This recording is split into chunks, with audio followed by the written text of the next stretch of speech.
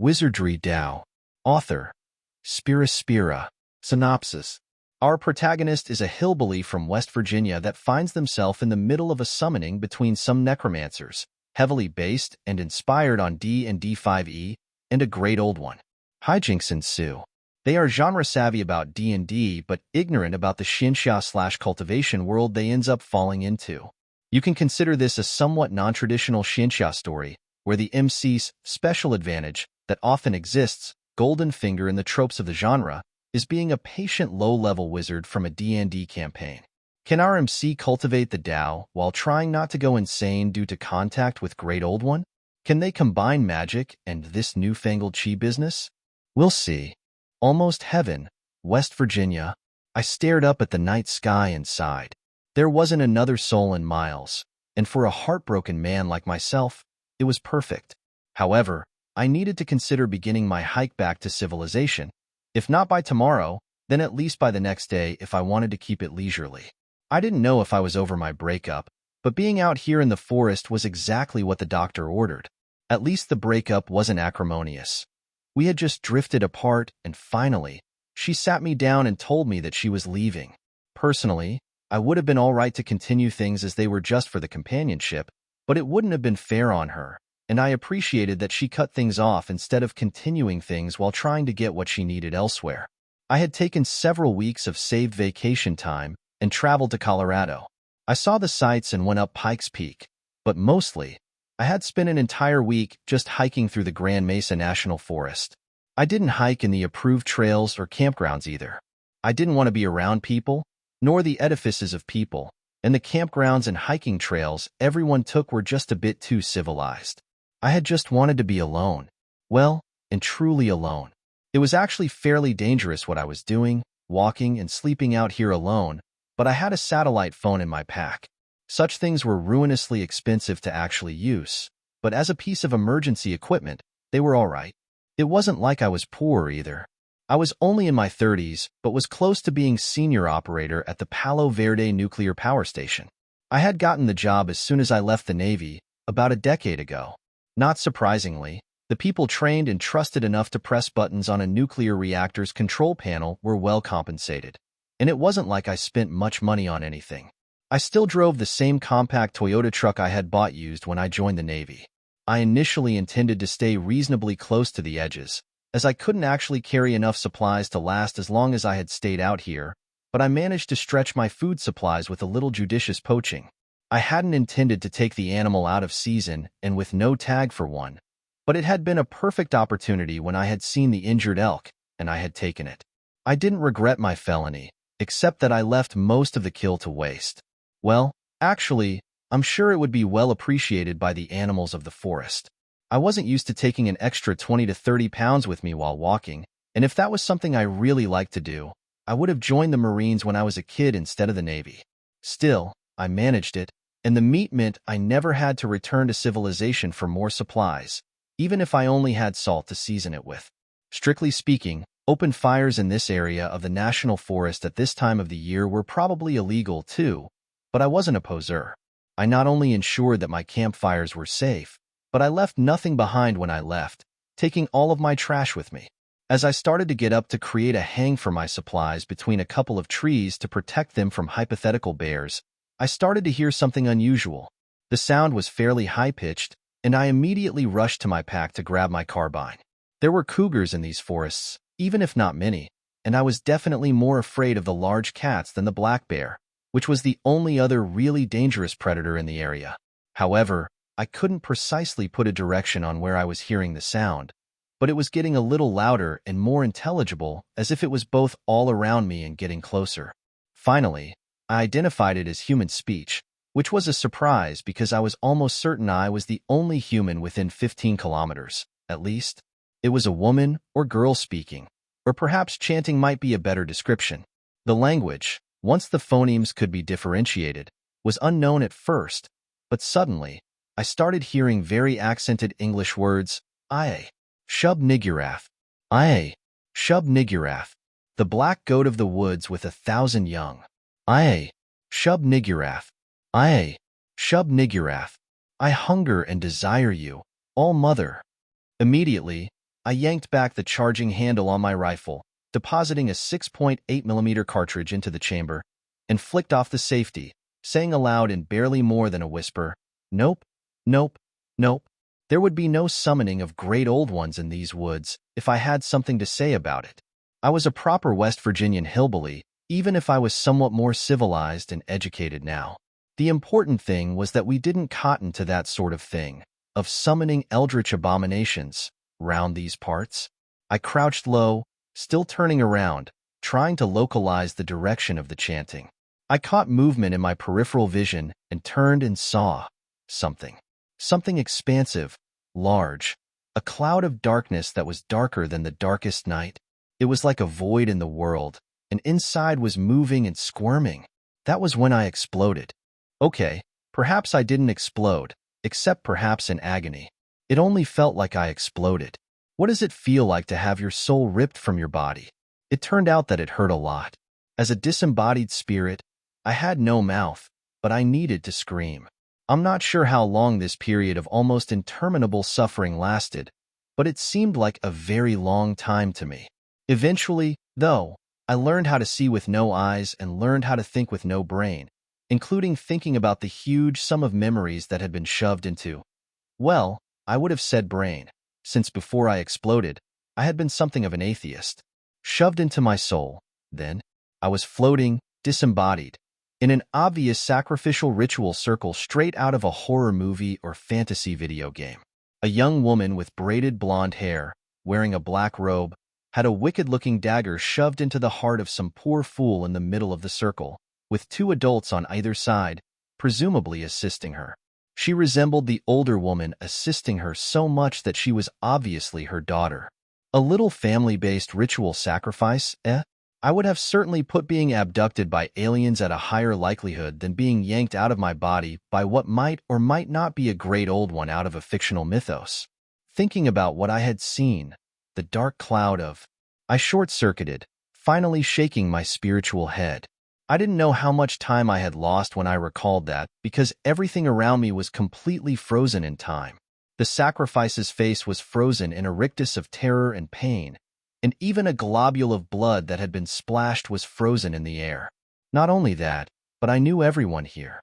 I had in the back of my soul, I suppose since I didn't have a head, the entire life's memories of the young woman who had expertly shoved a dagger into the man's heart, along with a knowing of what had happened and what I should expect. The latter, I think I received from... I short-circuited again. It was a mistake even thinking about... I short-circuited again. This loop continued for an unknown period of time, but I didn't think it was very good for my continued sanity. Eventually, I managed to compartmentalize the memories enough not to bring them up as soon as I thought about them through sheer self-preservation. Instead, I mentally shifted to thinking about a small kid whenever I thought about it / specifically, a small baby goat that I had raised on my grandpa's ranch when I was also a kid of a different kind. What happened was that these three had sacrificed this guy to summon my pet goat to help them because they were desperate. They were desperate to get out of the predicament they were in, and my pet goat had answered their call. And my pet goat had helped them by ripping both my soul as well as the soul of the young woman, the daughter of the other two, and swapping them around. It was, and I mentally sighed with deep distaste at the trope, an ice guy. Not only that, but I wouldn't even be going in my own body. I also had no idea how putting me in the body of this young necromancer was supposed to help their situation at all. I had a narrow field of expertise: nuclear energy, engineering, the repair of the above, novels, and video games. And that was it. Time was frozen because I wasn't actually in that universe yet. I was in a kind of limbo to get used to the extra memories I had, and I could apparently stay here as long as I liked.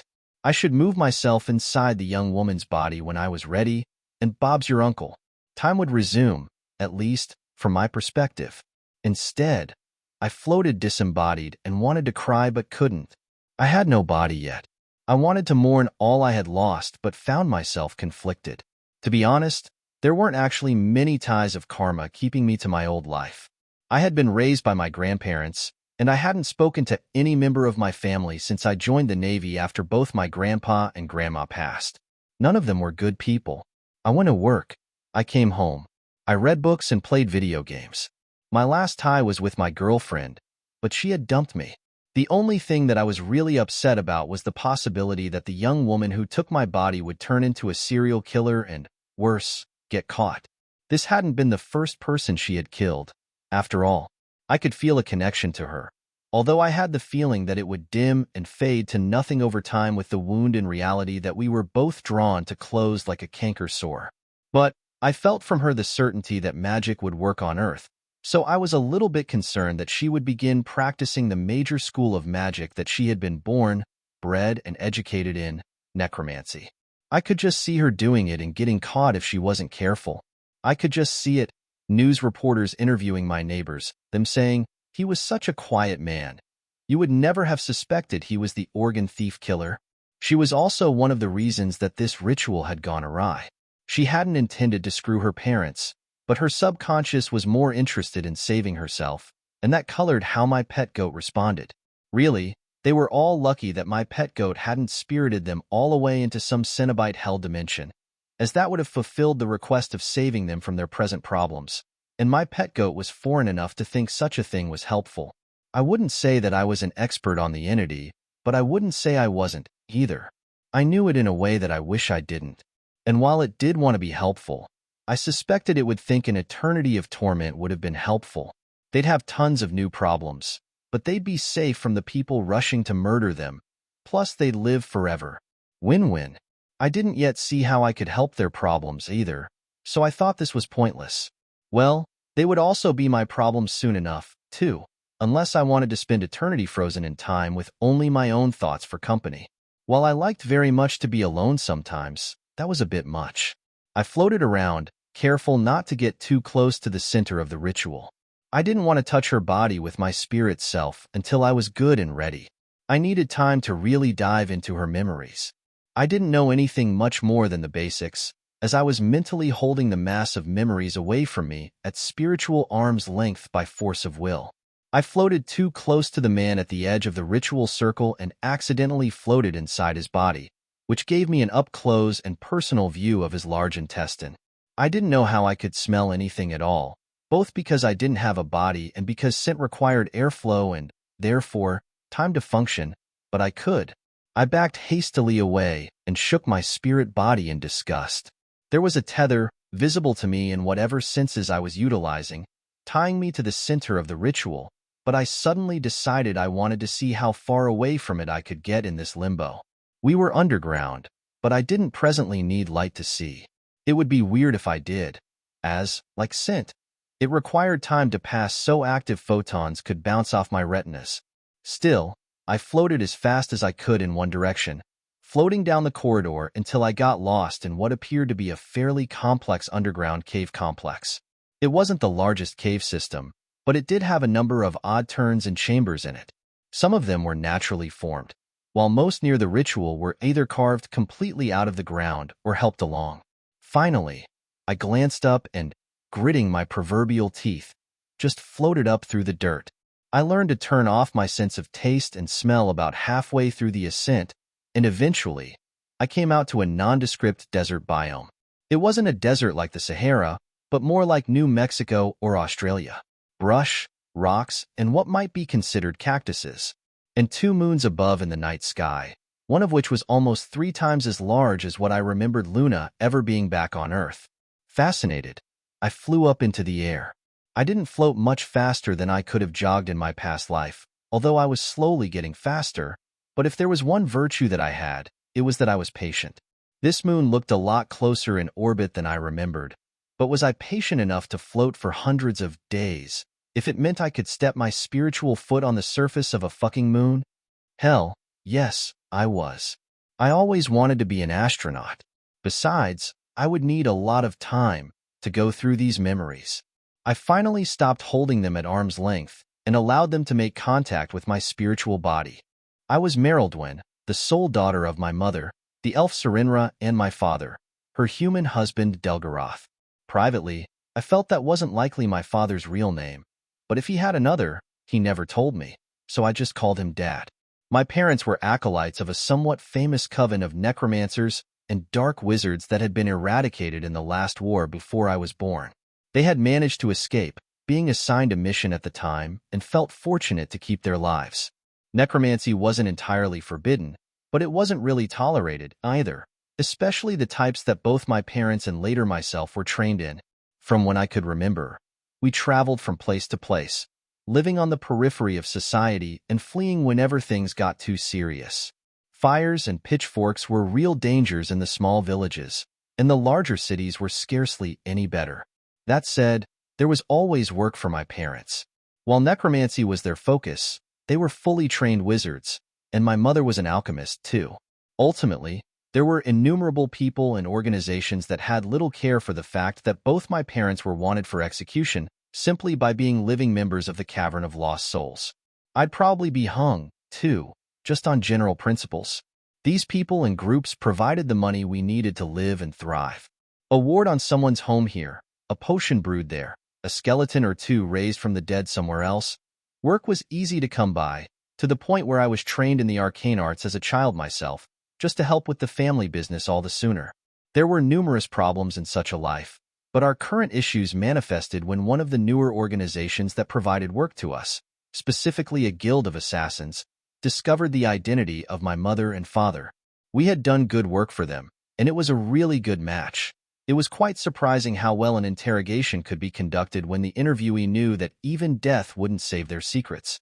Even I could raise a dead man's shade and compel it to answer as many questions as I wanted, and I was only a novice in the arcane arts. Still, they both discovered that my parents were former acolytes, as well as rumors that the Cavern of Lost Souls had special treasures in one of their abandoned and, of course, haunted, ruined headquarters. We had just arrived in this city, so it was a different branch of the cult, but they were sure that my parents could get through the traps, ravenous spirits, and other protections. So they had thrown us all, along with a man meant to be our minder, into the underground dungeon. That poor bastard must have pulled the short straw. He was with us to keep us honest, or, more likely, ensure we didn't somehow make off with any treasures.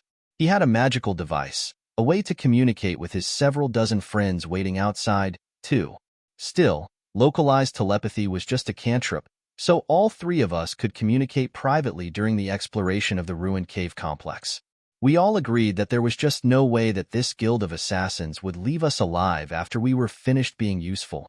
You didn't enslave, however, temporarily, a group of necromancers, and then expect them not to get even. Plus, our deaths would neatly solve the distribution of loot questions, too. It was simple enough for my mom and dad to secretly bind some of the wraiths we found, but it wouldn't be enough to save our skins. 3 or 4 wraiths would just slow down the proficient killers outside. We were desperate, but not desperate enough to summon a devil strong enough to save us. He or she would demand our souls, at a minimum. So, we did something even more stupid. My parents, you see, found this book in the branch leader's room. How it escaped the notice of the paladins who had destroyed the branch, I wasn't sure. I returned to find myself not on the surface of the moon, but roughly as high as I remembered airliners flying. The connection I had to the ritual was firm now, and permitting me no further travel. Or perhaps I had run into the invisible wall of this limbo simulation. Depending on how far beneath the ground we had been, it seemed like the tether was a little more than 10 kilometers, quite a lot when you thought about it. It didn't feel like I had lived Merlidwin's life, but it wasn't too far from that, either. So I just hung in the air, trying not to be swallowed by the over 2 decades of memories. After a long while, I started floating back down to the ground. It didn't seem to change the way I thought. I was still me. All of her memories were held at a bit of a distance compared to my own, yet at the same time, I could step into them if I wanted, as if I was wearing a mask or suit of clothes and become her. That was nice. Otherwise, my parents would discover my identity rapidly and probably treat me as some sort of disembodied possessor entity that had murdered their daughter. There were a variety of such creatures and spirits. After all, even death wouldn't save me from such a misapprehension. It was strange how much you took for granted having a body until you wanted to sigh, shake your head, or punch something, and you couldn't. I floated quite fast now, though, so I wondered how long I had struggled at my fetters while vicariously experiencing Merlidwin's life. Probably quite a long time, I thought. I was kind of lost, so I just followed the tether back to the ritual room. It hadn't been difficult for Meryl's dad to render the man insensate with a spell and take the magical device he had been using to communicate with him. But they had prepared for this contingency and transmitted at set intervals. It was basic tradecraft, so I wasn't surprised a group of semi-secret assassins would utilize it. It, like some magical devices, couldn't really be used by the dead, either, so it was a pretty good defense against, say, a necromancer raising your compatriot from the dead and forcing him to tell you everything was okay.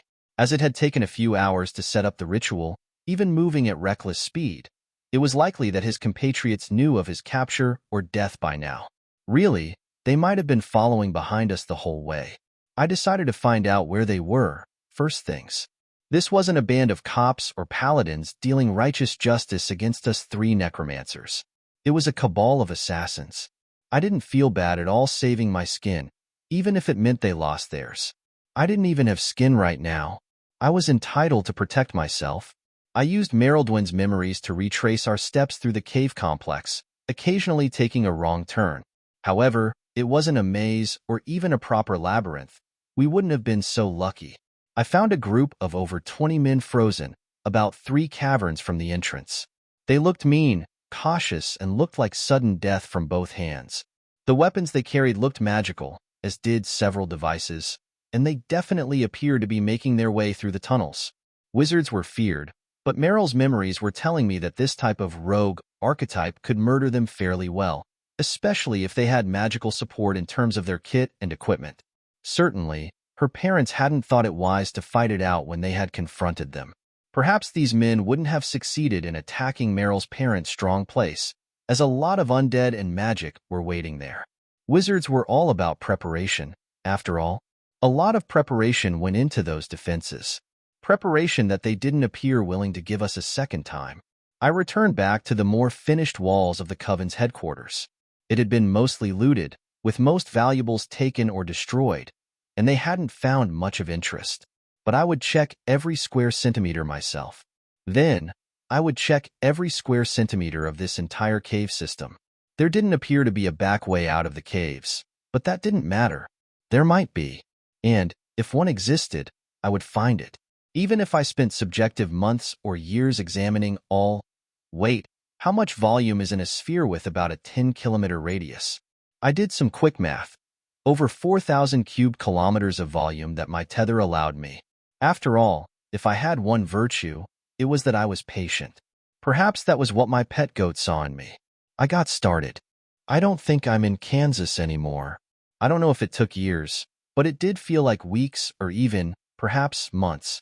There was just no way to judge the passage of time, not even with the cycle of sleep like a prisoner in solitary confinement, as I didn't need to sleep at all. Not too surprising as a disembodied soul, I supposed. Still, I did find treasure pretty quickly. There was a false wall in what appeared to be a simple pantry that led to the complex's main vault.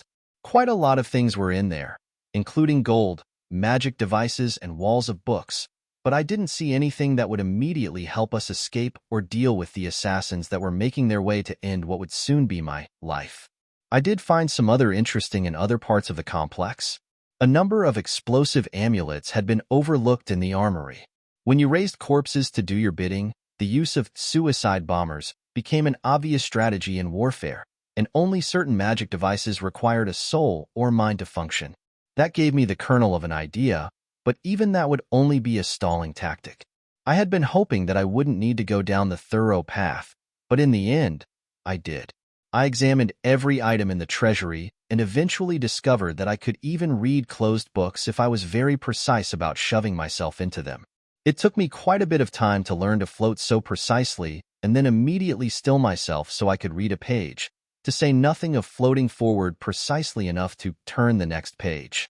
I probably looked ridiculous, especially when books were shelved upside down, and I had to hang in the middle of the air upside down, with part of my spirit body shoved into a book. Even though I read everything, both to look for secrets, as well as my later edification. While some included more general arcane knowledge, most of the tomes dealt with necromancy, curses, and ritual magic, including many things that even Meryl's parents weren't aware of. They hadn't been elders in the Coven after all, merely mid-tier members, the kind that got sent out on missions often, so some of it was things she had never been taught. I was hoping to keep most of the memories. On Meryl's last birthday, she summoned a devil and bargained for an improved memory and slightly improved intelligence. The former was delivered through a mental technique called a mental palace, and it was something I recognized even from my past life, although I had never heard of anyone that could actually use it. In exchange for this help, as well as the use of an imp as a familiar, she owed the devil a quarter of her soul or, alternately, the souls of 3 other people. It was a debt arrangement, and the accounts would be settled when Meryldwyn died, or she paid off her debt, whichever came first.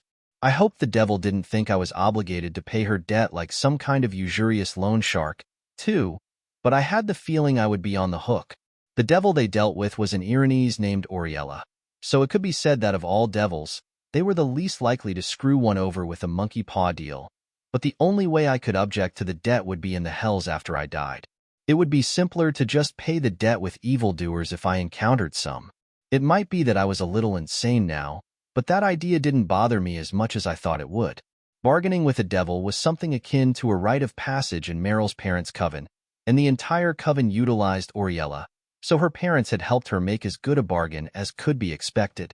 From my objective perspective, dealing with devils seemed kind of stupid, although the memory palace technique that had been shoved into Meryl's mind was very useful.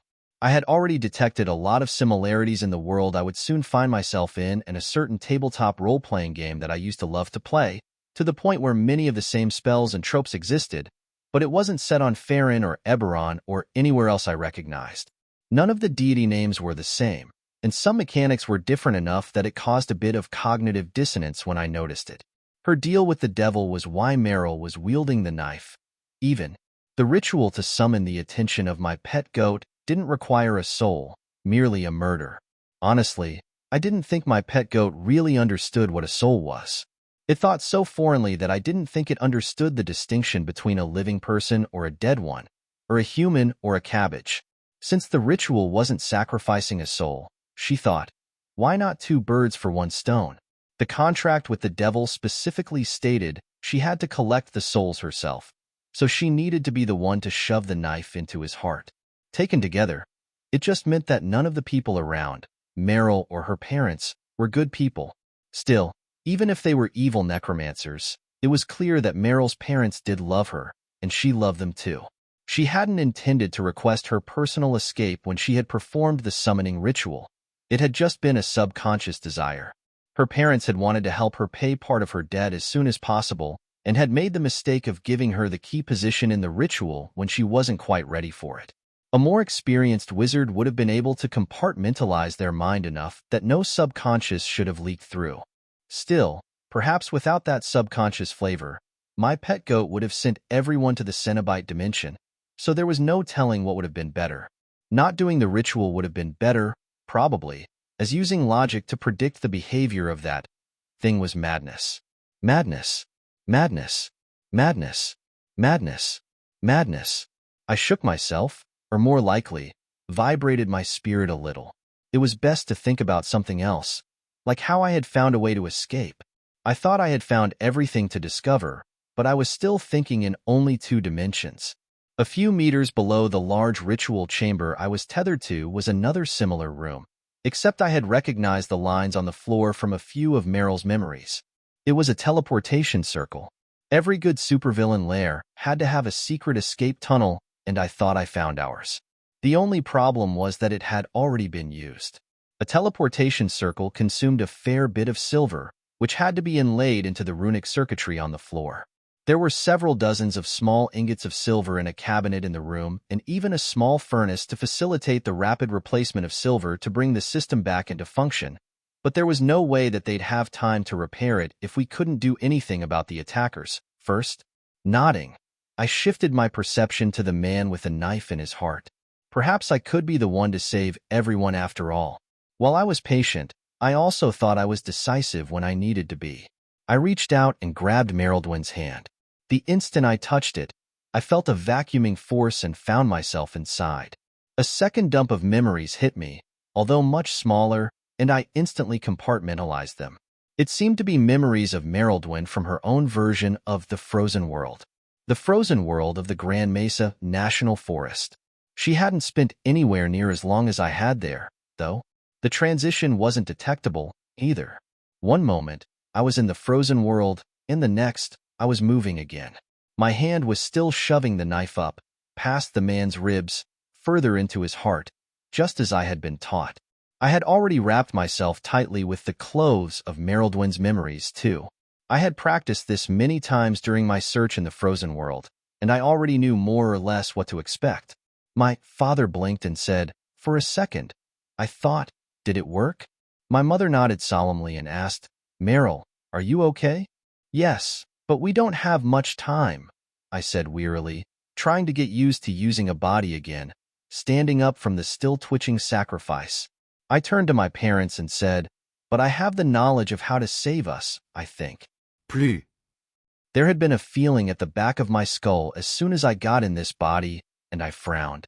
It felt like a new muscle, something I hadn't had before, but I sort of knew how it should work. I glanced down at the ritual dagger and yanked it out of the dead man's chest, with some effort, and looked at it, flexing the unseen muscle. Suddenly, the dagger vanished, and I was aware that it was somewhere else, and I could call it back. My father's face brightened, and he said, "Oh, an extra-dimensional space? That's a pretty standard extraplanar boon. How big is it, Meryl?" Meryl had been taught about these sorts of things. If a mortal traveled in person to some of the outer planes, there was a chance that the trip would change them. Sometimes for the better, other times not. Boons and banes. Mostly, whether the changes were for good or ill was a matter of debate, except for a few that were undeniably beneficial. One of these boons was what I would consider a hammer space. I frowned, thinking about it, maybe a little more than 1.5 by 1.5 by 2 mech. I was using this world's units of measure, and a mech was a little bit over a meter but less than a yard. Only a middling boon, then. Still, it is incredibly useful, a great bonus to our hopeful survival. Devils charge usurious rates for a trip to the outer planes, and even then, it isn't guaranteed what you'll get. Perhaps the entity took you to its home plane in an instant before returning you here? "Do you remember seeing anything?" he asked. I remembered. I remembered. I remembered. I remembered. I remembered. Someone shook my shoulder, and I snapped back to myself with my mom looking at me worriedly, her hand on my shoulder. I had been rubbing my eyes hard enough to hurt. I shuddered. "Please don't ask me about that right now. I think that entity came a lot further than the outer planes, Dad. I don't want to talk about it." He suddenly looked solemn and nodded. "For another time, then. What do we need to do?" "Good news. There is a teleportation chamber directly below this room. The mechanism is over there." I pointed to a spot outside the ritual circle, "but the lock is magical." "Bad news. The circle has already been used." Mom frowned, creasing her forehead, saying in a worried tone, "I don't think we have enough time to refresh a teleportation circle. We might not have enough silver anyway." I nodded. "I need to buy us some time." It would take too long to explain this to them. I knew where to find everything I needed, but they would be fumbling in the dark. I needed something that would work as an extension of my own body, though. I glanced down at the sacrifice victim, who was still twitching slightly, and held out my hands. Animating the dead, like most magic, generally required knowledge, somatic, verbal, and material components. However, if you murdered the victim yourself, then you didn't need any material components at all. Plus, it made the spell much easier to cast and more potent, even. It made necromancy a very cost-effective and potent form of magic if you didn't have any morals. To be honest, though, the material components required to animate the dead were cheap, anyway. The real boon of ritually murdering the target of the spell was it increased your comprehension of the spell for that single casting. Merildwin wasn't actually at the level of casting a third-level animate dead as a standard casting. She could do it as a ritual if you gave her an hour, though. But now? I held my hands in the appropriate form and spoke the words, casting animate dead on the corpse. It shambled to its feet, but remained silent. Skeletons were a little smarter than zombies, but I wasn't strong or wise enough to animate an undead with any kind of intellect. I didn't want that right now, anyway. I mentally controlled the zombie, and it started walking off quickly. It wouldn't start to hobble and be slow until rigor mortis set in later. I could control it like it was one of my own limbs and see through its eyes like they were my own for at least half a kilometer, or kilomek, which was way more than was necessary right now. My dad was already inspecting the area where the stairs were hidden, but my mom was standing next to me. I nodded at her. There are a handful of explosive amulets that weren't discovered in the armory. I'm having the zombie grab them and take them to a specific part of the tunnels. There, he will explode them all. I am almost certain that will cause a localized cave-in. It will take them hours to move that much rock safely, if they even try. Plus, there are silver ingots in the room downstairs. This caused her to brighten considerably. I'll have the specters check after we hear an explosion. But that does sound like a good idea, and we can definitely melt and recast the teleportation inlays in a couple of hours, even if there is no furnace and we all have to sit casting fire cantrips at it.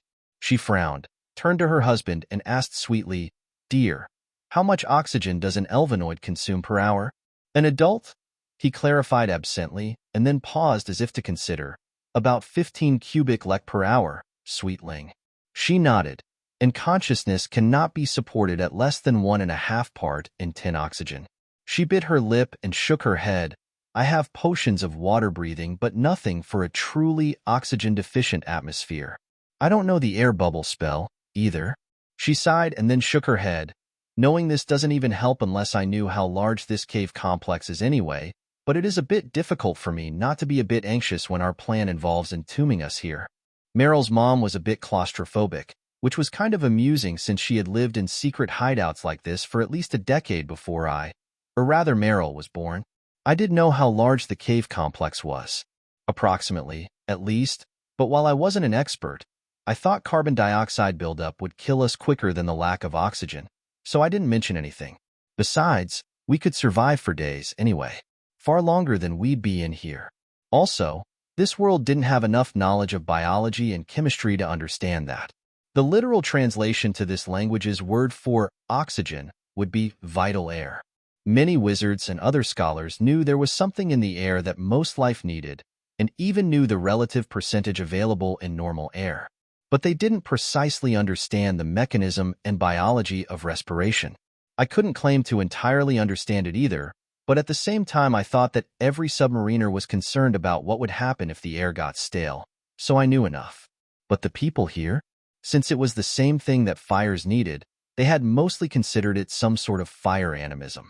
They'd explained that a living thing needed oxygen to fuel the fires of life, which was both close to correct but also an explanation that ruined further inquiry. A couple of minutes later, my zombie arrived at the correct spot. He didn't need to trigger all of the amulets.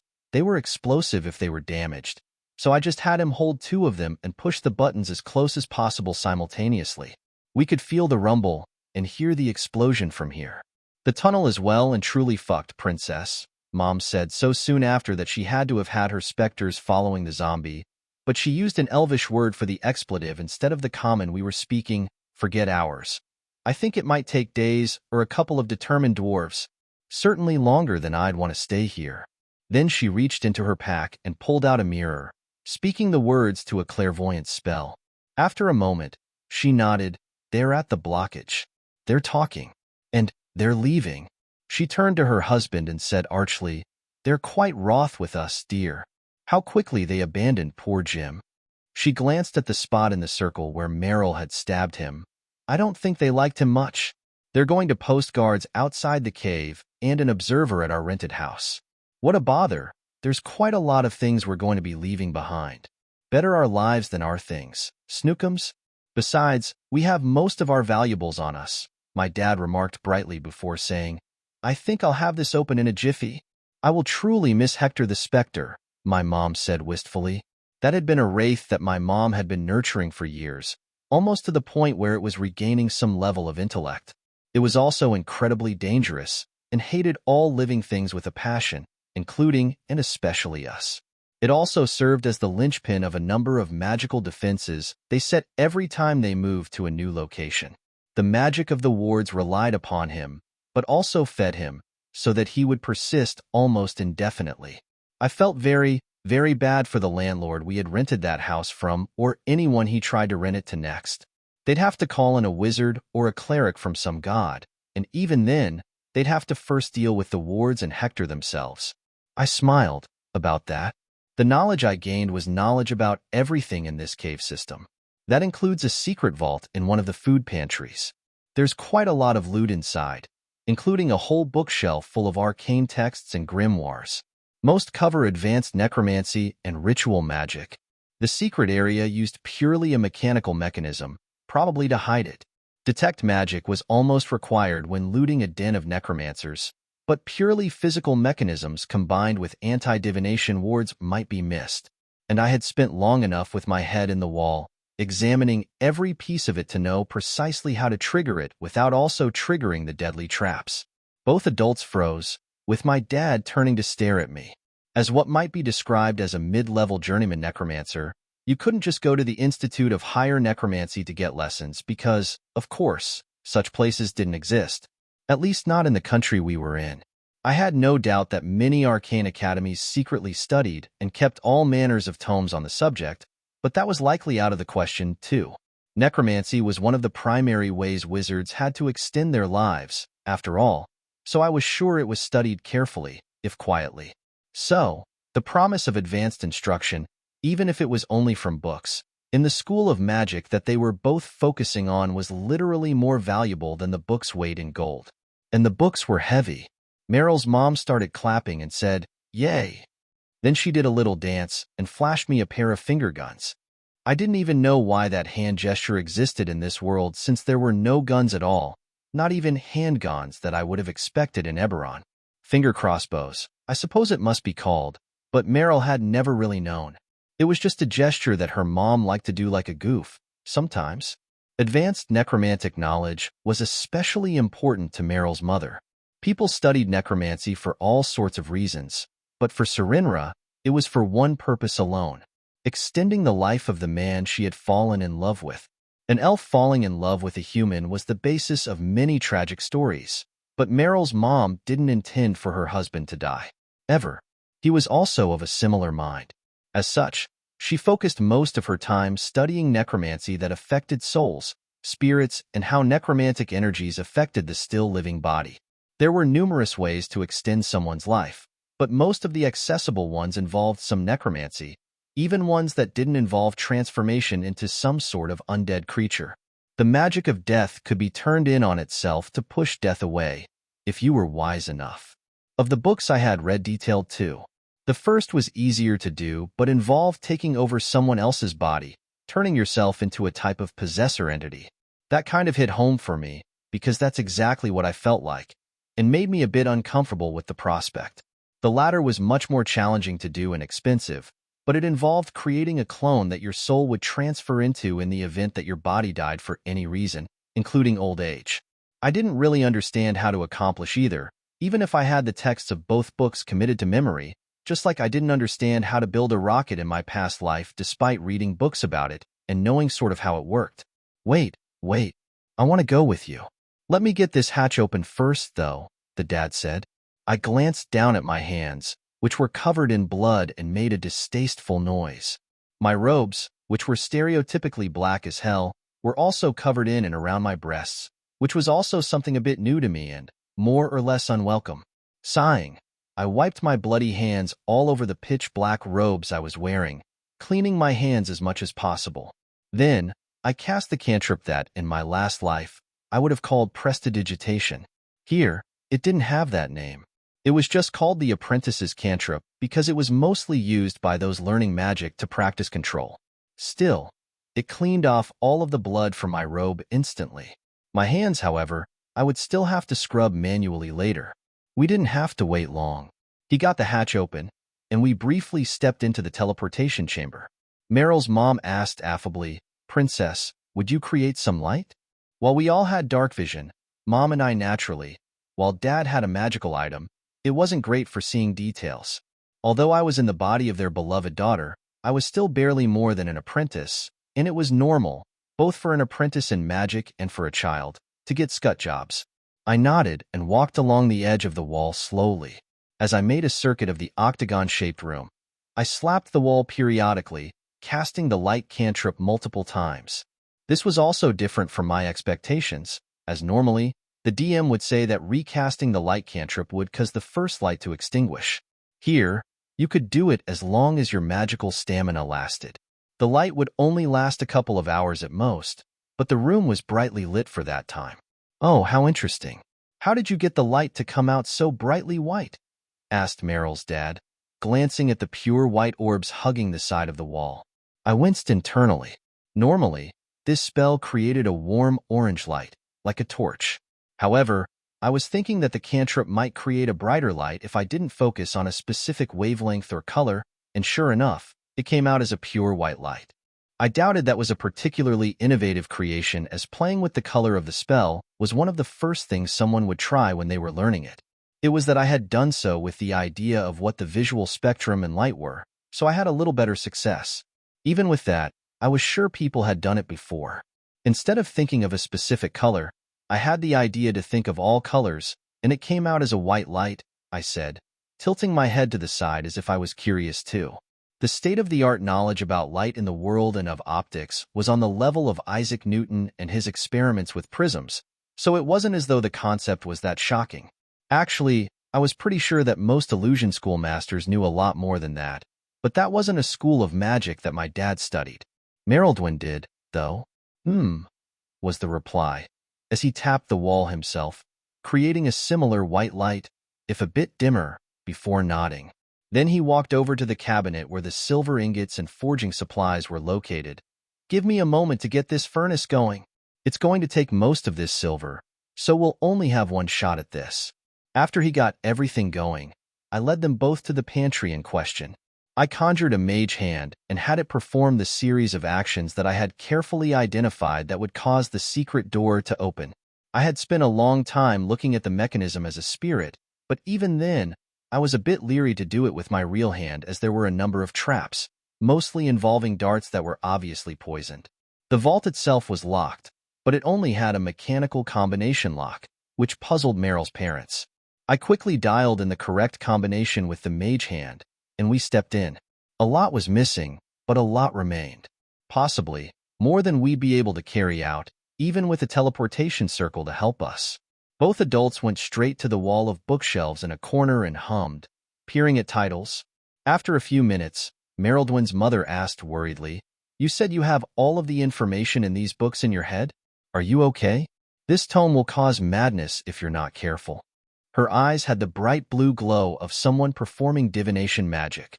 I looked at the one she was pointing at. It was one of the books on ritual magic, and while some of the rituals in there were obscene and vile, it wasn't anything more to me than distasteful. I nodded and then thought about it. If that were truly the case, and the tome was slightly cursed, then I thought I must have developed something of a resistance to purely mimetic-based info hazards due to... I managed to stop myself before I thought about it, which pleased me. Progress. Still, what I had seen made even the most vile description of ritual seem like an inventory of radishes in a storehouse. The very fact that I wasn't screaming my head off was impressive, although I suppose I had done enough of that while I was disembodied. Yes, I'm fine, I think. That book has some really vile things in it, though. Like necessary reagents created from the tormented souls of infants level vile. Mom scrunched up her face and shook her head. Some manner of ghost fetus, base and ritual, I suppose. How disgusting. The Cavern of Lost Souls eradicated a small sect that specialized in things like that. A bit much for even us, you know?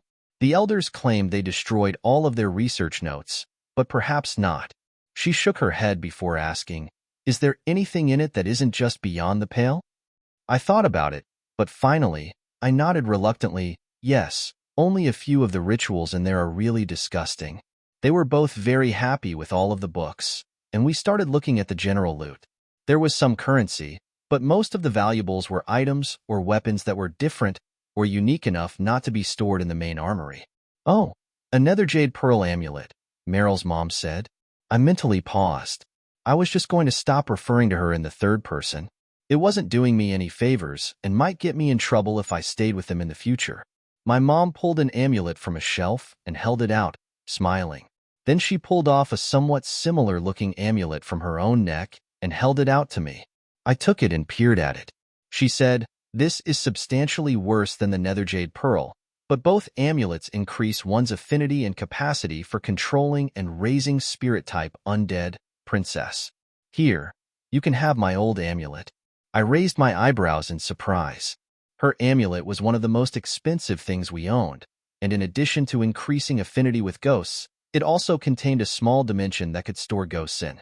It could store either 1 wraith or 8 shadows, and it was also the way we carried Hector with us from place to place. I put it around my neck, feeling a slight chill suffuse into my being. It wasn't uncomfortable, though. My mom, like myself, specialized in ghost-type undead. My dad wasn't even, technically, a necromancer. His most accomplished school was enchantment, followed by necromancy. I found a few other things to take that neither my parents wanted. Some material components for my pouch, a dark short bow and arrows that my dad said was of drow make, and a wand that could cast the first-level spell Flay twice a day. The latter could be used as a weapon, but it was more useful to necromancers as a tool. While it would only perform a slashing-type attack on a living thing, if used on a corpse, all of the meat bits would be removed from the bones cleanly. A lot of necromancers didn't like zombies for a lot of reasons.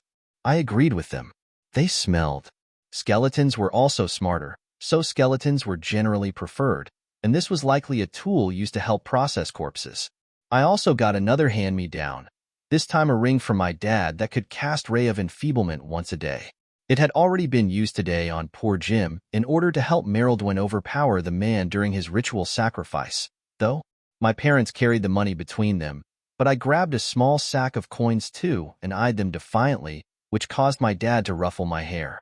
Then, I spent the next half hour running back and forth, using my hammer space to transport all of the items out of the vault and into the ritual chamber. After the silver inlays were repoured in the teleportation room and cooled, we transferred all of the loot downstairs. The heaviest items were the books, which numbered over 30. I asked curiously, "Have you ever performed a teleportation ritual?" "Well, no," he said, finally, "but I'm fairly confident. Still, we'll want to stand as close to the center of the circle as possible." We rearranged the loot to put the most valuable items closest to us, just in case. And both my parents grabbed the books they found the most interesting and placed them in their personal bags. My hammer space was about half full, so I filled the rest of it with miscellaneous items that were on the periphery of the circle. "All right, the circle is activated," my dad said, glancing down at the slowly energizing circle that he activated. Arcane light could be sensed flowing through the circuit over and over, building in strength with a repeated clicking noise. Timing loop is working correctly, and capacitors are charging. I have a destination in mind. Be careful not to touch each other. I held my hands stiffly at my side, and he grinned. "Here we go. Wait. Fuck." I widened my eyes and opened my mouth to say something. My mom looked upset, and I could feel her casting a temporary telepathic link. It was the simple message cantrip. A person could send a short message, and the recipient could reply. They had used this spell to communicate while plotting to betray Jim. I felt the spell settle over my mind, and then, with a flash, I was gone. Blinking, I found myself alone in the middle of a forest. It was kind of ironic, as that was how I started the day back in Colorado. "We'll find you." The voice in my head only had time for a brief message after I arrived. Message had a very limited range. Using it right before a teleport when you thought you might be separated was something I would have expected out of a munchkin if this was a campaign, so I was pretty impressed. I sent back, "Be safe." In a forest, I didn't have any sense of direction or distance before the link disappeared. I also felt the lingering connection between me and Merildwin snap like a rubber band. I had learned a little bit about her plans back in Colorado, and although it made me a bit uneasy, it wasn't as though I could blame her. I didn't have time to think about it right now, though. I looked at my feet. There were a few items that came along with me, but nothing particularly interesting. Still, I would try to gather everything. When you were in a survival situation, you never knew what might prove invaluable. For now, though, I just sat on a log and let the mental clothes of Merildwin's personality recede, becoming more myself, and let out aloud, "What the fuck?" It had been a day. Ni hao. I had a strong desire to just sit there on a log, and think about what the hell happened to me, about where I was and whether I could get back, and lastly, about Merildwin's tentative plans to take over the planet Earth. I wasn't sure I could blame her. Due to my pet goat, we were both a lot more insane than we were yesterday, even if it wasn't entirely apparent from the outside.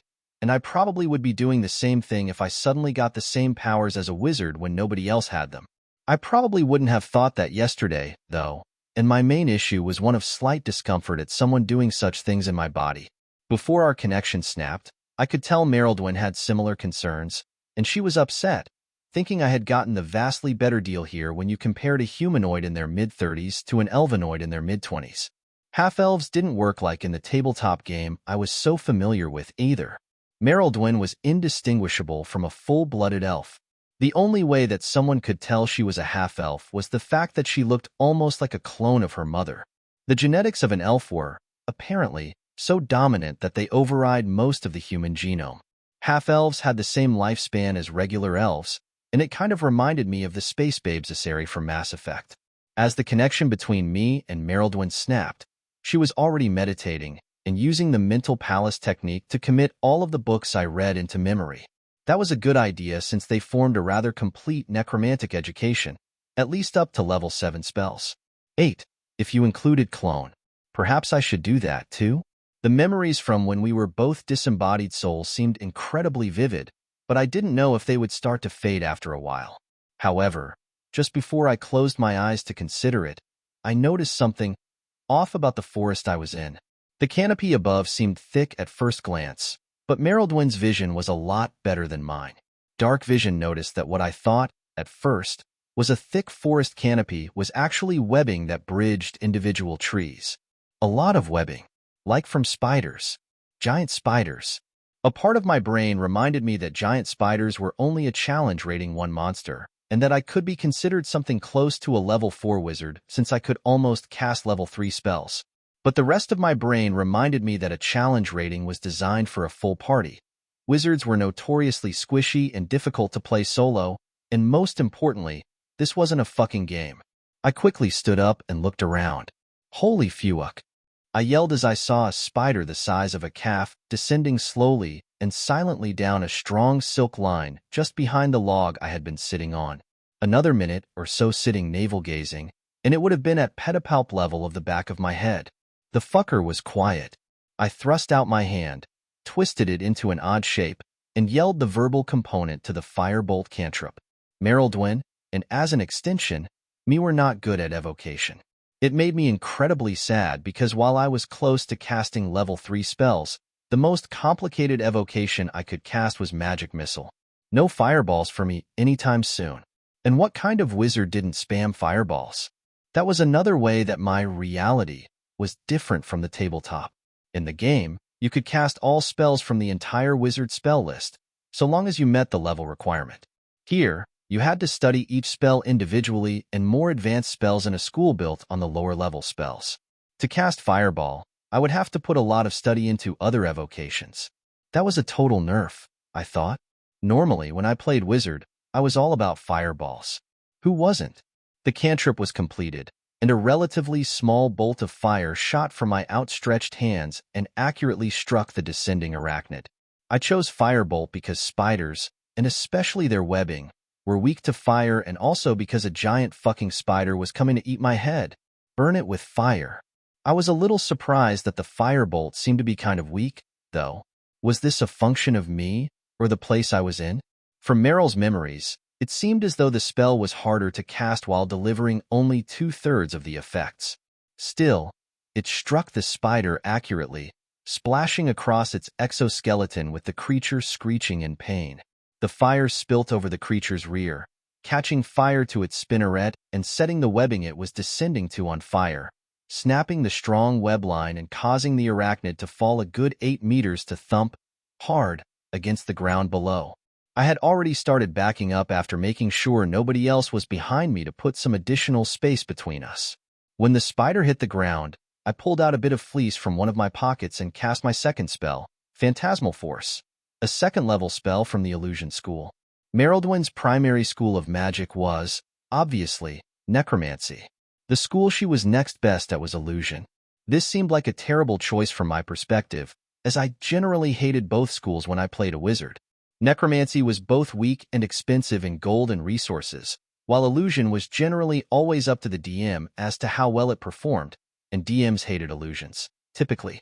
Also, I hated people who played Nex because most of them took forever, rolling each individual skeleton's dice one at a time. It made their turn take the equivalent of everyone else's turn combined and was a drag on the game. However, there wasn't really a DM here right now, as far as I knew. If that were true, maybe the illusion school could be overpowered. Phantasmal Force was one of the most powerful second-level spells in the game if the DM lets you go wild with it. When the spell succeeded, you could create an illusion that the target believed so much that it could cause them damage, and their belief in the illusion was total. The standard example was that if you created the illusion of a bridge over a chasm, the target would walk over it, fall through, and then try to rationalize why it fell from a perfectly good bridge, thinking up something like a gust of wind blew it off or some similar explanation. In this case, I created the illusion of a sphere of fire with the spider at the center of it, although it wasn't in the fire. The fire was just the edge of the sphere. If it were an illusion of being inside fire, the illusion probably wouldn't work, or if it did, the spider would immediately leap out of it to try to save itself. However, if it moved very much in any direction, it would touch the fire. It was basically the illusion of a cage of fire. This would cause real damage if it touched the walls, of the psychic type, as well as likely immobilize the creature in the center, as most animals wouldn't willingly walk into fire. That was my main objective. I saw the arachnid right itself shake itself off and then glance around. It cautiously extended a foreleg, and then snapped it back when it touched the illusory fire. Phantasmal Force created a purely mental illusion in one creature, so if anyone else were here observing, they would be quite confused.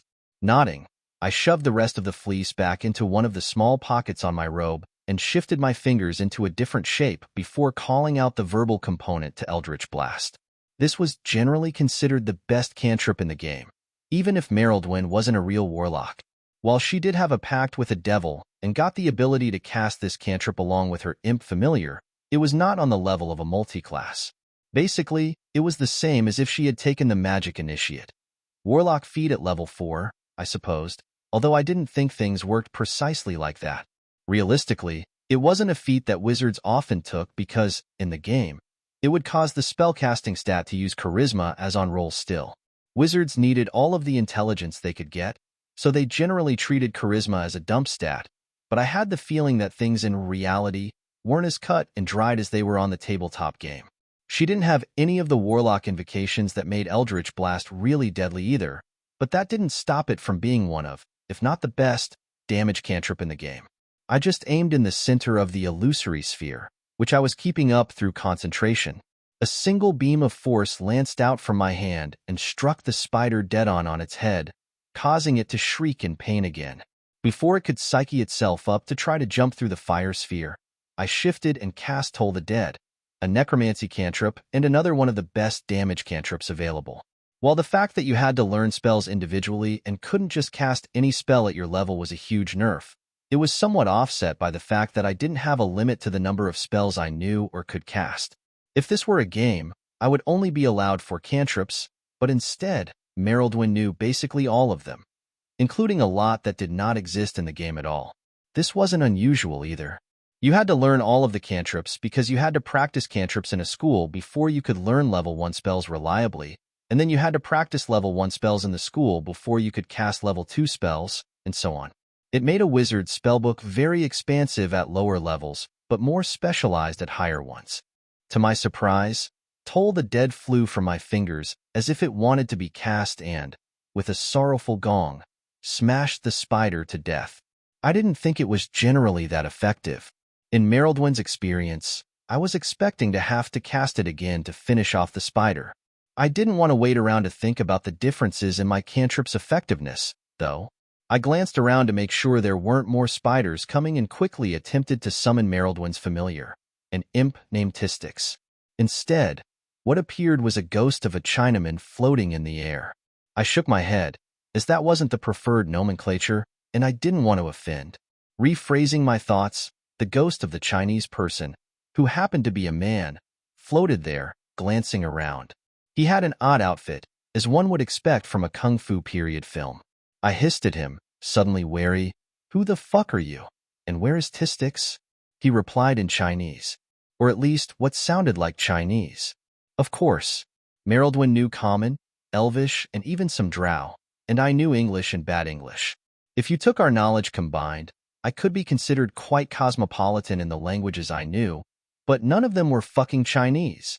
I was also quite bad at casting divinations, despite Merildwin's mother attempting to teach her often, but I could cast comprehend language. But did I have enough time? I glanced around and figured I maybe did. I wasn't presently being swarmed yet. I had intended to ask Tistix to fly up around the webbing in the canopy and tell me which direction to run that looked less spidery. That was important. I figured I was on the edge of whatever territory these spiders had, on account that I hadn't been swarmed by more of them, but it would be difficult to tell which direction led to more spiders here on the ground. Aerial recon was needed. I fished through my pockets and found some salt, but I didn't have any soot with me. Growling, I picked up a small branch and burned it to ashes, somewhat painfully catching some soot with my hand before casting comprehend language. Comprehend language only worked one way. I could understand him, but it did nothing to let him understand me. However, intelligent ghosts were often like devils and other extraplanar creatures and had something to the same effect on them continuously. I hoped he was the same. "Can you understand me?" I hissed out in a whisper. He nodded. "Of course." "Then, where the hell is Tistix and who are you?" I asked him again, forcefully. Theoretically, anything summoned by Find Familiar just cannot be hostile towards you.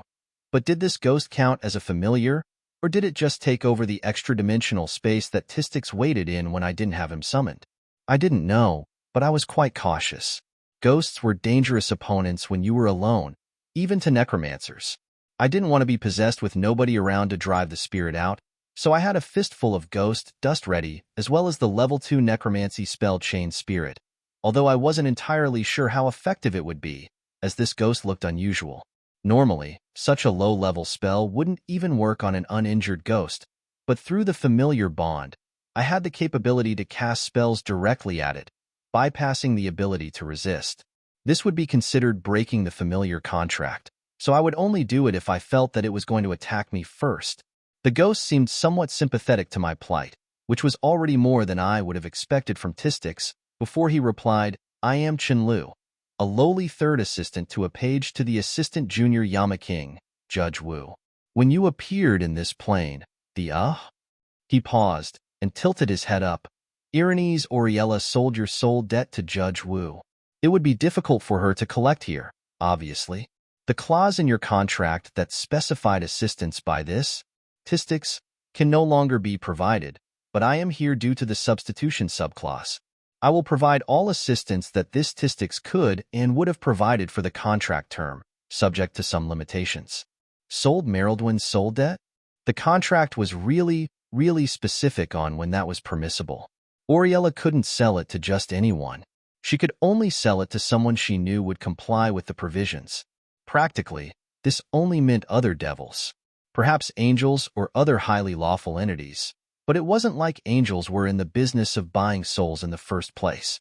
This meant that whoever this assistant Yama King was, assistant junior Yama King. Whoever this Judge Wu was, I could be pretty confident it was a very lawful entity. Assuming the ghost wasn't lying. Sighing, I considered my options.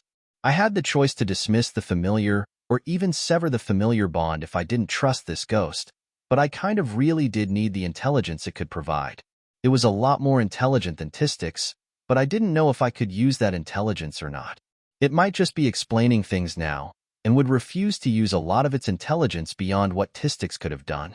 That's what I would expect if it were a devil, to fulfill only the strict terms of the agreement and no more. I would have to test it if I decided I could trust him. I decided I would use its help for now.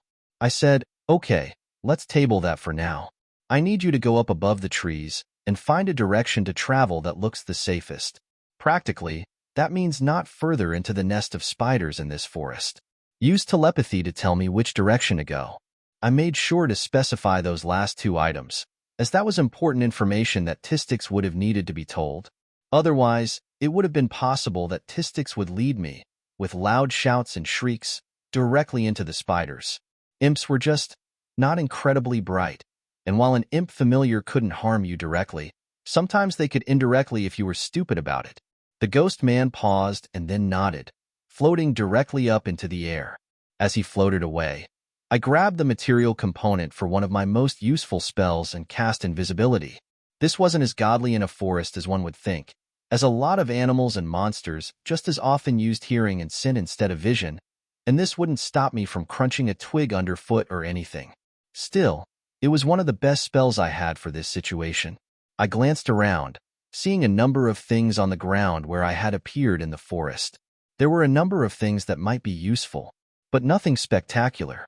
A few unenchanted swords, a couple of the books I had already read, but not the most interesting ones. Those went straight into the packs of Meryl's mom and dad. It was all generic loot that we intended to sell off. Both my hammer space and my backpack were filled with more valuable things and food. I put mainly the heavy spell components that we found in the vault in my hammer space, like ghost dust, which I had the feeling must be made out of lead or uranium. I didn't have enough room to store those random items on the forest floor, nor did I want to try to haul them away, so I just left them. Perhaps I could come back and retrieve them, but I wasn't missing out on too much if I couldn't. This way, the mental voice of the ghost touched my mind, and I glanced up and saw him waving. I nodded, turned, and set off in that direction. I moved somewhat slowly, using mainly my own experience instead of Merildwin's to step lightly in a forest, so I wasn't moving too fast. I wish I had my carbine. Magic was nice, incredible even, but 30 rounds of 6.8 Remington Special was a lot more deadly than most of the low-level spells I had access to. The familiar link seemed to be working. We could communicate telepathically, and I could see through its eyes as well. That boded well for it to be telling the truth and not being a malevolent spirit that somehow managed to hijack the summoning. Sighing, I used a combination of my dark vision and seeing through the eyes of the ghost to navigate my way through the forest. We passed a couple more spiders and a few other dangerous-looking creatures, like a surprisingly agile-looking giant snake, which snapped at the ghost but whose attack just passed through it. At a point when my invisibility was about to wear off, we found a relatively open area, and I called the ghost down. I asked him, "Do you know where we are?" It frowned and looked sympathetic before saying, "A forest is all I can say." I felt that he obviously knew more than that, but decided not to make a scene right now. Sighing, I ordered him up into the air again, right up to the limit where I would no longer be able to see through his eyes or hear his telepathy, which was about 40 meters. I told him to float there and tell me if anything approached me. I sat my backpack down, pulled out some food from it, and then pulled out my water canteen from my hammer space. I first thought that the teleportation just sent me to a random location on Borea, the planet Merildwin grew up in, but things were looking worse than that. I caused one of the 2 silver ingots I grabbed from the teleportation room to appear in my hand and peered at it. It didn't look like anything but silver, but a regular teleportation circle should definitely not be able to send someone to a different crystal sphere, much less an entirely different material plane like the ghost seemed to be implying. He had said that the Oriella wouldn't easily be able to collect me here, which meant that it was either cut off from the Hells or featured an entirely different cosmology, which would imply that it wasn't the same prime material plane, but instead something like an alternate dimension. There were numerous planets that scholars knew about and could even travel to, but it was pretty well agreed that they were all on the same material plane. They were just located a long way apart, like Earth's solar system was located a long way from Alpha Centauri in my old life. This meant that or rather Meryl's parents may find it a lot more difficult to rescue me. Theoretically, they should be able to communicate with me soon with sending, a 3rd-level evocation that can deliver a short message to anyone the caster knew, regardless of what plane they were in. It did feel as though the short message I sent when Meryl's mom cast message did go through, too, so that was a good sign that sending would work as well. However, I wasn't sure anyone had ever tried it through different prime materials. I had copies of the sending spell, but I could barely cast magic missile reliably, much less a 3rd-level evocation, so I would have to wait until they contacted me. A lot of assumptions in wizardry were based on the fact that there was only one prime material plane. For example, how was I casting spells if there was no weave? One could argue that the study of magic was the study of the weave itself, and there were many different opinions on what it was. The most popular was that it was a plane-wide continual conjuring by the goddess of magic herself, an almost physical thing that allowed one to cast spells. But unless she also existed in this area, I could pretty much debunk that idea. I sighed. I might never see them again. I didn't know if that was good or bad. If they could somehow detect that I wasn't actually their daughter, then not seeing them again was definitely good. I didn't want Meryl's mom to pull my soul out of my body and give it to a devil to torture or turn into a lemure, and she definitely could and probably would. Or do worse if she thought I was behind what happened. If they couldn't detect I was something of an imposter, then it was pretty bad, as they were both strong and devoted to keeping me alive. I glanced down at my hands, which were still stained with blood, and paused before I actually pulled any of my food out. The area around was fairly open, with the trees fairly thin, and there was a small creek about half a click further the way I was traveling. I put everything away, grabbed my backpack, hiked the rest of the way to the creek, and sat everything down again. First was to take stock of what I had to work with, and after that find ways to secure everything I needed to live. That amounted to oxygen, water, food, and shelter. Fortunately, the oxygen part was taken care of by the atmosphere of this planet, but the rest I would have to work for after my stocks were depleted. However, I desired to be clean first. I thought that would help my frame of mind. I got some soap and a few small towels from my backpack and took off my clothes, setting them aside. Looking down at my present body in the buff, I sighed. This wasn't a welcome sight. I was never really one to want to know how the other half lived. Being male was better, in my opinion, and that was in a modern liberal democracy. I really doubted Fantasylands were as egalitarian as the tabletop game suggested, especially if this planet was modeled after ancient fucking China. I suppose it could be worse, though. Viking planet or Arab planet would both probably be worse for my present sex.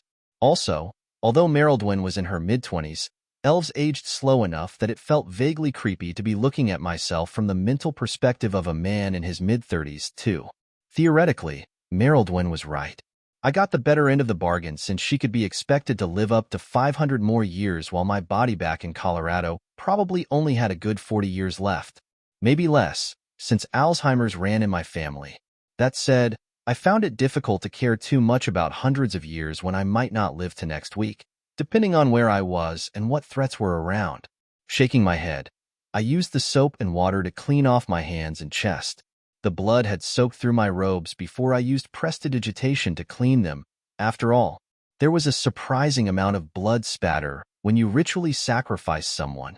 After drying myself, I cast prestidigitation on each item of my clothes to clean them again before putting them back on, along with a final cast to change the color of my robe from an edgy black to a brown-green that matched the forest pretty well. Prestidigitation couldn't do camouflage. It could only change solid colors, no shapes at all. So I just went with a color that would blend in as much as possible.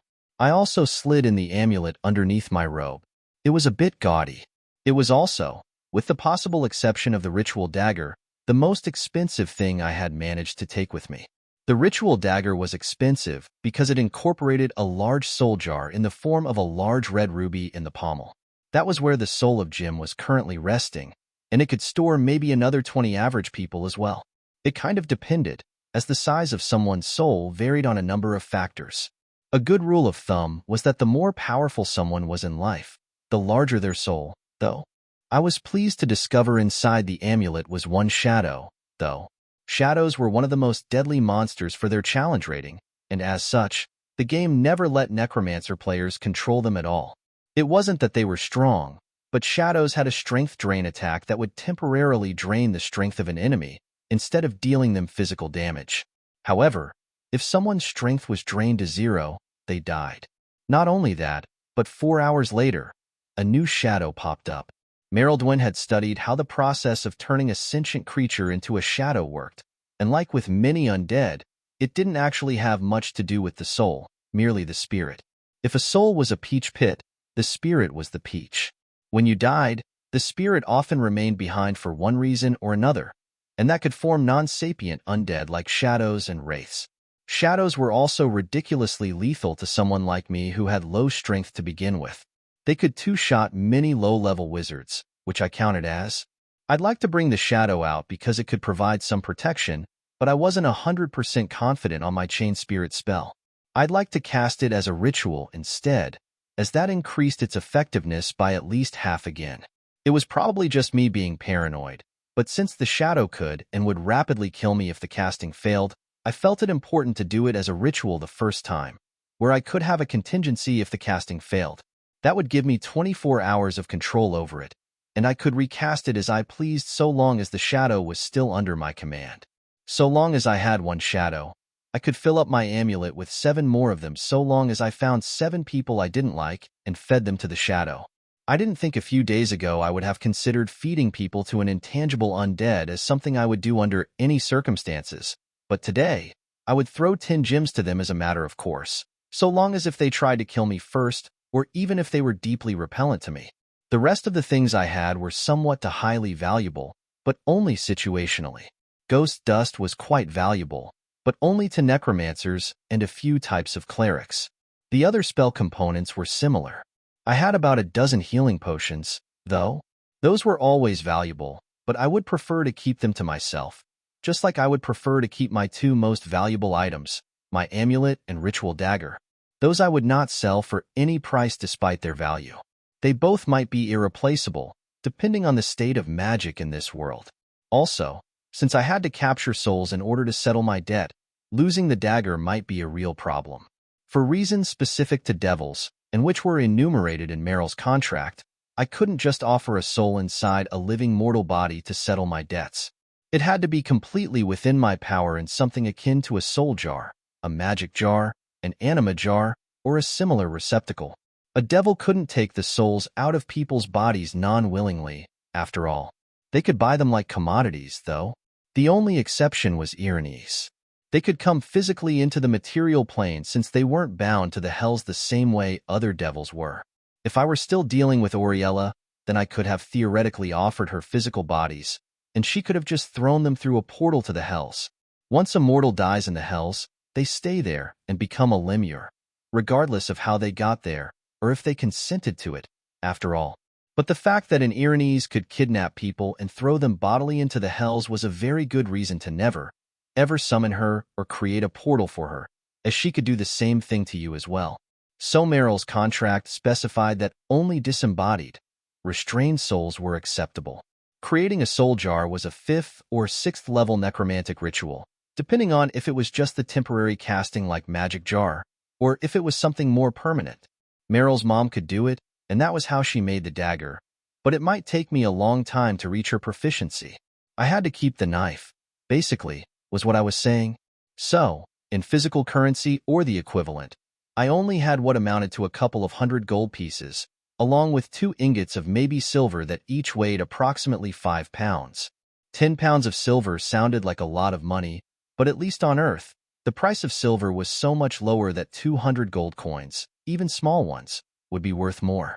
Who knew what the economy of this world was like, though?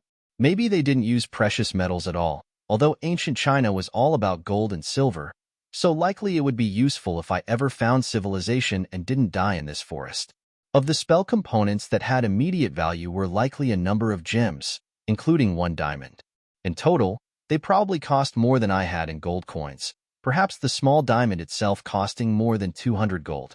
Altogether, with straight physical currency, gems, and the 2 bars of silver, I had what amounted to an equivalent bankroll of what $8,000 or $9,000 could buy me on Earth, assuming that the economy here was similar to the one on Borea. That was not a lot when you considered I might have to start a whole new life with it. But it would be enough to get started, though. After I got dressed and ate a sandwich, I spent about 10 minutes recasting comprehend language as a ritual before the ghost above me sent me, telepathically, "I see a small village up ahead." I brightened. Maybe all of this talk about how much money I had was prescient. Maybe I wasn't so bad at divination after all. I ordered him to float back down and then asked him, "Are random villagers afraid of ghosts? Can you translate for me?" He shrugged. "Probably." And no. I scowled. However, asking an imp to translate for you is pretty stupid, so it wasn't surprising he wasn't willing to do it. I sighed, and he said, "You only have about an hour left for me to be around, by the way." I stopped and frowned. "What do you mean?" "I can only be summoned for 2 hours per day," he said primly. I scowled. Familiars can be out 24/7. That's why they are useful. Saw thee. Some limitations apply, as I said earlier. Everything is quite in line with the contract, though, I assure you, he said, and I tapped my foot. We were already close enough to the village that I could probably proceed alone. Comprehend language would allow some form of one-way communication, and it was very good for learning languages, too. I didn't even know enough about Mandarin from Earth to know if this was the same language, but it sounded similar. I knew Mandarin was a tonal language like Elvish was, so maybe I'd be able to learn it rapidly since I already had some experience speaking this type of language. I nodded and decisively dismissed him, causing him to vanish with a pop. I was going to assume that the 2 hours did not need to be contiguous. I could pop him in and out as I needed him, for now, and look at replacing him with a different familiar later. I liked the idea of a ghost familiar, but not one whose primary loyalty was to someone else, especially if that someone else had a hook into me. I supposed it wasn't that dissimilar to having one of Oriella's imps as a familiar, just shittier since I could only have him out for 2 hours. But there was no way I would have agreed to that back then either. I would have preferred a crow, a fluffy black cat, or something. It would depend on how useful he was in the coming days. I stopped before I set out and frowned. My appearance might be a problem, depending on how things on this planet were set up. I looked like a teenage Aryan elf, which may be an issue. Foreigners weren't often treated well by primitive cultures. I might be overthinking things. It might be possible that foreign-looking young women were treated great here, but I didn't want to take the risk. I didn't want to waste a level 1 casting, either, so I sat down and spent about 5 to 10 minutes to cast Disguise Self as a ritual. I picked a human woman in her late 20s of Chinese descent. It'd be hard not to give them the idea that I was a foreigner when I couldn't speak the language, regardless of what I looked like, though. But a foreigner who looked like me was always treated better than someone who looked different and might be a different species. I would have picked a male shape as that was what I was more comfortable in by far, but Disguise Self didn't change your voice. Also, I was petite now, not quite reaching Meryl's mom's height yet, so I would have to pick a pretty short man too. To do all that, I'd have to use Major Image, which I was close to being able to cast as a ritual, but it would only last 10 to 20 minutes. Not enough time at all. I was far and away from being able to cast permanent major images. After I was suitably disguised as a local, I proceeded off. I had seen the village through the ghost's eyes, so I knew the direction where it was, but it was still quite difficult to see at night, even with dark vision. Finally, I noticed it in the distance. The architecture was typical of what I'd imagine an ancient Chinese village to look like, although it wasn't as though I had any experience. I hadn't even been to Chinatown, much less China, in my past life. I did like kung fu movies, though, so it was congruent with what I expected from films like Crouching Tiger, Hidden Dragon, and Hero. As I approached, I started to feel a chill in the air, though, and the edge of the village seemed to be coated in a fog, although it wasn't dense, and I could both see through it and over it.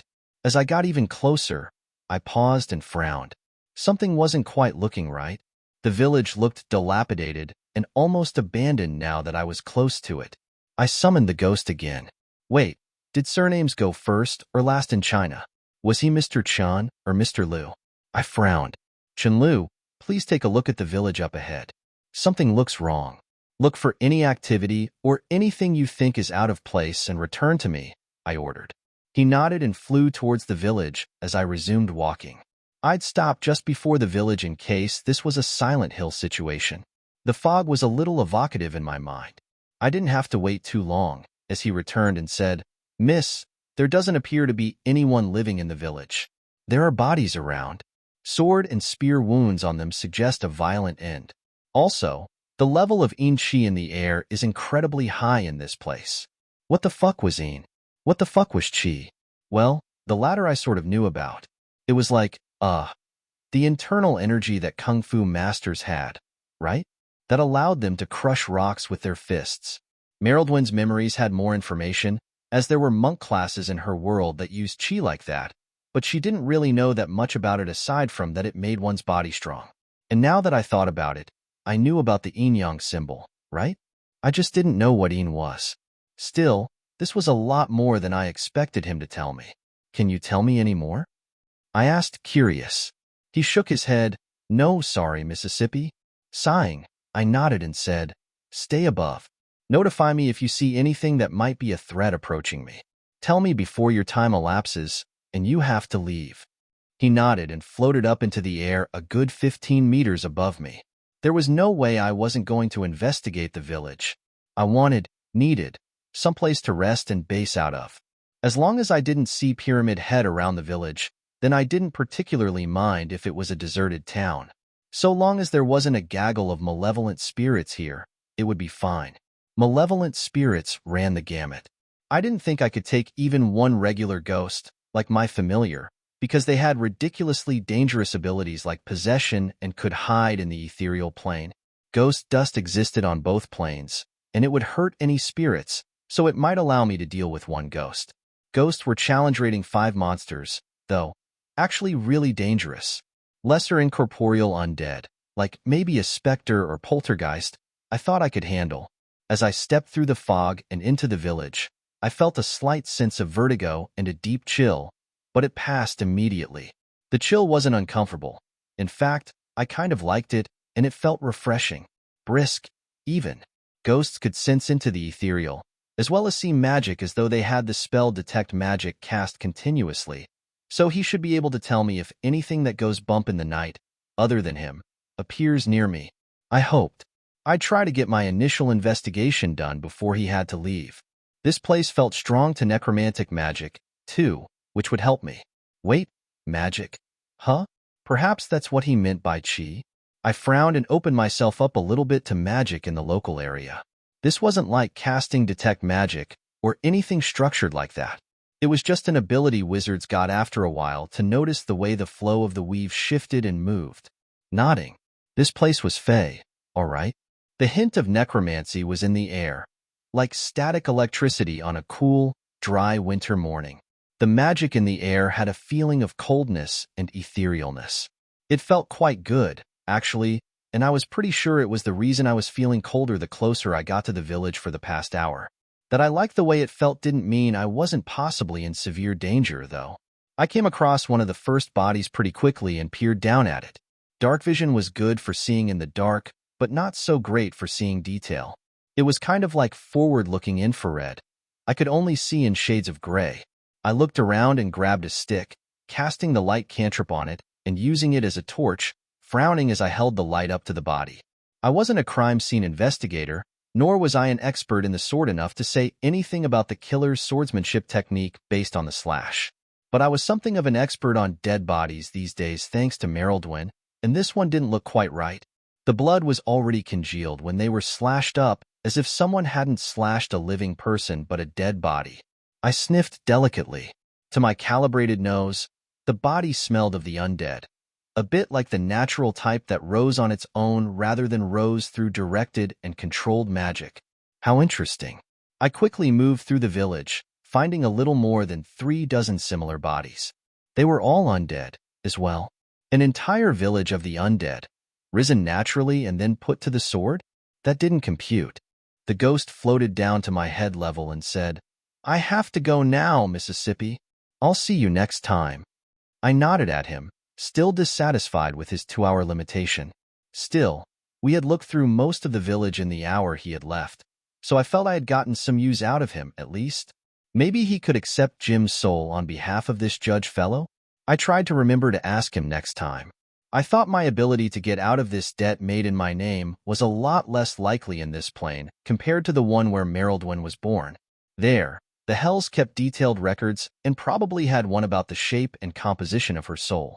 If those records hadn't been forwarded with the contract, then I might not be able to get out of the debt even if these ghost people were as lawful as devils. I decided to post up in the largest building in town. It consisted of a central courtyard surrounded by buildings on all 4 sides, made of wood, ceramic tiles, and brick. I dragged 2 of the largest bodies into the courtyard and sat my things down. It was a quirk of necromancy, but I wouldn't easily be able to reanimate a zombie that had already been killed. However, somewhat counterintuitively, I could reanimate them as a skeleton if I got rid of all of their meaty bits. And you could reanimate skeletons, so long as you repaired their bones if they got too broken. It was one reason why skellies were so much superior to zombies. You honestly didn't even need bones from the same person to animate a skeleton. You could mix and match. Humming, I pulled out my new wand and cast Flay on both bodies. Ugh, that was grosser than I thought it would be.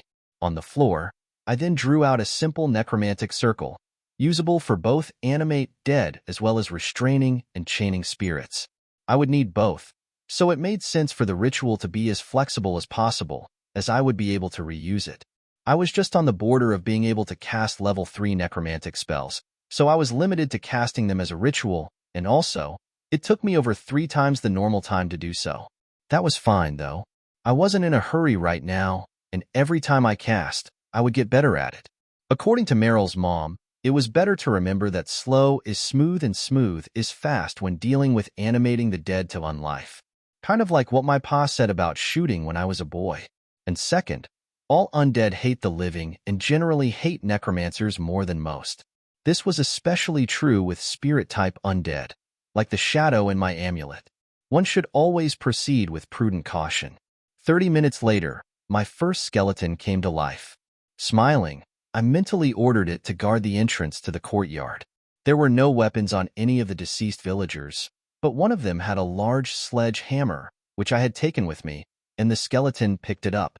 My next skeleton took another 30 minutes, and I started to realize that necromancy was possibly a lot stronger than it was in the tabletop game.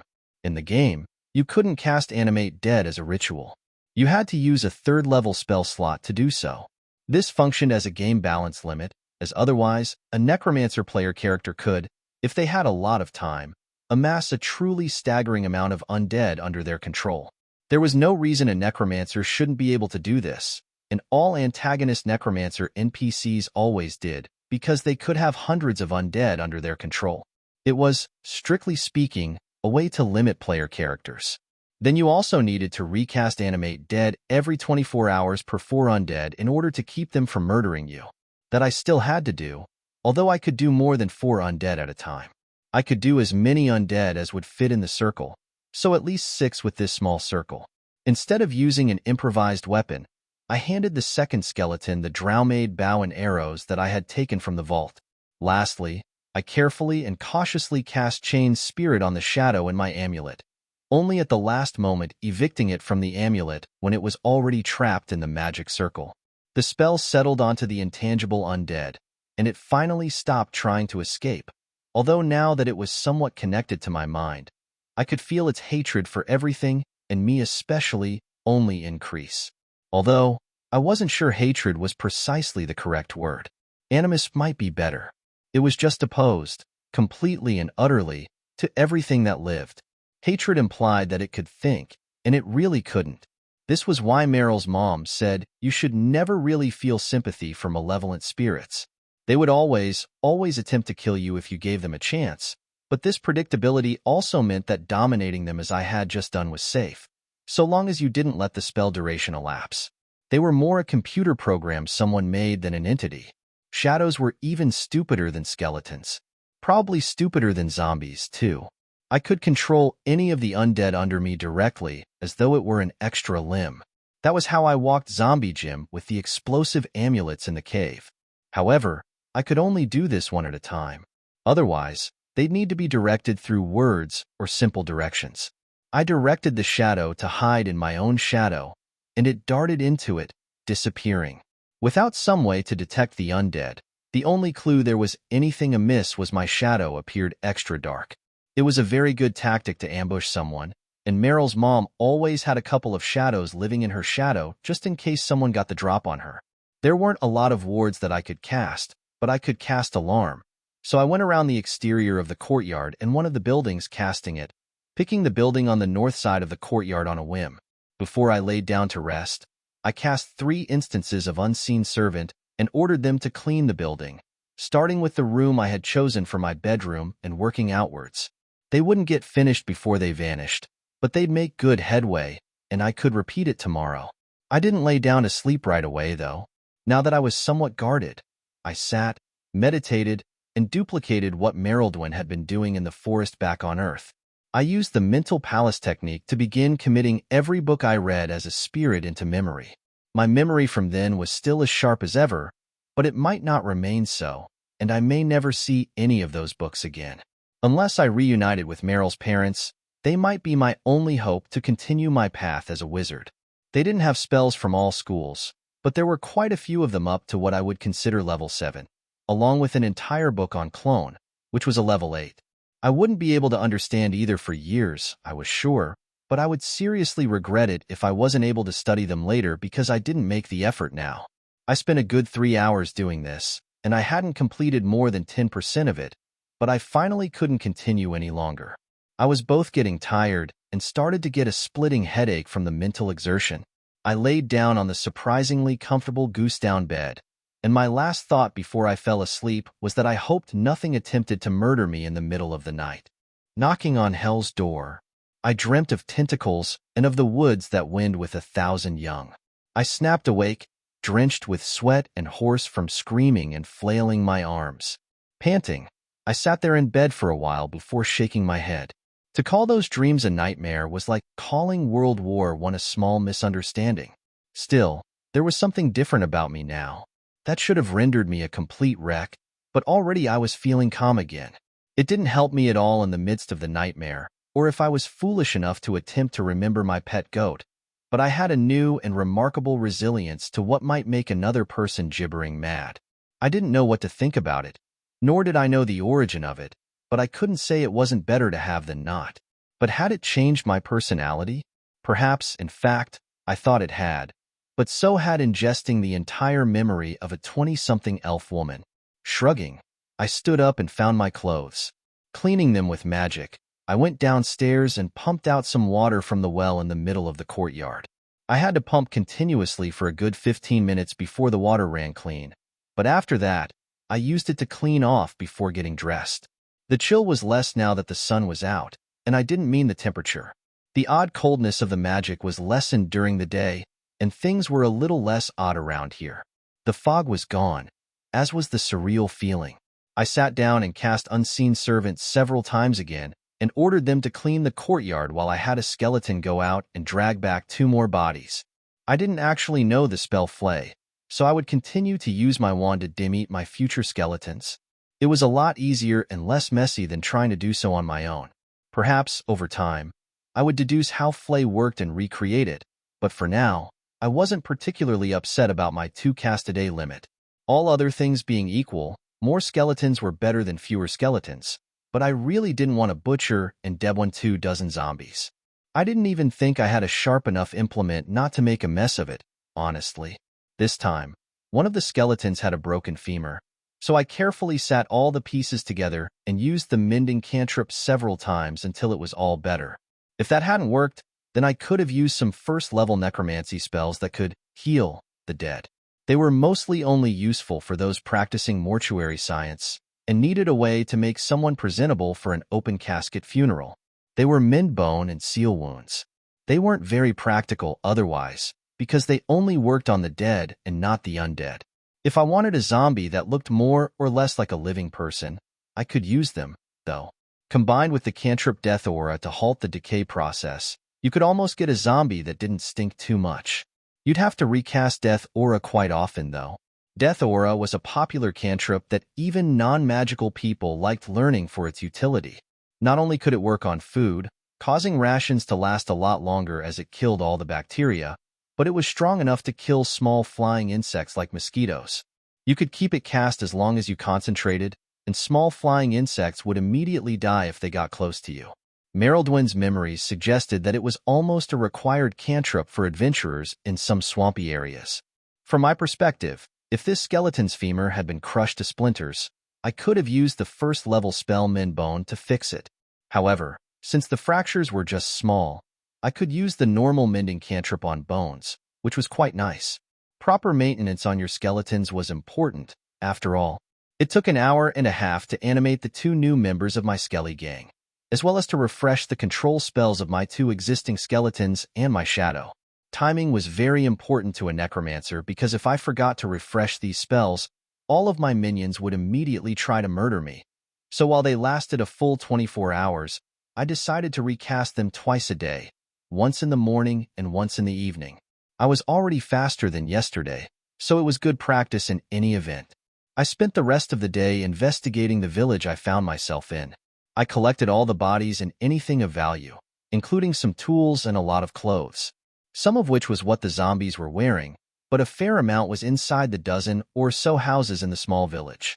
Most were, of course, poor quality weave and probably not valuable, but a few outfits in the large building I had co-opted were made of nice silks, but all of them were soiled, ripped, and damaged.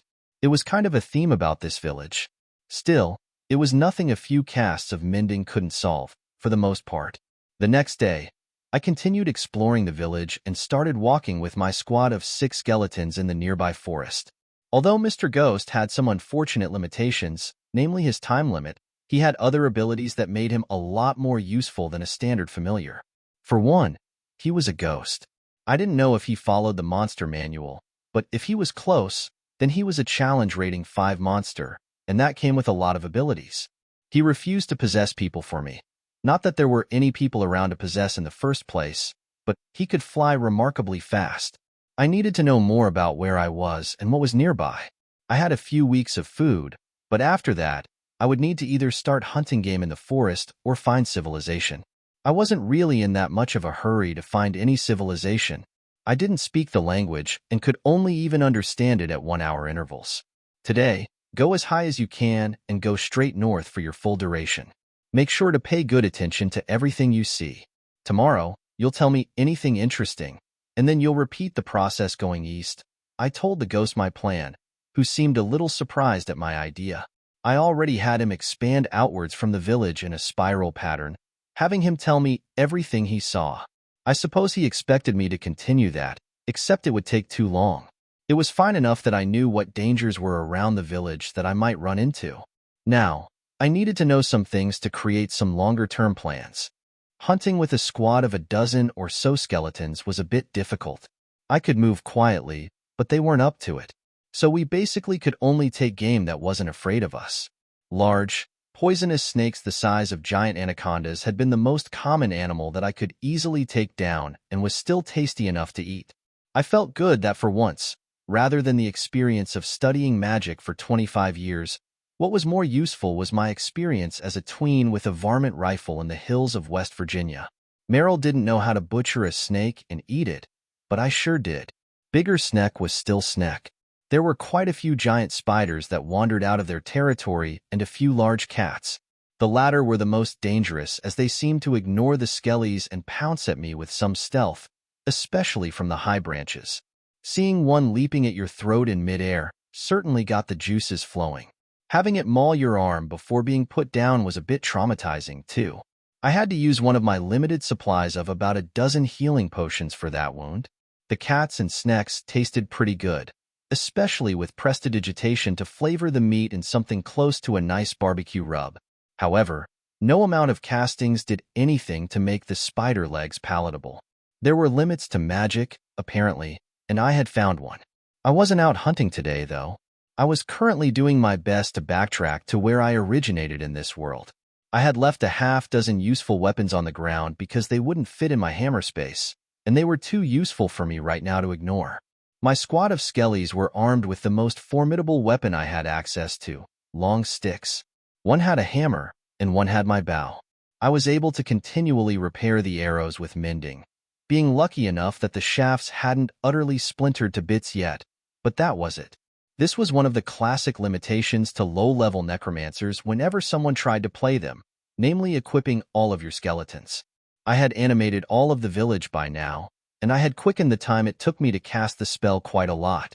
It took me about 45 minutes each morning to go through the spell 5 times, and the same in the evening when I went to sleep. That was good progress. My nightmares, however, remained a serious problem. However, I no longer woke up screaming, but I had a bit of a problem falling asleep, though, knowing what was waiting for me, so my eyes were a bit haggard, and I took small naps during the day. If I slept for only an hour or so, I wouldn't dream at all.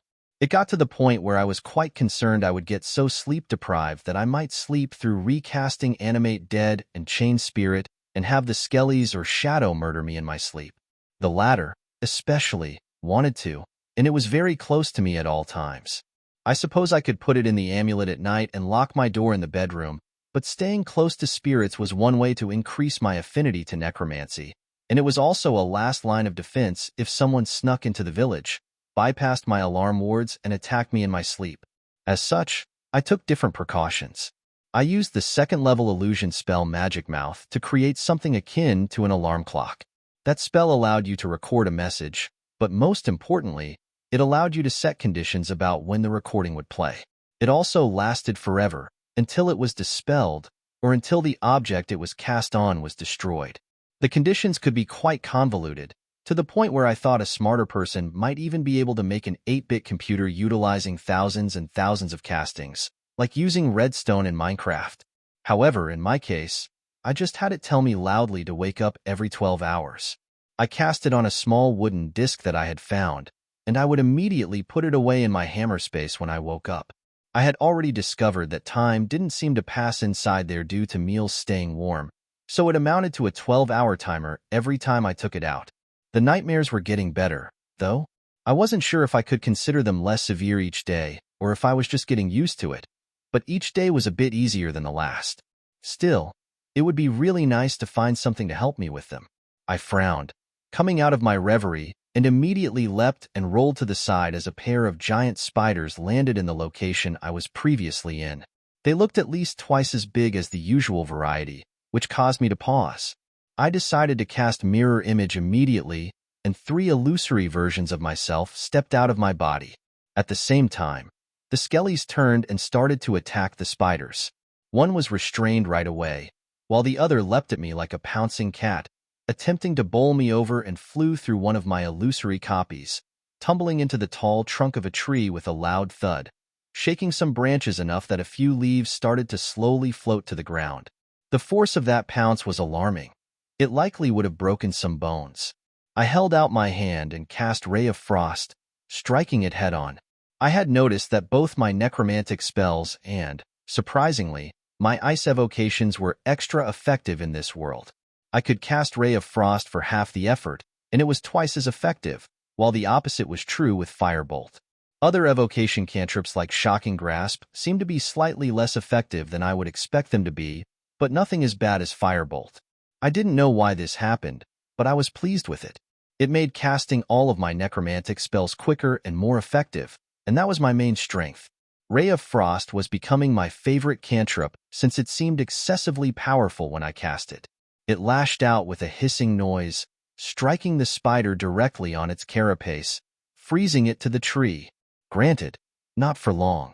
The monster just had to exercise its Peter Parker strength to crunch the ice and get free, but in that time, my one skelly archer had put 2 arrows into him, and I followed up with Toll the Dead, killing it. That was my main combo with these giant spiders, Ray of Frost, and then Toll the Dead. The latter did a lot more damage, too, and it did even more if the enemy was already hurt a little. Those 2 would kill a regular giant spider, but this was the first time I had seen these extra-large versions. They appeared to be somewhat intelligent, or at least they had an animal's cunning. They knew to target me, rather than the smaller ones that just threw themselves at my skellies. That didn't bode well. I knew from Mr. Ghost that we were barely on the perimeter of the spider territory, so I wondered if they got progressively stronger as you approached the center, like a video game. Maybe with giant sapient spider queens at the end, who would suck all your juices. I didn't want to find out. It took the better part of the morning to find the gear, and it was guarded by 2 more of those super spiders, as well as 3 of the regular variety. I held back this time and let my skellies take the brunt of the fight. Only when the 2 giant spiders were more or less committed did I come in and start slinging spells. My caution caused 4 of my skeletons to cross from being undead to being just dead, though, but I thought it was worth it. I could bring their bones back with me and reanimate them after I brought them back to my base. The entire purpose of my skeletons was to protect me, after all. Knowing when to throw them away was a vital part of being an NEC, I thought. I dumped all of their bones into a large bag I had found in the village and had one of the other skeletons take it while the rest grabbed all the stuff I left behind. There were 4 swords and 2 spears. I would have loved a dozen spears, as, really, the skeletons weren't that great in terms of their technique, but it was hard to beat a ton of spears trying to poke you to death. That said, I would take what I could get. The rest I took back were a half-dozen books from the vault that I had already committed to memory. Not very useful, but not useless either. There was a level 2 transmutation spell that I couldn't quite cast that could totally blank an entire book, so I could practice it and get a book to write in or to sell. If I was going to be a necromancer experimenting with dark things beyond mortal kin and best left forgotten, then I had to have journals and lab notes. I just needed to find some pens and ink next. Cackling quietly, I led my band of jolly skellies back to base. Or, at least, I would have if something hadn't caused me to feel unease right as I saw the village. I paused, frowning, trying to identify what was wrong. I stood there motionless for a moment before I could figure it out. There was movement in the village. I summoned Mr. Ghost. Please look around the village without being seen, and return to tell me what is going on. He nodded and vanished, presumably into the ethereal plane or whatever this plane called it, and I waited patiently, half hidden behind a tree. Casting Comprehend Language using one of my spell slots, I then waited for him to return. 10 minutes later or so, he returned, appearing right in front of me and tilted his head to the side. It looks like a regular village, Mississippi. There are about 20 to 30 villagers going about their everyday business. I frowned. Had I gotten lost? No, I didn't think so. I recognized the large courtyard-style building I had been holding up in. I said, "How interesting." I didn't want to waste another first-level spell slot, so instead, I brought out everything I needed to cast Detect Magic and looked at the village again. It was absolutely covered in chilly necromantic blues and the telltale rainbow of illusory spells. The colors looked a little different than I was used to. The necromantic blues were different, and the rainbow hues were darker, but I didn't think that this world used the same type of magic that I did. But it was definitely close enough that Detect Magic worked. I tapped my fingers on the bark of the tree I was concealing myself behind and considered. I had found the corpses of 25 villagers when I arrived here. 25 zombie villagers. That they had been undead was indisputable. Mr. Ghost asked, "I'm pretty sure it's the same village, though. A lot of your things were still in the large courtyard. The place is also draped with strong ensue and possible illusory formations. A mystery. Are you going to try to communicate with them?" He seemed curious. Fukno y murmurat. I could guess how this would go. They would be welcoming despite the communications issues and invite me in. Perhaps serve me food. And then, I had noticed that there was a cycle in this place. What Mr. Ghost called ensue, I considered pretty comfortable, so I noticed its ebbs and flows. It was strongest at night, and I noticed that the energy seemed to be a little stronger each night than the previous one. And as soon as the sun fell, these villagers would reveal themselves to be some type of semi-sapient zombie at night and tear me to pieces. I gave Mr. Ghost my theory and asked him if anything like this happened naturally in this world. Monsters and undead could appear from almost nothing, but seeing an entire village spring up from nothing was weird. He tried to look sympathetic, but it came off fake and said, "I really can't say. That is bullshit." Tixit was capable of answering general questions about the prime material, and for things that he didn't know, he could give me some of the collected wisdom of all the devils above his chain of command, all the way up to the fucking archdevil in charge of his particular layer of hell. I had significant credit for these types of questions banked, so you should be able to fucking answer my question. Now, you will answer me, or I will consider Judge Wu in breach of contract, at least for the familiar clause, I hissed out, finally so annoyed that I snapped, simultaneously causing a full handful of ghost dust to appear in my hand.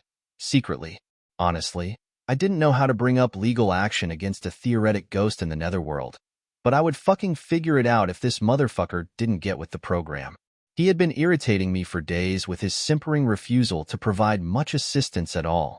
I was really close to changing him in for a crow. Now that I wasn't hanging as much on death's door as I had been the first day, I was just about done with this asshole. Mr. Ghost's facial expression immediately shifted from inauthentic sympathy to shock, and he frowned, looking a little uneasy. Finally, he said, with a sigh, "Look, there is no need to get anyone else involved, Mississippi Fine. That village is likely a semi-naturally occurring well of energy. They're considered anomalies, and it is pretty much exactly what you suspected. So nobody raised those villagers from the dead?" I asked, curious. He shook his head, then paused and then said, Well, I don't know. Maybe the first time.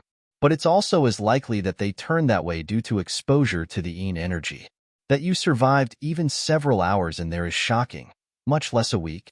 I gripped my hand tightly, almost drawing blood with my long nails that had somehow survived without breaking yet. This motherfucker hadn't thought that was a good thing for me to know? Was he trying to get me killed? He continued. The fact that they reappear periodically has more to do with time being locally unstable. Really, that village is close to a small world that gets reset to a past point in time once the ensue builds up to a certain level. He then narrowed his eyes at me and asked, "Is that sufficient, miss?" I wanted to just dismiss him, but asked, "Clarify. Small world. Do you mean a demiplane?" He frowned, considering it, before nodding, "Yes. You should notice as you pass the barrier. It's likely that you'd find it more difficult to leave that place now as its natural illusory formations are active again." I nodded decisively. "Now that is sufficient. I never want to see you again." And with that, I dismissed him permanently. I saw his face wince as the familiar bond snapped like a rope under excessive tension. I hissed and shook my head. I had a light headache, too, but it was quickly fading. Perhaps that had been short-sighted, but I honestly had started to get the opinion that he was trying to get me killed while acting within the limits of being a familiar. The first few days, he had been helpful, but it had just gone downhill from there. I had attempted to interrogate him about the plane, but he had refused. I had let it go, not wanting to alienate the only sapient entity around, despite knowing I should be able to get some information, but I had snapped when he refused information that could be life and death to me. I had been slowly coming to the conclusion that he thought I was an interesting distraction at first, but he felt I was going to die in the first few days and was getting increasingly annoyed that I clung to life, or even thrived. Perhaps I was taking him away from all the ghost women, or his weekly canasta game or something. I didn't know, but I had enough of it. The fact that he neglected to tell me that he thought I would die if I stayed in the village longer than a few hours was the final straw. After I took care of these undead squatters in my base, I would find myself a good cat or crow, maybe an owl, like Harry Potter. I withdrew a good 100 meters back into the forest in case one of the villagers saw me. I didn't know how they worked. They might be aware that they were undead, or they might not. Either case, I didn't want them to see me. For a moment, I just considered leaving. I sort of knew which direction to go to get to the nearest road that seemed well-traveled, but it was barely visible 2 hours of Mr. Ghost flying to the northwest. He did fly pretty fast, so I suspected it might take me days to reach there, then God knows how long to find civilization from there. No. I was comfortable here. The fact that all of the zombies had already been killed when I arrived tended to make me believe that this location was periodically culled. The fact that my stuff still existed in the courtyard and all 25 villagers meant that this wasn't as simple as going back in time, as I had at least 12 of their skeletons here. I frowned. Could this be farmed like a dungeon? Like in Damachi? Where did the extra mass come from? How much ensue equaled 1 gram of generated mass? Well, who knew? It might be conjured from any number of planes if it was like Merildwin's world, some of which were infinite. Expecting a fantasy world to follow the conservation of energy was stupid of me in the first place. Could I use this place to farm skeletons? As well as whatever goodies that existed in this village before it was ransacked? Well, it was worth a try. I dumped out the dead skeletons' bones from the sacks and sat about mending them before reanimating them again, getting back to full strength. I wish I had brought my whole platoon, but I didn't think it was necessary. Now, they were probably dead or something. I couldn't feel any connection to them, but I wasn't quite in range to do so. But I wasn't optimistic. I felt it likely that they might have been considered part of the villagers' bodies and reintegrated or something. That, or all of the villagers swarmed them. I sat down on the soft soil of the forest and waited for the sun to set, studying some books in my mental palace while I waited. I could tell not so much from the sun disappearing over the horizon, which wasn't visible in the forest, but from the feeling of the magic in the air. As if a switch was thrown, things got weirder. I had been used to the change for at least a week, but I hadn't quite put things together. I just thought the whole world was like this, as I tried not to be far from the village when the sun set. That could have been a disaster if it did work that way, and my skellies just vanished when the villagers returned. If I had been in the village and I suddenly lost all of my skeletons? I let out a breath of air, shaking my head, and stood up in my squat, and I set out. Before I left, I cast Detect Magic one more time as a ritual, but didn't bother recasting Comprehend Language. The time for talking was over, I felt. We approached the village from near the large courtyard building. I figured it was the mayor's house, or whatever the local hegemon was called. Surprisingly, we were able to get rather close before a zombie noticed us. I didn't know if he was a guard precisely, but he was armed with a sword and challenged us, or perhaps he was just shuffling towards us. I peered at him, testing his aura and sniffing. No doubt that he was a zombie. I waved at him and casually shifted my wave into the somatic component for Ice Knife, while quickly closing my hand around the drop of water I had dropped into my other palm earlier. I had been making progress with my evocations. I could now cast another first level one besides Magic Missile. I think it helped a lot that it was ice-based, as I had a real talent for that type of magic, it seemed. It was still just level 1, but it seemed to have the firepower of a level 2 spell, so it was now my go-to artillery spell. Instantly, a knife, the size of a claymore sword, formed next to my outstretched hand and then shot out like a bullet, accurately striking the undead man in the chest with explosive force. He let out a keening scream before falling over, dead. Nice. I had a few more of those in me, too. Now, I let my skeletons advance ahead of me, with 2 behind me to guard my back. The man looked like he had been dead for some time, and now the keening could be heard all over the village. I thought, we aggroed them. 2 more zombies shambled pretty quickly out of one of the buildings and rushed us. My 2 skeletons with spears held them off while I alternated between Ray of Frost and Eldritch Blast, and the other skeletons harried them. Toll the Dead didn't work too well on the undead, and neither did Ray of Frost, honestly, so I mostly used that to slow the enemies down while blasting force with the definitive Warlock cantrip. We got over halfway through the village that way, not having lost more than 1 skeleton before everything went quiet and I paused. Then I heard a roar, and it seemed like the rest of the village. 12 zombies rushed us, along with a hugely fat zombie that I didn't quite remember. I would have remembered flaying this one for sure. My skeletons closed ranks, and I cast 3 more ice knives at the horde, causing some area damage, killing 3 of the zombies and incapacitating 2 more with the explosions. The fat zombie roared and bashed a skeleton out of the way, causing it to fly a good 10 meters into the air, tumbling end over in a ballistic parabola, its spear hitting the ground with a clank behind me, which made my eyes widen in shock.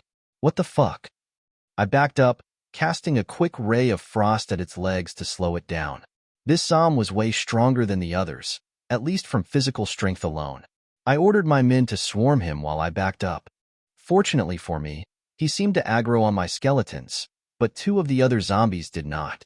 I kept backing up and almost tripped over the spear that the flying skeleton had been holding when the fat zom bashed him into the air. I quickly reached down to grab it, using it to attempt to hold off the 2 zombies bearing down on me as I repeatedly cast Eldritch Blast. The fat zom was going down, but every time he struck out, a skeleton was eradicated. He punched a skeleton in the head, and its fucking skull exploded into powder. Seeing it, I almost cast invisibility and ran away in fright. Instead, I saw an opportunity and thrust wildly with the spear instead of casting a spell, and I caught one of the 2 zombies harrying me in the eye. I tried putting my weight behind it, and the spear came out the other side of his head. I winced as the second zombie swiped at me with fingers that were closer to claws, drawing blood from my arm and ripping my robe. Not stopping, he enveloped me with both hands, grabbing and lifting me into the air, looking like he wanted to take a bite out of my face. I opened my eyes in shock. The shadow that lived in my shadow darted out and wrapped itself around the zombie, but they had very limited utility against other undead. However, I had a sudden idea and held my free hand over the zombie's head and summoned the thick iron barrel of ghost dust from my hammer space. The barrel only held maybe 3 liters of the stuff, but I really thought that this crap might be made of uranium because it was heavy. It only fell 30 centimeters, but it brained the zombie good, causing it to drop me. I shoved my hand towards the undead's face and, at the last moment, summoned my flay wand, triggering it after I shoved the wand into the zombie's eye. His head exploded grossly, and the zombie fell over dead, with my wand still sticking out of his orbital socket. I panted and looked around for any others, but was relieved that I couldn't find any. Only 2 of my skeletons were still operational, and one was missing an arm, but the super zombie and all the rest were dead at their feet.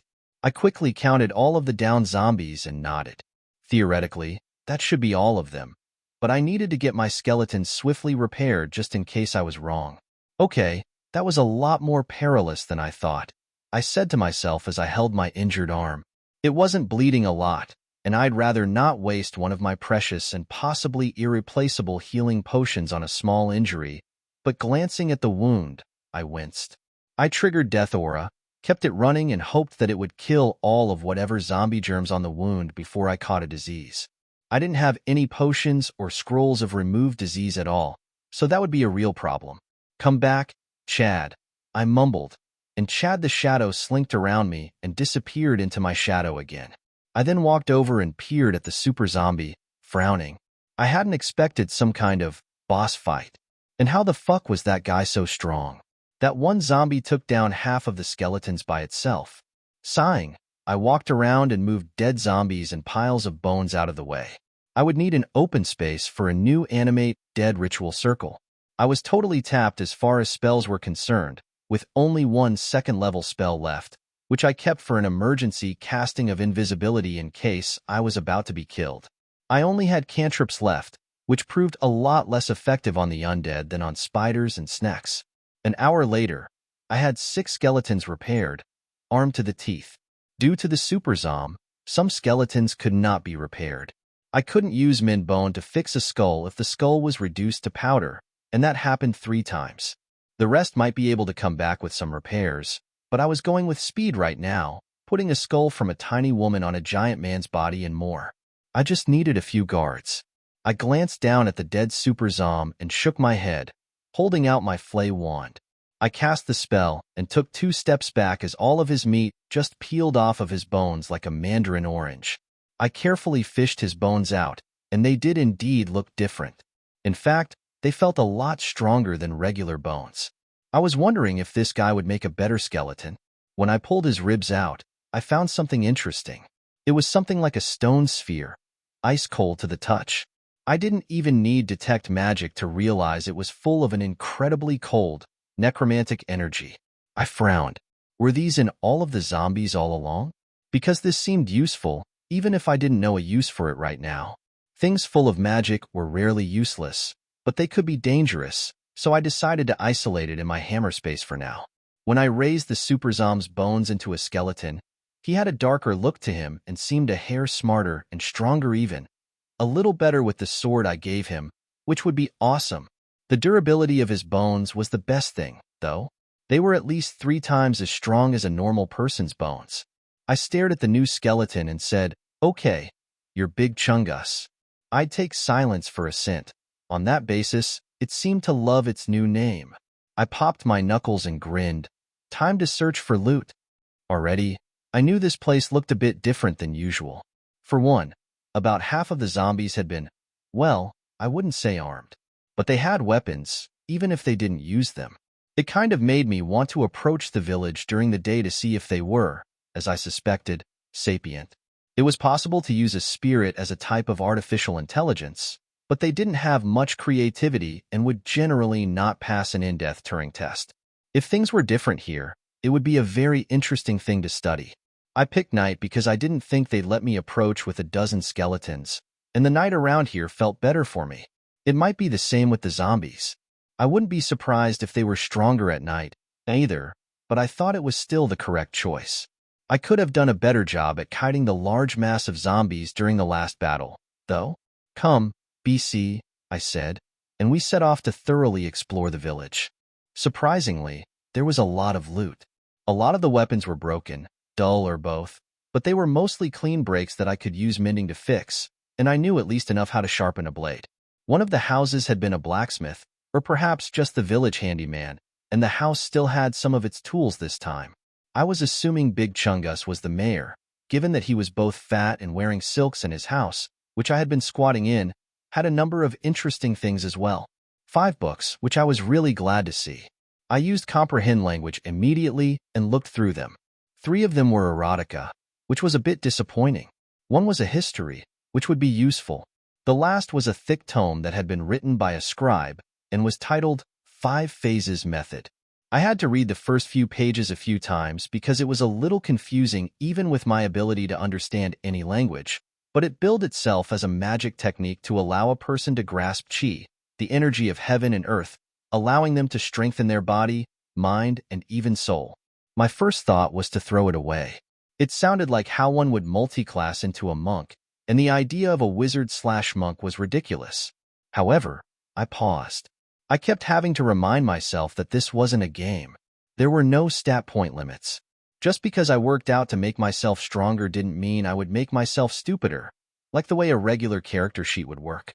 While it was true that I only had so many hours in the day, and anything I spent on this could also be used to learn spells I couldn't cast, I had already intended to work out a little more, lift a few weights, and run for cardio. Also, something about what the text said kept having me reread it. It was written in rather flowery language, but it basically claimed that if you could grow this qi in your body, it would strengthen your mind to the extent that you wouldn't have unnatural fears or nightmares. It also said that it would make you significantly smarter, or at least you could think and react a lot faster. That was very tempting. But how did this work? Comprehend language only lasted an hour at a go. It would take me days and days to read this thing, especially if I had to keep rereading areas. The next week passed more or less how I expected it would, with me repeatedly casting comprehend language to read areas of the 5 Phases method. Reading it over and over, I realized that one didn't grow qi but cultivated it. The nuance was a bit different, but I felt it was important. Cultivating qi wasn't quite what I thought either. I was the internal energy that kung fu masters were said to have, but this was allegedly on a level higher than that. Things moved a lot more quickly when I decided to just call it Chinese magic instead of something from kung fu or something that monks in Merildwen's life did. I mean, I could see the qi with detect magic, and I could feel it with my magical senses, so it was magic. That made things a lot easier to understand, even if the explanations in the book were a lot more philosophic and esoteric. It was said that it would take 6 months of meditation to get to the point where you could feel and perceive the energy of heaven and earth. Especially gifted individuals could do it in 3, but if you still couldn't do it within 9 to 12 months, then you had no fate as a cultivator. However, if it was just magic, then I could already feel it. Learning to feel magic was also the hardest part of studying wizardry at first, but I felt that budding wizards had a lot better ways to do so. The 5-phase method suggests that you should meditate on the energy of heaven and earth continually until you succeed. That sounded pretty fucking hard to me. There was a certain amount of meditation in the early parts of wizardry, too. However, the standard way to get a new apprentice aware of magic was to place him or her in a magic circle that isolated all outside energy so that it was completely calm, and then use a magical device that did nothing but emit magical energy. Really high-quality ones could detect your heartbeat, and it would move and agitate the magical energy in time to your heartbeat. It only took maybe a week, a month at most, and you didn't have to sit there navel-gazing while you did it. You could study. Eventually, you would feel it. It was basically guaranteed unless you were a total magical null. Once you could feel it, it wasn't hard to move to manipulate it. From that point, wizardry became much more of an intellectual discipline. Lots of reading books, trying spells and testing them out. Experimentation, like scientists. If it was any harder than this, then magic would be a lot harder to do, and there would be no arcane tricksters or spellblades. However, wizards didn't purposefully accumulate, drawing magical energy in their bodies systematically. In fact, it was generally considered insane. It would have been like me trying to bulk up in my past life by sitting next to a hot nuclear fuel rod, or swallowing gasoline because you want to run fast. However, the 5-phase method claimed to be a method by which such a thing was both possible and beneficial. It was also a prerequisite to casting any spells, none of which were. Could I practice it with already being a wizard? It was worth a try, I supposed. One thing became quite clear early on, and it was something that caused me a lot of relief. I wouldn't be surprised when this village reset. As soon as I eliminated all of the zombies, I noticed a significant drop in the ambient magical energy level, And now that I was purposefully and systematically trying to absorb it in accordance with a weird Chinese magic manual, I realized that the baseline energy recovered a little bit every day. It wasn't a steady amount every day, but on average, I thought it would take at least another week before it got to the same level I remembered just before the village reset. That wouldn't surprise me, but I was still a little concerned other things would. The zombies had been dead when I arrived at the village the first time, killed by swords and spears. And the village was looted. That means someone killed them. It occurred to me that this place might be periodically culled. I was pretty sure that the energy would continue to expand even after the village reset. Perhaps it would never stop. If so, wouldn't that be bad for the surrounding area? Beyond just using it to farm slightly useful things, it might be culled periodically to keep it from expanding. Now that I wasn't worried about being surprised one way, I was worried about being surprised another. As such, I got myself a nice raven familiar that I had continually flying around. It had a little intelligence, enough to fly away out and return and tell me if it saw people. That was as much as I could do now. I also found the skeletons that I left behind in the village. They didn't vanish or reign corporate with the villagers, as I worried, but they had just looked like they dropped dead. It was as if something seriously interfered with the magic that kept them animated. So I was a bit concerned that if I was in the village when that happened, I would die a dog's death. What was a NEC if all of her skeletons just dropped dead? Dead, that's what. His. I still wasn't quite ready to totally adopt the identity of a woman. I was just being stubborn, though. I didn't expect to wake up someday and be back in my body in America. Also, to be honest, ever since I was ripped out of my body and spent what seemed like 100 years in the woods that went before I found myself in the frozen lands with Meryl's memories, I had an altered perspective on the subject. So, it wasn't like I really cared that much anymore. I was just running on residual pride now. Anyway, I had a pretty good way to detect when the village was about to reset. I even remembered a kind of vibration in the magic when I left the village that morning, so I was fairly confident I could decamp the village with my skeletons before I lost them. Being snuck up by real people was something I was less confident about. It turned out that I was short by a day. When I woke up, I felt the magic in the air vibrating as if it was trying to shake free of some shackles. I gathered up all of my skeletons and everything I couldn't bear to lose and decamped into the forest. Big Chungus could one-punch a large cat, so he formed the core of my personal protective detail, and I was looking forward to securing a Chungus the second this morning as well. As far as other skeletons, well, I had already kind of hit the limit of what was comfortable for me to control. I had reached the point where I could cast Animate Dead using a spell slot, so I supposed I could consider that I had leveled up to the equivalent of a level 5 wizard. But that was the only spell I could thus cast. I was practicing with Vampiric Touch, but the lack of living things around to practice was a bit of a roadblock. Since I had to cast it as a ritual while practicing, I couldn't use it in combat either. Still, I could drain plants and also the odd large cat or other animal that I could have my skeletons knock out without instantly killing it, so I was pretty confident I would be able to work that into my spell list shortly. Cultivating wasn't as intellectually stimulating as practicing spells, at least at this level. I had captured my first wisp of chi, though, but I was still many moons away from reaching what it called the first level of chi gathering. Until then, I wasn't even considered to be really cultivating, according to the book. I didn't really know what the fuck I was doing if it wasn't the thing I was trying to do, though, but I generally ignored the lofty and esoteric language in the manual. It was about a third of it. With 24 skeletons and Big Chungus, I felt very confident about quickly clearing this village. In the aftermath of the battle, I was shocked to hear a mental ting that I immediately recognized as the alert built in to a sending spell. Words flowed into my head, and it was Meryl's mom. Meryl, are you okay? It took us a day to get a sending that would work. We're no longer in Borea. I think the teleportation circle was a bit off. You could only send about 40 words using either message or its big brother sending. So I wasn't expecting a large message.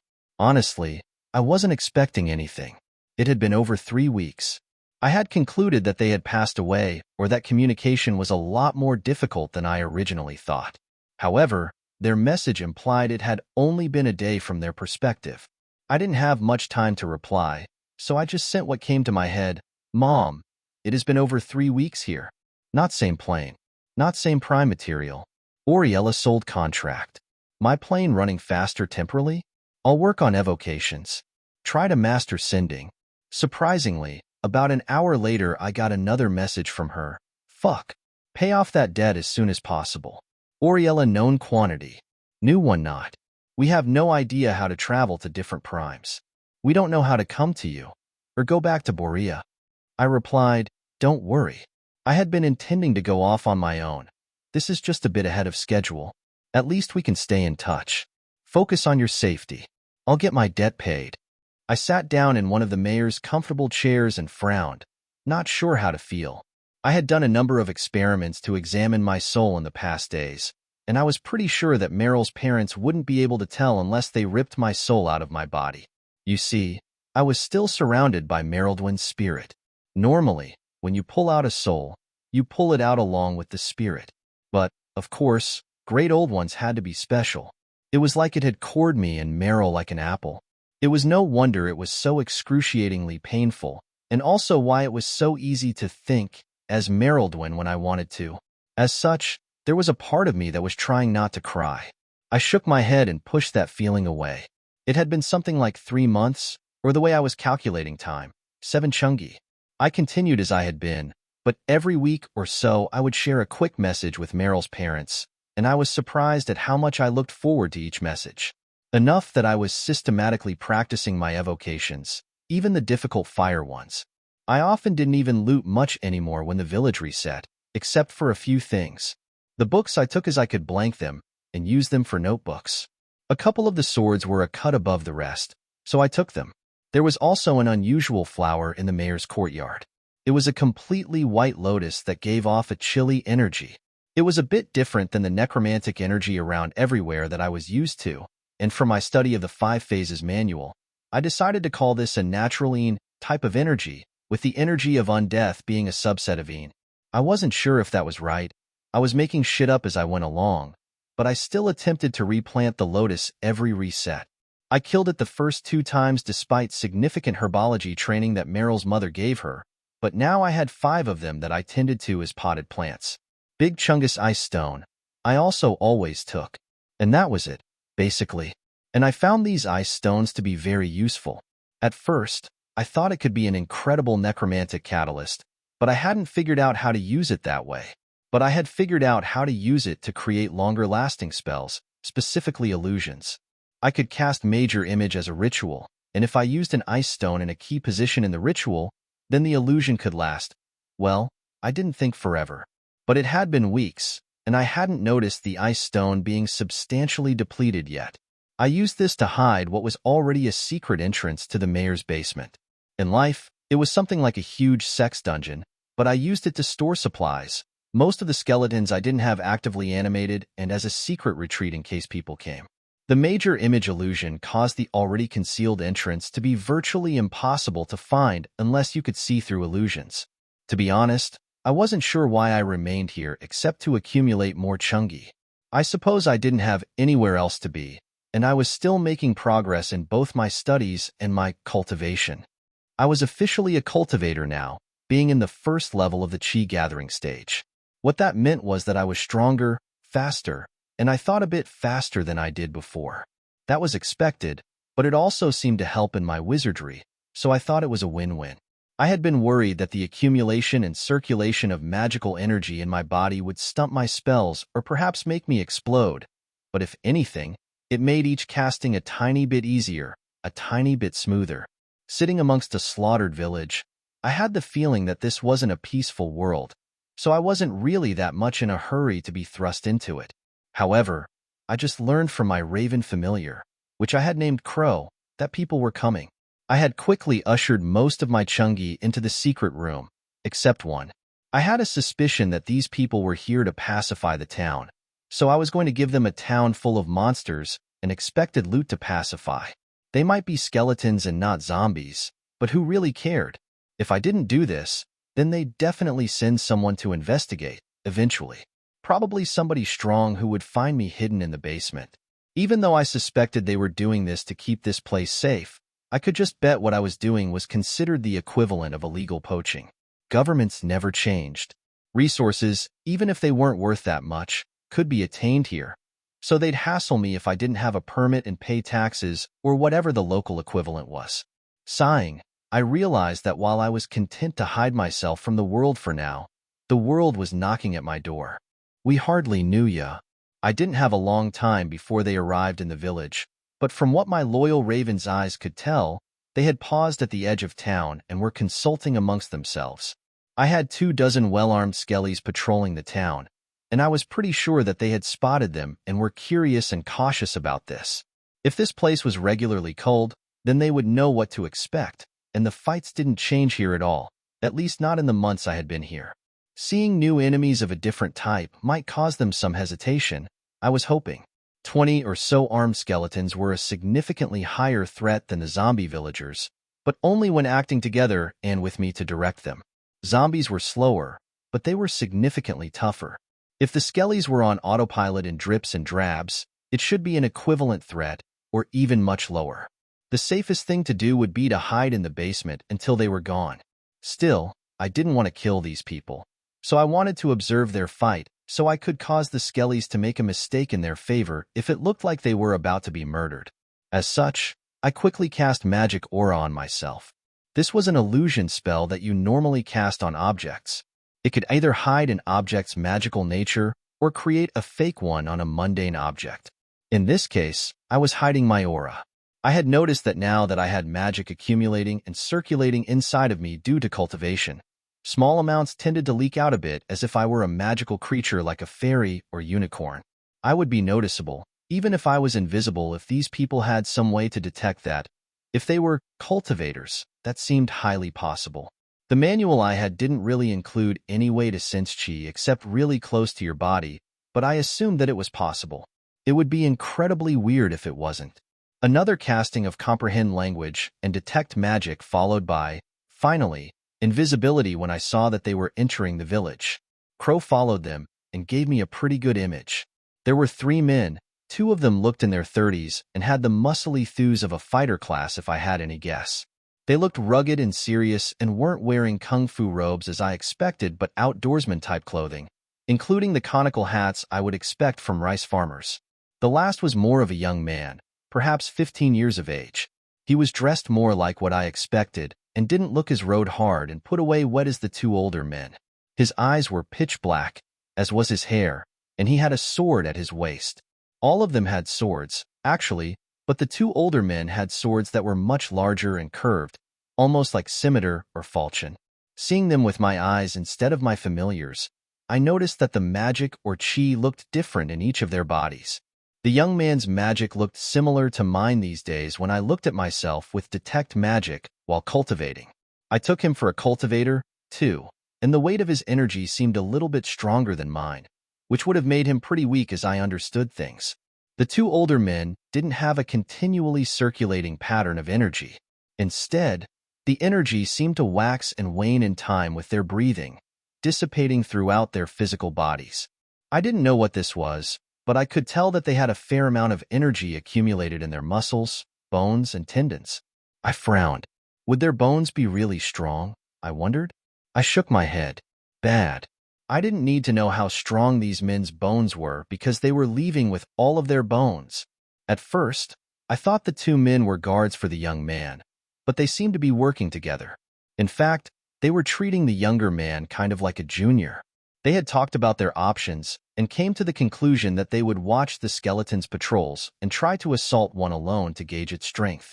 They'd run if it was freakishly strong, as they already could tell they were faster than the undead. Not a bad plan. I snuck around to watch in person, being careful not to make any noise. Shaoli had volunteered to test the first of these bone puppets, as he didn't want the 2 martial artists he was with to think he was weak. He had enough of that. He had been a cultivation prodigy of the Xiao family until inexplicably his cultivation dissipated slowly, like sand falling through his fingers.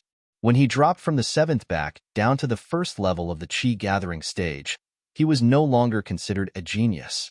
He was, instead, trash. And trash he had been for years. He had all been kicked out of the family and had been roaming the country, trying to study fleshy martial arts. He was shocked one day to discover an old lady's voice in his head one morning. It turned out that the ring that his mother gave him as a keepsake contained the remnant soul of an incredibly powerful nascent soul powerhouse, and she had been, unconsciously, draining all of his chi in order to reawaken. He had been incensed. Did this old grandma not know how much pain and suffering she caused? In the end, he couldn't stay angry long, especially when she seemed genuinely upset about it and started helping him with his cultivation, sword skills, and alchemy. She had been a renowned alchemist when she was alive. If he was being honest, he was starved for the somewhat affectionate attention of an older person ever since his parents died, and he had already, in his heart, slid his new master into almost a motherly role. Instead of going back to the Xiao family right away, she told him that due to her draining so much of his qi, he awakened a type of highly young physique that had been lying dormant in his body. This was both good and bad. It would let him get twice the results with only half the effort when he cultivated his Divine Solar Fire Sutra that Grandma Mei gave him, but at the same time he might explode if he continued cultivating past the second level of qi gathering that he was at. That was a real problem, but Grandma Mei had a number of solutions. It wasn't a huge problem, and she knew at least 12 types of pills that could solve it. That was the reason he had taken the job to clear this anomaly along with 2 martial artists he met at the Mercenary Guild. It was said that a cool pseudo lotus bloomed in this place. A couple of petals pulled from the lotus would be enough for Grandma Mei to walk him through creating the pill, though. You had to get there within a day or two of when the anomaly reset, so he wasn't that confident about it. If he was lucky, it would save a lot of time. But if not, then he'd just shift down the list while making some money at the same time. This time, though, it seemed their luck was poor. Not only had they missed the reset, but there was a new type of monster here. Just skeletons with weapons. He supposed it wasn't that different than before, but it didn't pay to make assumptions. Grandma Mei said inside his head, "Be especially careful. That raven is not a raven." He glanced at an especially fat black bird sitting on the roof. He had noticed it sort of following them since they got within a few li of the village. He quirked his head and asked, "What is it, master?" "I think it is a tormented soul from one of the first few layers of hell, shifted through some method into the illusion of a bird," she said confidently. "These skeletons don't seem very strong, but that isn't normal. You are definitely not ready to fight a ghost cultivator, living or dead. Leave at the first hint of something out of the ordinary." Xiaoli pausa, frowning. He wouldn't like to look forward to paying the penalty for abandoning this job, but he was smart enough not to place his head firmly in a lion's mouth. He asked, "Should I leave now?" "I don't know. Surprisingly, I am not sensing any malice or killing intent directed towards you," Grandma said. He nodded and pulled out his sword, saying aloud, "Well, let's see how one skeleton is then." He then leapt at a skeleton carrying a pretty standard saber as it turned the corner. The monster saw him and pulled its weapon into a low ready position and then, without preamble, chopped out. He took the strike partially on his own weapon, intentionally testing the strength of the creature with a parry, frowning. It was both strong and weak. Its physical strength and speed were about the level of a martial warrior, the type of fighter that studied martial arts and inner force, instead of cultivating immortality as he did, like his 2 new friends, but they were both already at the martial master stage. He had been proceeding down this path after becoming the trash of his family, but now that he could cultivate qi again, he had stopped. All cultivators should study martial arts, but studying this type of inner force was a dead end if you had real cultivation methods. It would be like eating grass when you had perfectly good rice at home. Something he also noticed was this skeleton's attainments in the Dao of the Saber were awful. He had seen a 3-year-old conduct more elegant chops inside the kitchen versus a radish. He twisted, beat the saber back and reposted into a clean cut that took the skeleton's head clean off the next time it swung at him. Surprisingly, it still moved. Frowning, he chopped each limb off and only then did it stop moving. Grandma Mei commented, "Sort of weak, but I think blunt force would work better here. I don't think it's actually dead even now. Try crushing its skull with your foot, or focus more qi into your sword next time. That might disrupt whatever is animating it." As his 2 friends approached, chortling, he nodded and focused qi into the sole of his foot and stomped down, crushing the skull into splinters. Old Goose slapped him across the back and said, "Seems at the same level as what we were expecting." Xiaoli nodded. Yes, let's just be careful. These can use weapons. The fat one at the level of a low-level demonic beast might be more dangerous, especially if it has some exotic weapon. He had read the summary of what to expect in this place, and there was supposed to be a fat zombie at the same approximate level of strength he was at, but the truth was he was much less of a threat due to how stupid it was. While these skeletons weren't very bright, they did know that the pointy end of the saber was supposed to go into the bad guy, and that was more than the zombies were supposed to know. Olgu nodded. Don't worry. We'll take him together. Let's get going. We shouldn't stay here any longer than necessary. That was true. While his cultivation method and grandma may both could protect him from the chilly aspect chi in this place, his two friends relied more on limiting their exposure to stay safe. They shouldn't tarry. After that, they cleared the village just as they planned. The raven still watched them, but neither he nor Grandma May could detect any hugely dangerous cultivator waiting in the wings to refine their souls into a spirit tool. That was good. Thankfully, the fat one. Wait, how could a skeleton be fat? The stronger skeleton was easily identified. Its bones were as dark as cheap pig iron and almost as strong. They fought it in the courtyard of the village magistrate's house, and with the three of them together, it was no match. Realistically, he thought he could have taken it by himself. Old Goo frowned down at the last finished skeleton. Did he not have a core, then? That would be a shame. The highly in-charge monster core was one of the main reasons people took this job, along with salvaging the mostly useless and damaged weapons and tools for scrap iron. Chun bisected the skeleton's skull with his saber and grinned. I thought so. I thought I heard something rattling around in there when it was moving. He reached down to pick it up. It was then that they all noticed that in the corner of the courtyard was a bright white lotus inside a pot, next to a few books, as if someone had just left them out for the three of them to find. Chin asked, Is that what I think it is? Old Goo said, If you think it's the cooling lotus in a damn pot, then yes. Xiaoli took a few steps forward, inspecting the items. It was incredibly difficult to salvage the entire plant of the cooling pseudo-lotus without killing it. Although he had some hope with Grandma May to walk him through that he might be able to do it, he was just hoping to pull a few petals off before it died. That was what most people did, and it was all the pill recipe required. The value of a live plant was at least 10, maybe 20 times as much. He reached down to pick it up and heard Grandma May's voice yelling, Kid, watch out. Behind you. He had been so surprised that he didn't notice Old Goo approach him until the man he thought was a friend shoved his saber into his heart and out the other side. The last thing he remembered was the man saying, Sorry, kid. We can't let you have any petals like we agreed. A live plant that we can move and won't die the instant we touch it? This is just too good to pass up. It's nothing personal. I watched the two older men betray and murder the younger man with a complicated expression on my face. After thinking about it, I thought I perhaps had caused this falling out. I had put all of the good loot out that one run of the village should provide, including dropping one of the cold stones in the skull of one of the chungi and setting one of the potted plants next to the cultivation manual in the courtyard. I did know that the plant was difficult to harvest without killing it, but perhaps I had misjudged exactly how difficult. I succeeded on the third try, but I was a learned master of the mystic arts, not lumberjack swordsman like those two old men. I had taken kind of a liking to the young man when I watched him fight all of the skeletons. Not enough to try to stop his friends when they tried to murder him, though, and not enough for me to try to get revenge either. These guys had to make it back. Stronger people would come if it was a team wipe. That's how it worked, I felt, using my intuitive video game and novel logic. Still, it wasn't like I couldn't do anything. The question was, this worth my only diamond? In the tabletop game, the third-level necromancy spell Revivify was restricted to only clerics, paladins, and for some unknown reason bards. The same was true with Raise Dead, Resurrection, and True Resurrection. Wizards and arcane magic just couldn't raise people from the dead. It was almost the same in Merildwin's reality. Wizards could get Revivify, but none of the other spells.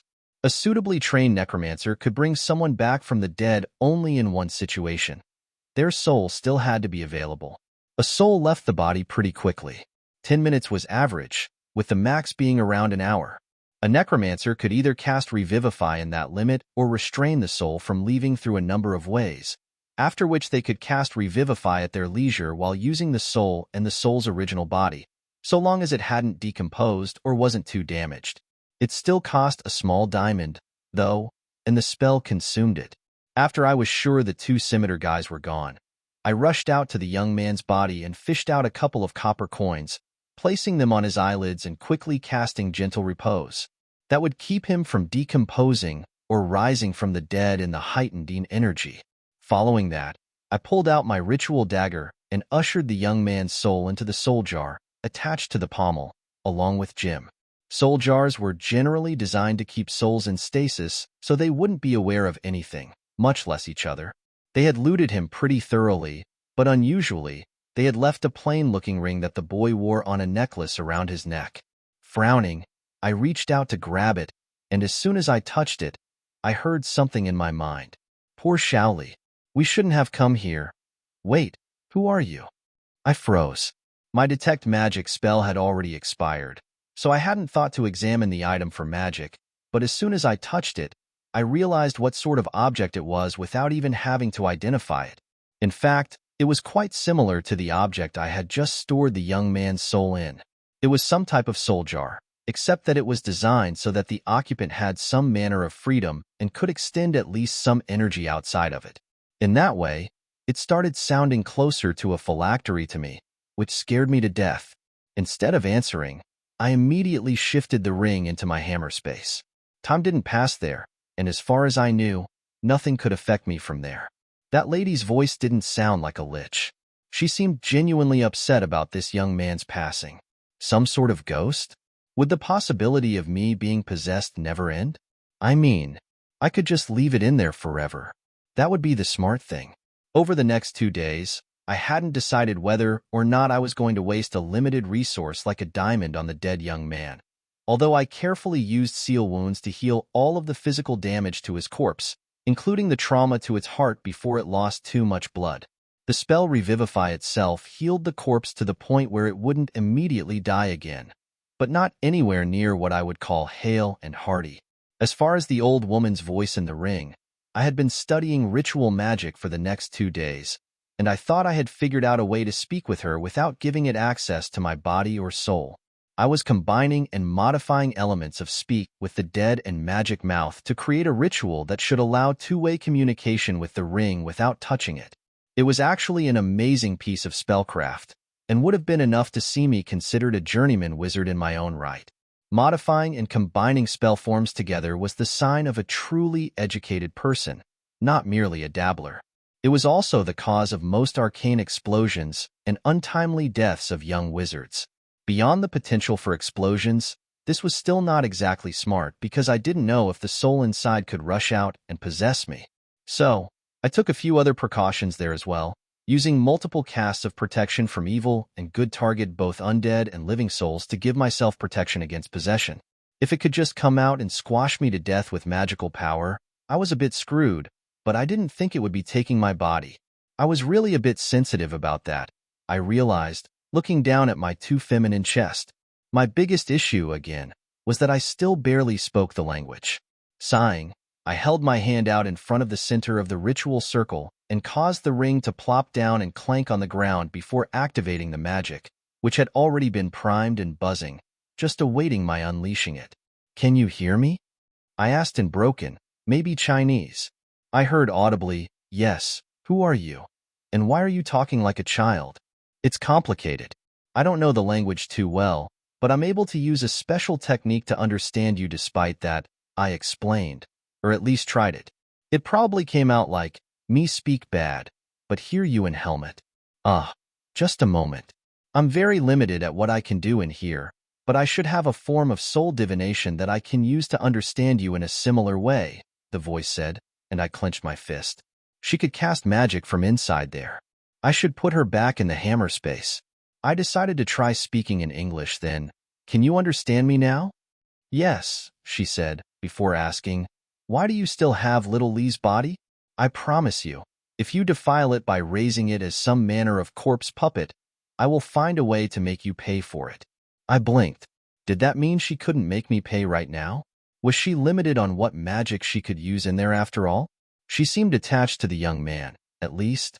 I shook my head, although I would have been lying if I wasn't a little curious about what a cultivator zombie might be like. I said, no. I restrained his soul from passing on and was considering bringing him back to life. Regular life. But it would cost me something of value that I can't easily replace right now.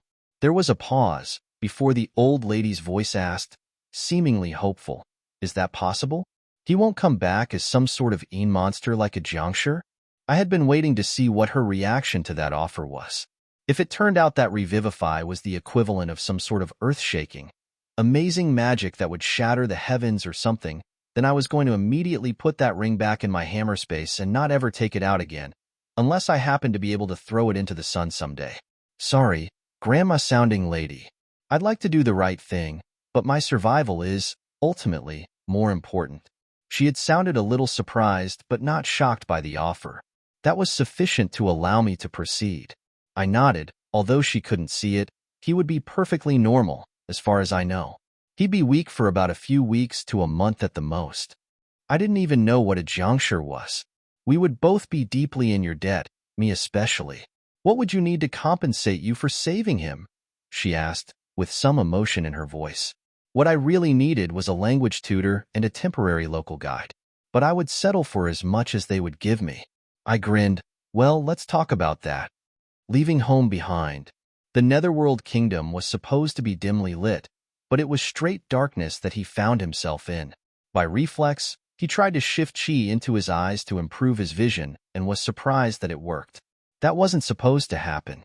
Not only did ghosts not cultivate in the same way that living people did, nor did they actually have bodies, but he was under the impression that people's shades would not be permitted to touch the chi of the Netherworld, which felt surprisingly normal.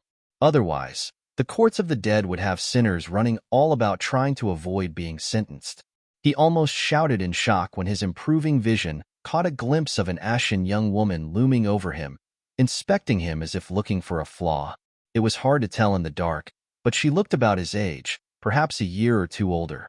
Her skin was as pale as jade, paler even, and he caught the sight of a pair of exaggeratedly pointed ears poking out of her unusual golden hair. "Gee, ghost!" he screamed, at once realizing how stupid that was. Wasn't he a ghost now, too? It was just that it was common knowledge that both spirits and demon beasts that could take a human shape often had subtle mistakes or tells, as if they couldn't quite master the human form in its entirety. The obvious was finding a tail on a transformed fox demon, but pointed ears and unusual beauty were featured in a series of stories he had read about a particular ravenous female spirit who drained men's young energy. He flushed a little, remembering the popular stories in question. An annoyed look came across the girl's face. At the same time, he heard a familiar voice in his head. "Lear, are you okay? Grandma?" He was starting to come to the conclusion that he maybe didn't die after all, and felt his ears heat up in embarrassment. But where was he, and why did this girl sit here, alone in the dark? He felt around his body to make sure everything was still attached, and it seemed to be, except that he felt weak as a baby. In fact, he felt kind of terrible, but on the plus side, he didn't have a hole in his chest. Those memories caused him to make a fist in anger on the bed he found himself in. He was angry at himself for not listening to Grandma May's warnings about those two when they had met. She hadn't liked the look of them, but he pushed ahead anyway. Still, Shaoli prided himself on being the type of man not to keep a grudge. His mother told him that it would stymie his cultivation and made him promise not to keep a grudge close to his heart. He felt that was wise, and being a filial son, he, instead, wrote all of his grudges in a small notebook that he carried about his person at all times. Except they had even stolen his grudge notebook. The fact that he could rewrite it from memory was irrelevant. He groaned and asked mentally while being very wary of the spirit girl in front of him. "Grandma May, what happened? Who is this spirit girl? Is she a ghost cultivator? You died. You stupid brat. That's what happened." Grandma May scolded him, and he winced. And she's not a spirit, but she probably is a ghost cultivator. Still, she saved your life. But be wary of her. I think she is a foreigner, not of this world. He raised his eyebrows in shock. It was common knowledge that the myriad heavens consisted of innumerable minor realms and 10,000 major ones, like the winding river's realm that they were living in right now. Well, that was what Grandma said, anyway. He hadn't actually known that before she told him, but she claimed that it was common knowledge, so it probably was. But to see someone from a different world was as rare as a hen's teeth. Traveling to different realms wasn't something even powerhouses like Grandma May could have done safely. She had repeatedly told him that, in the grand scheme of things, she was a nobody, but he always found it difficult to believe that. The great ancestor of the Xiao family, who stayed continuously in seclusion, was in the nascent soul realm as well, so it always seemed like she was just being humble. At the same time, the girl, who he reminded himself definitely wasn't a ravenous spirit, said something in a melodious wind-chime-like language he couldn't understand. He didn't understand a word, but he was a bit disappointed that she stopped. Everything she said sounded pretty nice somehow, and some of the phonemes she was using he wasn't sure he ever heard. Just the idea of speaking a different language was a bit unusual. It wasn't that there were no other languages. Demon beasts had their own language once they got intelligent enough, and there were probably uncountable small tribes of mortals that spoke unintelligible dialects. But speaking a different language for a cultivator, which she clearly was if she had brought him back from the dead, was something he'd never heard of before. "Pardon me, I can't understand you. But you sound very pretty, so feel free to continue speaking," he said cheekily, but paused in dismay when he could detect total comprehension on her face. She looked interested at first, but then narrowed her eyes, snorted, said a few more words and walked away, throwing her hair over her shoulder as she turned and left in the same way that his female cousins did when he pissed them off. "Littly, perhaps I should have mentioned that she can understand you. She just can't speak our language." Yet, Grandma May told him, with an incredibly amused tone to her mental voice. He winced, but at least he got to watch her leave. Before she left, she slapped the wall, which caused a bright light to pop into existence, allowing him to see a lot better. There was something that caught his eye as she left, and it wasn't just her butt. He asked Grandma May, "Her shadow looks a little bit odd. I'm glad that your brain has finally started working. That's one of the reasons I've asked you to be wary of her. She keeps a low-level malevolent spirit of shadow and hunger living in her shadow like a pet," Grandma May said, sending the feeling of shaking her head in exasperation. "It wants nothing more than to kill her, but despite all that, it is as chained as well as I have ever seen." Her voice turned amused again. "By the way, she asked you if you were feeling well. She took your response as a yes." He let out a hiss. "So she is a ghost cultivator. A demonic cultivator. Grandma May. Are we going to be okay?" I haven't mentioned this before, but literally, whether it is the righteous or the demonic path, really, the most important thing is surviving, Grandma May said with emotion. "I don't sense a lot of sin on her, either. It's not necessary for someone who cultivates ghosts to be evil. It just turns out that way fairly often. But it would almost be a shame for this girl to be anything else. She's lived in this place for months, according to what she's told me. She almost certainly has some ghostly type special constitution." He felt his world and its assumptions rock, and he raised an eyebrow at the last guess. Demonic cultivation wasn't that bad? Lived here for months? Already, he felt kind of vaguely ill, which had nothing to do with his overall weakness. He was circulating his pure yang aspect qi, which helped to drive the feeling away. But the data he was given about this place was clear. A regular human, if they walked in, would be dead in an hour. Even martial masters like Old Gu, who had betrayed him, could only stay 2 or 3 hours at most. It was why they tended to only take people who had experience with this place on the missions. So they could race through the place, killing all the zombies and taking what there was to take as quickly as possible. He didn't know how long he could stay here, but it wasn't months. "I think she is weaker than you, but she has incredible attainments in the soul Dao for someone at her level.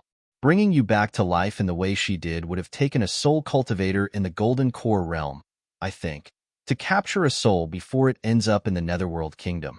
Speaking of which, there were conditions for her to help you. I am going to need to ask you to swear an oath to the Heavenly Dao." Grandma May then explained the oath that she had already sworn, and he frowned. It basically amounted to an oath not to reveal the young woman's secrets or origins, and also to help her learn the language and culture. Swearing an oath to the Heavenly Dao was serious. If you broke it, well, You might not die, necessarily, but it did happen sometimes, too. It kind of depended on both how severely you broke the oath and chance. It would take a seriously strong person to completely protect someone from the backlash of knowingly breaking such an oath. But even if that occurred, it tended to cause your speed of cultivation to falter for a long time. It could even breed a type of inner demon in your mind. Nobody would swear such an oath with the intention of breaking it, he thought. Well, he considered that and realized that some people might, especially if they had no hope of further advancement and were offered a lot of compensation to do so, but it would still be a dangerous proposition. Still, he owed the girl, literally, his life. So he wasn't upset that she had set conditions with Grandma May. The ties of karma were already there, after all, and it was best to balance the scales as soon as possible. In his opinion, this assistance wasn't near paying off his debt to her, either. I was glad he was revived successfully. Merildwin had only used that spell once before, and only with her mom helping her out and using someone who had attacked them as practice subjects. The spell cost too much in material components to be practiced often, but Merildwin considered it important.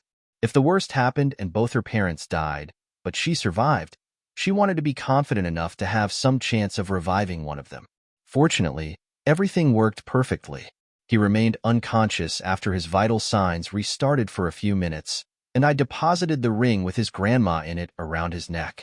She said she needed to touch him to protect him from the ensue in the area while he slept. When he had woken up, I had decided to speak Elvish with the boy. As to me, it was the language that sounded the most like Chinese, even if it didn't sound at all like it. Perhaps if Chinese and Finnish had a baby, that would be what it sounded like. His cheeky comments and being obvious about checking me out made me want to roll my eyes. It was unwanted, but I had been a boy his age before, so I realized that thinking with his little head was almost unstoppable for this stage of his life. An hour or so later, he arrived from the bedroom that I had revivified him in. He coughed to get my attention and said, "Miss, Grandma May wants to speak with you. By the way, if you don't mind me asking, what is your name?" I stood up from being seated on the floor and dusted my robes off before I considered how to answer that question. Finally, I decided to just continue stealing the identity of the woman whose body I was in, Merildwin. He scrunched up his face and said, "May 1?" I considered correcting him, as he lost a few phonemes there in the middle, but finally decided it sounded all right, so I nodded, acceding to the change in the moniker. "She's got the same family name as you, Grandma," he said, enthused, before taking the necklace that wasn't anything more than a loop of leather off his neck and handing it to me. I had a good feeling about these two, but I didn't trust them completely, so I cast protection from good and evil again.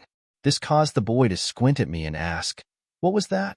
"The chi around you moved oddly, and now there is a bit of sheen to it. Wait, I can't understand you." He chuckled and shook his head. "Never mind." I closed my hand around the ring and the necklace and asked, "What do you need?" "Well, I agreed to help you with language, culture, and cultivation.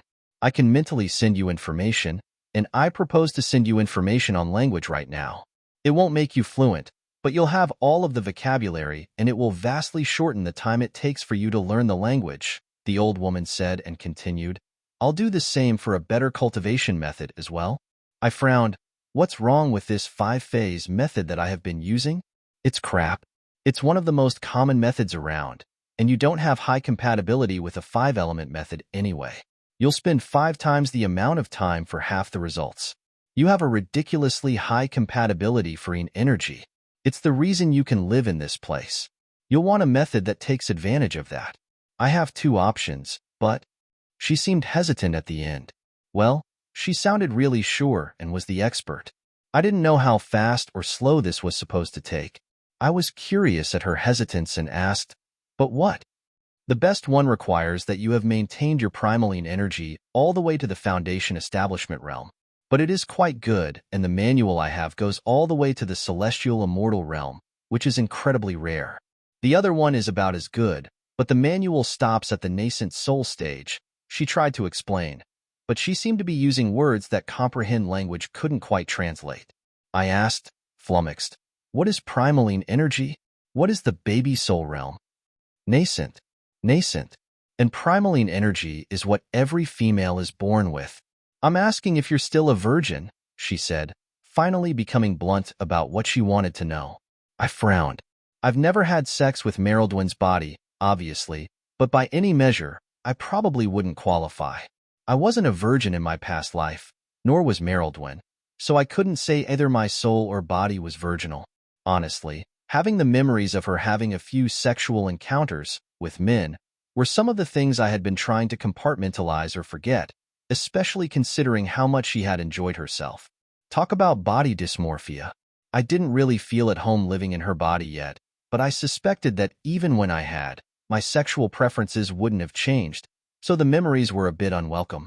It kind of reminded me of a few books by William Gibson, set in a cyberpunk future where you could experience the life and sex life of people vicariously through sensorium broadcasting cybernetics.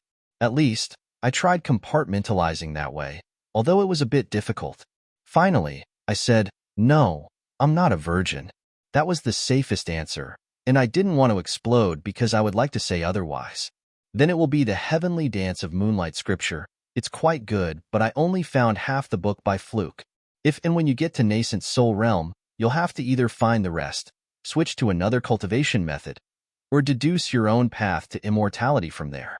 You'll definitely have to dissipate your current entire cultivation base to start this method, though, she said, not seeming to judge my answer to her at all. From what I could tell from the one history I read, it was very much a culture where a young woman was expected to stay a maiden until marriage, but that had just been a mundane history. It was possible that if you were a female cultivator, you were outside of most of the expectations of regular society. It was kind of like that in Merildwin's world, which was a great reason for young women to study magic. But lose all my progress? I hissed, why?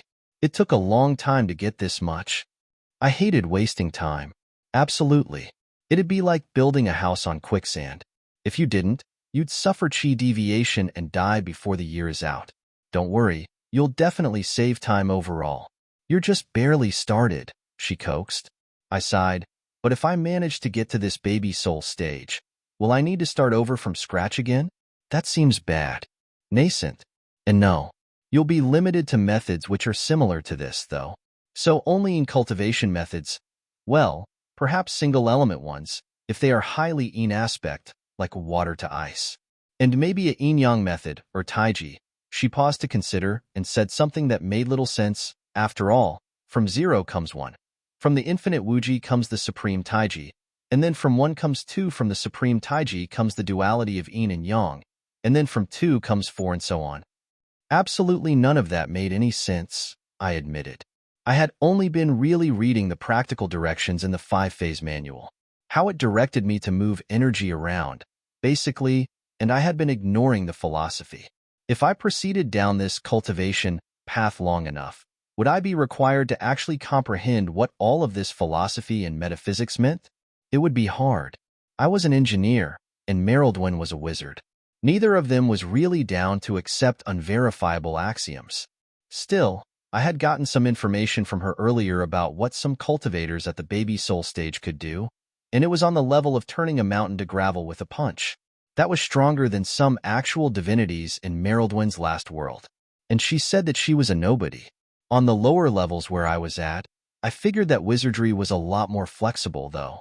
The possibility of combining the both was intriguing, and even if it wasn't, this was even a crueler world than Borea. From what I've learned, if I didn't get stronger, my life would consist entirely of some strong person holding me upside down by the ankles and shaking my gold coins out of my pockets repeatedly, forever. I also didn't want someone to take a fancy to my exotic looks and coerce me into a marriage, and that was before anyone found out how long Elvenoids could live. I could see myself becoming an experimental subject or possibly a broodmare, or both if I wasn't careful. That would be a sad end. My ears were a bit hard to hide, though, unless I used magic, and when I did I could only do it for an hour at a time with disguise self. Although, who knew? I had gotten Major Image to run for several weeks straight by incorporating one of Big Chungus ice stones, so I knew illusions longer than standard was possible. While my ears weren't as long as anime elves or a blood elf from World of Warcraft, they were quite a bit longer than the traditional Tolkien-style elf, and they poked out of my hair even when I kept my hair styled to hide them. They could also move a little bit, kind of like a cat-to-track sound.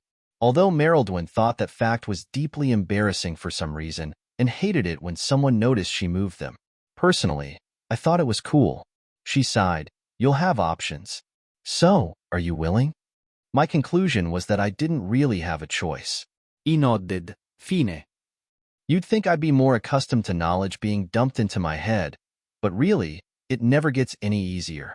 I winced and sat down on a chair and threw the ring back to the young man who was standing there during our entire mental conversation. I checked my mental dictionary for the word for thank you and said it after a couple of attempts, Xianxia. He grinned and gave me 2 thumbs up. A couple of days later, the young man, who was named Shaoli, was feeling well enough to get out of bed and offered to teach me martial arts, specifically swordsmanship. I had told him he was free to take any of the swords the skeletons had to replace the one that those 2 guys stole from him, and he suggested he assist me in learning, partially in compensation for the good sword I had given him. He had selected one of the swords I got teleported with, a thin, elvish longsword. It hadn't been made of mithril or anything, just normal high-grade elvish steel. He seemed slightly amused at the larger guard that this sword had compared to the swords I had taken and repaired in the city. Why do I need to learn swordsmanship or even any martial arts? I asked curiously. Both he and his grandma were talking as though it was a given that I should. Although I didn't think this was a game, and I was sure that multi-class mechanics didn't exist at the same time, I didn't really want to shift my focus away from spells too much. Certainly, there are cultivators who focus mainly on spells, right? While I wasn't anywhere near fluent in the language, part of Merildwin's wizardry training was speaking clearly any possible phoneme and remembering arbitrary ones. Saying the wrong verbal component when you cast a spell usually just caused the spell to fail, but people were known to explode occasionally if they were casting especially energetic spells. So the words came a bit easily, while the grammar was another story as I often reversed subject and verb order, butchered inflection, or forgot to say certain particles. But I was at the stage where I could be understood, so that was great success. I also had already dissipated all of the chi in my body, which, while simple, was very uncomfortable. The action felt deeply unnatural, as my body and spiritual circulation system wanted desperately to hold on to it. If I had to describe it, it was like both relaxing and tensing your muscles at the same time and then farting. Honestly, that wasn't a very good way to describe it, now that I thought about it. Still, the old lady was right. The progress I was making with the new cultivation method, the heavenly dance of moonlight scripture, was at least 2 orders of magnitude faster than before, even if I had to mentally reread the first part of the book over and over and over. It was a lot more difficult to understand, and having it shoved into my brain didn't help that at all. Shaoli frowned. Yes, there are. But even they still at least practice martial arts, especially in the early stage. As for why, he frowned and then brightened and nodded. Then he seemingly vanished from across the room and appeared in front of me, pointing his sword directly at my head, before saying, "That's why, basically. You need to defend yourself from purely physical attacks while you attack with spells. There are defensive spells, but according to Grandma May, they aren't really that good until at least you establish your Violet Palace and enter the Foundation establishment. Practicing a martial art will improve your reaction speed and allow you to see and avoid attacks better at your same level."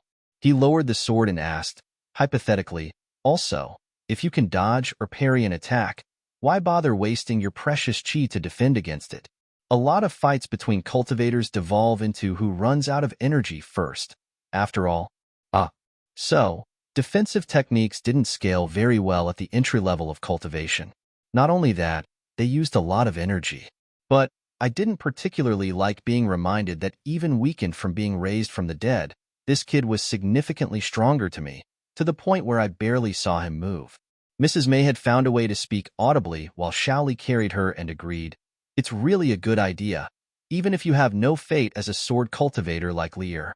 I nodded, having been convinced, and when he asked me to pick up a sword for practice, I selected one of the thin, slightly curved ones that somewhat reminded me of a slightly shorter Japanese katana. Shaoli looked at me, his face unamused. That's a saber." The actual word he used was the same base word used for kitchen cutlery, actually, but I had since heard him use it in context and realized what he was saying. "Well, I mean, it's still a sword. isn't it? I asked, confused. I might as well have told him I kicked his puppy. He wasn't even angry. He was just confused and disappointed. Mrs. May interrupted with an interesting question. May 1. What do you think underpins the way the world works? I sighed. The older woman was a lot more down with the Socratic method when trying to teach me something. It reminded me of the way Merildwin's parents did. According to the heavenly dance of moonlight scripture chapters, one have read, the heavenly Dao. Yes, but what is a Dao? She pressed. That was a better question. I don't really know. A path. I know that there are many of them, though, like the Dao of water, the Dao of fire, and so on. There are innumerable Daos, some of which are larger or more complete than others, but they all end at the same place. For example, it is rare for someone to immediately try to gain insight into the Dao of water. Perhaps they approach it from the Dao of raindrops first. This is a bit of an advanced topic since you don't really need to bother about this until you've created your Jindan or your golden core, but I think it is important that you need to know that the underpinnings of the entire world, how it functions, are concepts. Okay, I hadn't really thought of it that way, but that made some sense. The concept of water was somewhat different from the physics of water and liquids that I was thinking of from Earth, or even the element of water from Merildwin's world. Still, I didn't quite understand what she was saying. She continued, one Dao, obviously, is the sword Dao. It is based, conceptually, on the fundamentals of what makes up a sword. Nobody is really sure if this concept existed as the world was created, because nobody had invented a sword yet, or if it is more malleable, and was created the first time some distant ancestor created one. I tend to favor the latter possibility, but from your perspective, it doesn't matter. You're not trying to be a sword cultivator, but trying to practice swordsmanship with a saber will produce less results because you're going against the collective, conceptual idea of what a sword is. Shaoli took that as a hint to hold out his own sword, a sword. At its most basic, it has two sharp edges, a straight flat, a point, a hilt, and a guard. What's in your hand is a saber, single-edged and curved. I'm also not very good at saber techniques, so you'll have to pick up a sword. I rolled back on the balls of my feet as if I'd been struck and tried to absorb what the old woman had said. She seemed to think that what I called and thought of something would drastically alter the way I was able to learn it. If I picked up a sword and called it a spear but practiced it diligently, I would get little or no good results from my practice. I wanted to say this was deeply unscientific, but I wasn't exactly in a scientific world anymore. If anything, this world seemed even more magical than Merildwin's. Finally, I nodded and sat the saber down and picked up a simple sword that I had salvaged from one of the villagers. It was blunt, but Shaoli said that wouldn't matter for now. He nodded, sighing with relief, and said, before I show you some basic sword forms, I think it's important, especially with your misunderstanding before, for you to understand both what a sword is physically and its purpose. He blinked and then got a smile on his face as if he thought of something clever. The purpose of a sword is deeply linked to the concept of a sword. This little brat seemed to enjoy playing the teacher, but I would go along with it for now. I glanced down at the sword in my hand, hoping this wasn't a trick question. It was a weapon. So, I replied questioningly, a sword's purpose is to kill people? It was a weapon. Shaoli jumped up and down in excitement, waving his own sword, and grinned, yes, yes. Excellent. Mij wen. That's exactly right. Don't ever try to make it more complicated than that. My father told me this. You wouldn't believe how many people will say some nonsense about how a sword is supposed to protect people, or something along those lines. He shook his head. A sword is a tool made for killing. That's it. Don't overcomplicate it. He then held out his own sword. Always keep that in mind, as well as each part of the sword. How do you kill with the point? He did a thrust into the air. How do you kill with the sharp edges? Which he followed with by a couple of cuts into the air. How do you kill with the flat? How do you kill with the guard? How do you kill with the hilt? Wow, this boy was edgy as fuck. I had the complicated desire to both laugh and cry, as few people would get my puns or popular culture references anymore. Still, if the world was driven by concepts instead of physics, then he had a good point. The ultimate purpose of a weapon was to kill. I had known that from a lifetime of handling them, so it wasn't a surprise to me. but it could have been something I would have not forgotten exactly but disregarded after I had accepted the concept. It sounded like keeping both the idea of what a particular weapon was as well as the purpose of the weapon well in mind while practicing would produce better results here. I'll let the two of you practice. Xiaoli is really an incredible talent with the sword for his age, Mrs. May said before returning to silence. A few days later, I woke up and felt the telltale vibration in the air, and my eyes widened. I sat up and went to Xiaoli's room, knocking on the door. Get up. We have to leave the village. It's going to reset in about 8 hours. His door opened, and he grinned. Awesome. Hey, Maven. I tilted my head to the side and asked, yes? Can I have the lotus that appears? I still kind of need it so I won't explode, he said hesitantly. I snorted. You should have asked me earlier. I have 5 more flowers in pots downstairs. But sure. You have to fight Big Chungus yourself for it, though. It wouldn't really matter. I left all of my alchemy equipment back in a rented immortal cave back in the city, he said, shrugging his shoulders. Somi and Grandma May can't refine the pill I need until we leave anyway. Then he paused and said, oh, you have 5 of them? We'll help you sell them when we go back to the city.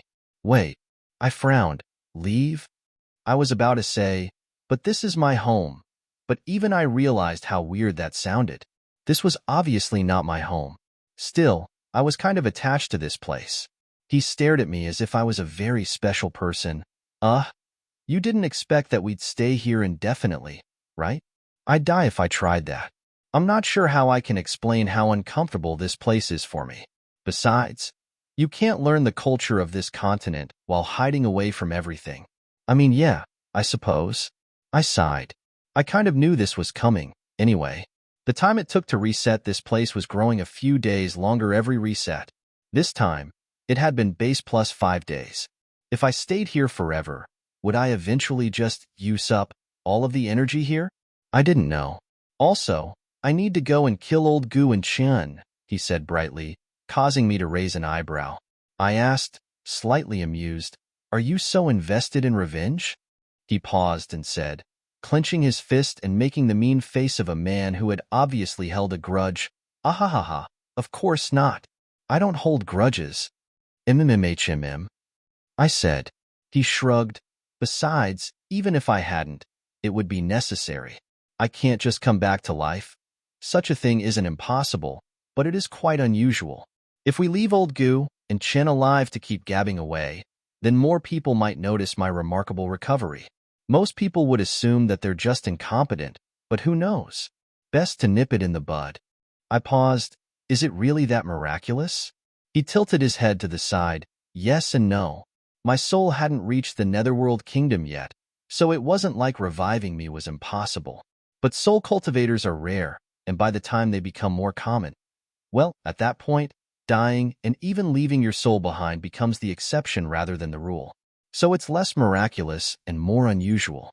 Grandma May had mentioned that. By the time nascent soul and possibly even golden soul cultivators fought, they could punch you and eradicate your soul. With a punch.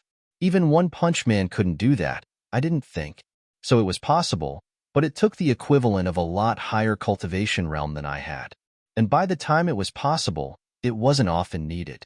So, his coming back to life might imply he had the backing of someone far above our level, which would produce interest. Since I intended to travel with him for the time being, that would be bad. I nodded. That made sense then, to silence those 2 guys. Well, I wouldn't be involved. I lived long enough as a man to understand this was something Xiaoli intended to do himself. Xiaoli finished with a self-deprecating chuckle. Besides, I have to go back to the city and get all of my belongings I left there. I really need to refine this pill soon. Yes. I supposed it was inevitable then. I sighed and looked at the dilapidated nexus of necromantic energy that had become my home for, perhaps, the last time. You spoonabarred. Xiaoli didn't find fighting the regular zombies very interesting, so I had my squad of Chungi annihilate them. I was joking when I told him I was going to make him fight the zombie Big Chungus, but he was all fired up. Come here, great Chungusu, he yelled and leapt at the fat zombie with his sword drawn. I blinked and then cautioned, be careful. He's really strong. He can crush a regular skeleton skull into powder. I never allowed BC to get anywhere near me when I cleared the village. But even as I said, I realized he was ultimately not a threat. He was just too slow. He was slow enough that I could have run away from him before I even started cultivating, at least for short distances. About half of the time, Big Chunga stayed inside one of the buildings, though, so he would have been a significant threat if you walked in on him unawares. But out here in the open, Xiaoli had him decapitated in just a few moves, most of which were him testing out the zombie's strength. Mindless strength is useless, one. That's why this anomaly is allowed to be cleared by people from the pugilistic world and not actual cultivators, despite it being really quite dangerous. The danger is mainly in the environment.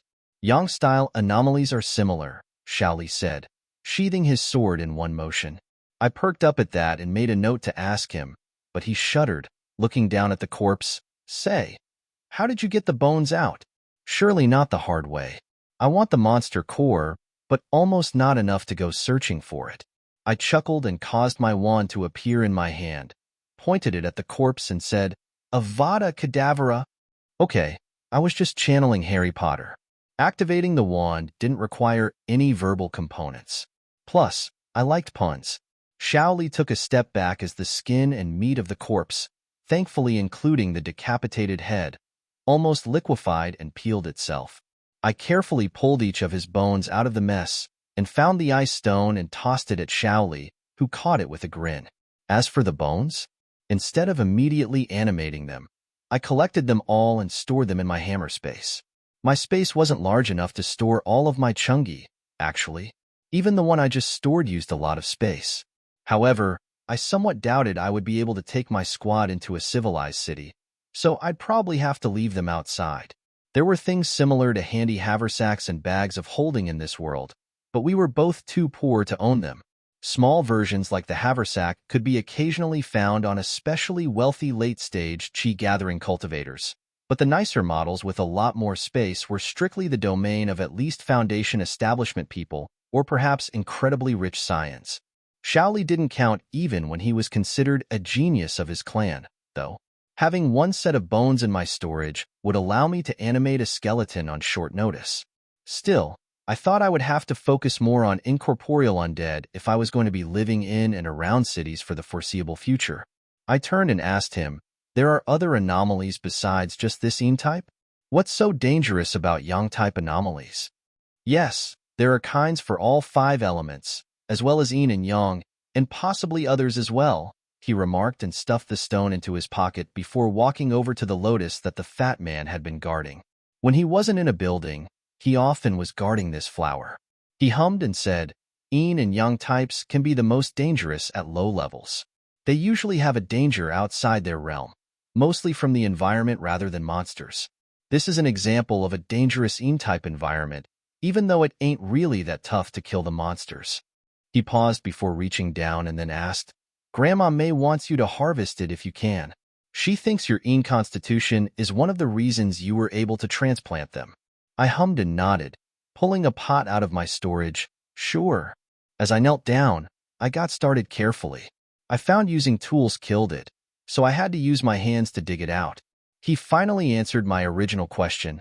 The environmental dangers in many Yang anomalies are often illnesses, contagious illnesses. Yang can be considered the energy of life, and rampant life can be as dangerous as its opposite. A Yang anomaly of this level would be tended to by actual cultivators, not only because the treasures are generally better, but the risks of a contagion breaking out is a lot more dangerous than here. Here, if a zombie outbreak happened, it could be put down easily, he said as I worked, and then he nodded as I got the plant into the pot. The Xiao family has one of our regional headquarters based around a Yang type anomaly that we use for many types of spirit herbs. At least that's what my dad said. I held out the plant and offered, Want me to put it in my storage? Yes, please. It would likely be at least sickly if we transported it in a bag, Grandma May piped up. I nodded, causing it to disappear. I sighed and said, Well, let me get anything more of value and then we can head out. With a lot of bags, all my chungi could carry a lot. And they were quite fast, perhaps not as fast as this Xiaoli could run, but they were faster than me. They wouldn't slow us down. Zhao's grandma was quite interested in the major illusion I had cast on the basement and asked me about it. I hummed, not really hiding anything. Besides necromancy, illusion is the area of magic spells that I have the highest attainment. Do those include illusions where you bewitch the mind of a target? Mrs. May asked curiously.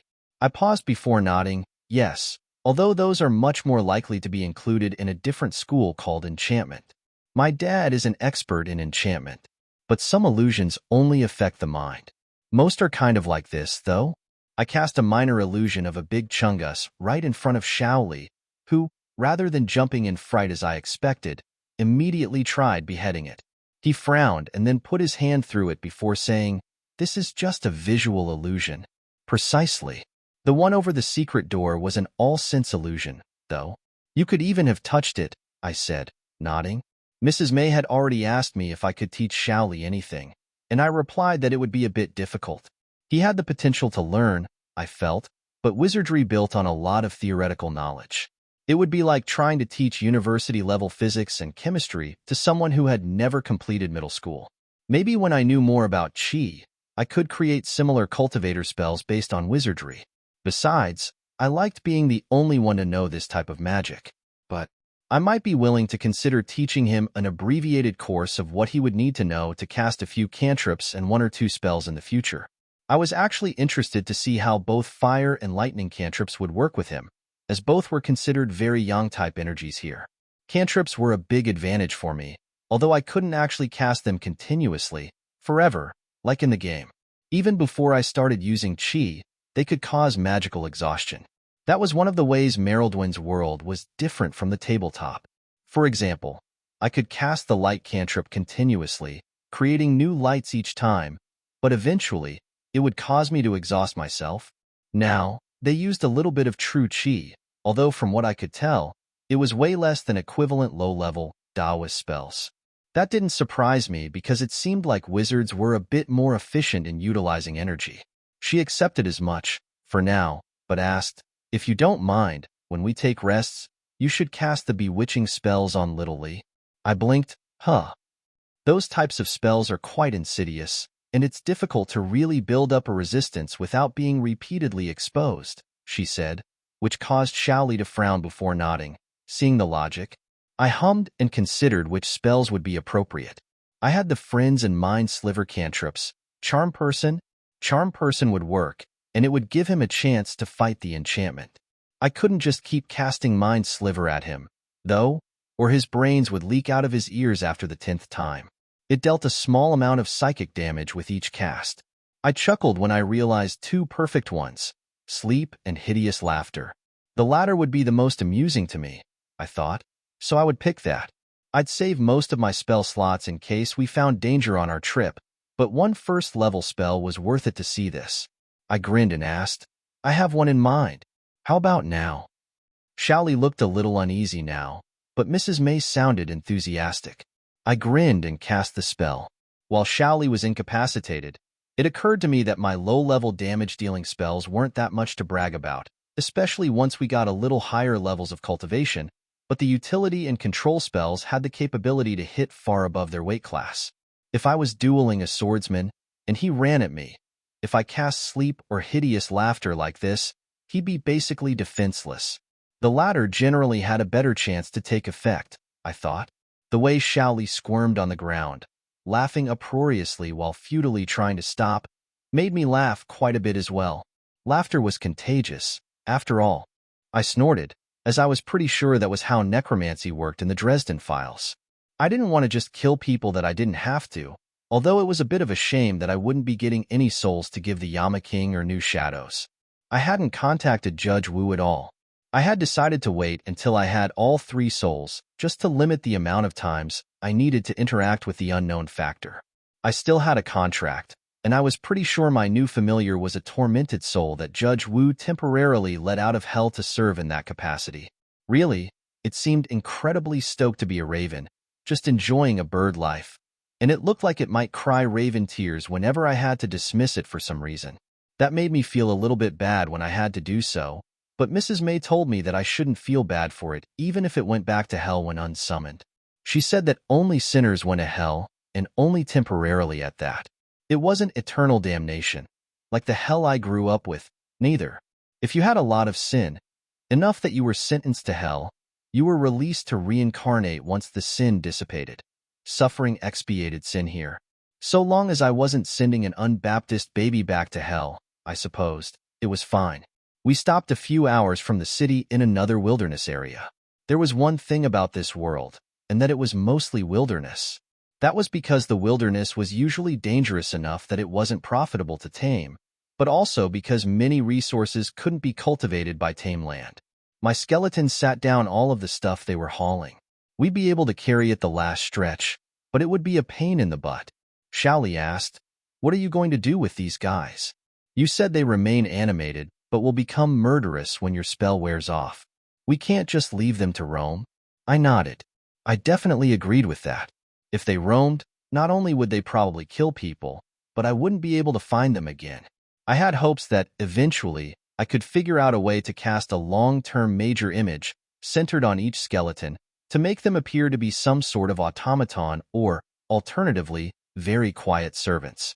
It wouldn't fool any strong cultivator that had a spiritual sense, but it would make it less likely for people to run for the hills if I took them into the city as pack mules. Perhaps I could carve runes into their bones? I had one set, and I could practice. If I could combine that with some way to make my control over undead last significantly longer, I could post long-term guards on a location without having to worry that they'll go rabid and murder every living thing that moved if I had an epiphany and spend several days in seclusion or something. Both Xiaoli and Mrs. May said that sudden bouts of enlightenment did happen for cultivators, although never as often as a cultivator wanted. That made the undead's inherent murderousness a real downside. Let me tell you, I knew it was possible, even with straight wizardry, as that was what Meryl's mom's wards accomplished with Hector the Spectre, but I was far away from such mastery. I held a hand up. "Don't worry, I don't want that either." I tested the ground, making sure it wasn't too rocky. I couldn't cast shape stone after all, but the cantrip mold earth? I could do that a lot before I got tired. It took about 6 castings per skeleton, but I entombed them and then created a distinctive X of stones marking the spot. As I was about to leave it at that, Xiaoli paused. This is pretty distinctive. Some people might tend to dig this area up just out of curiosity." That was a good point. I hummed and then grabbed one of the stones and cast Magic Mouth, speaking the message. "There are dangerous undead skeleton monsters buried here. They have the physical strength of a 3rd-level Qi gathering disciple and will attack anything living. Dig up at your own peril." The condition for playing the message was someone digging in the vicinity. There. Now, if someone continued after hearing that, it would be on their own head. As we approached the guard post to enter the city proper, we didn't have to stay in line too long. Someone approached and led us aside, bypassing the line for the normal people, asking, "Welcome, fellow Taoists. Do you have anything to declare?" We did. Governments hadn't invented the income tax yet, and there likely was no reliable way to track a person's income in any event, so most taxes were still tariff and fee-based. We claimed we explored a set of ruins, which explained the ragtag bags of loot that we had. Not even really a lie. Naturally, we absolutely agreed to abuse my storage space to hold the most valuable items in order to evade most of the tariffs. Still, I had to pay 10% of the value of the items we had, and the fact that I didn't have any recognizable money was a problem. Only officially struck coinage was accepted, but the low-level cultivator who acted as a captain of the guards here was more than willing to act as an impromptu money changer, charging an usurious 25% based on the weight of my coins. My money situation was incredibly good if all I wanted was to start a new, mundane life. I had lowballed the buying power of both gold and silver here. It was worth a lot more, but it was worth very little to other cultivators. The basic unit of currency for cultivators was something called a spirit stone, which was crystallized qi of varying grades and sizes. Spirit stones were finite in the sense that they only came from a limited number of places but had infinite regeneration potential. If you mined them, they came back. You could never completely deplete a spirit stone mine, although occasionally they did move. The mines just had varying levels of purity and varying rates at which they refreshed themselves. I had an epiphany when Mrs. May and Xiaoli were telling me about this currency. Spirit stones could be used as energy sources in magic, even better than my ice stones, and basically, all cultivators used them. It was basically equivalent to a type of petrodollar economy, where the currency was also a unit of energy, without even the prospects of ever running out. It explained why I thought the cultivator-based economy was so basic compared to even the mundane precious metal economy. They didn't need to be too sophisticated because people with spirit stone mines were the equivalent of Saudi Arabia without the need to ever worry about running the pumps dry. We sold all of the miscellaneous junk first at the first blacksmith we saw, and Xiaoli said, "All right, let me take you to my secret cave." I snorted, "Please never tell a female that again." That caused him to flush, and I waved a hand. "Your targets won't see us if we head to your place first?" He shook his head. The pugilistic and cultivation worlds are different enough that I am sure they didn't really know where I stayed. I'm putting on a mask now, though, as the city streets are a different matter. I nodded. "All right, take me to your secret cave. I have a present for you," I said mysteriously. He eyed me cautiously as if he expected my present would be a swift kick in the nads or something. I frowned, offended, but stayed silent. The villa was kind of nice. Apparently, he rented for 3 months just for a few low-grade spirit stones, although it would have cost more if it had included servants along with it. I sat down in one of the chairs and decided I would spend several hours repeatedly casting Unseen Servant, as the place looked like it hadn't been dusted since Christopher Columbus was an ensign. I definitely considered myself too senior to pilot a swab myself these days, though, but I figured that's why they invented magic.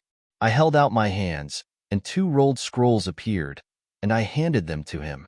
I have been working on these for the past few days.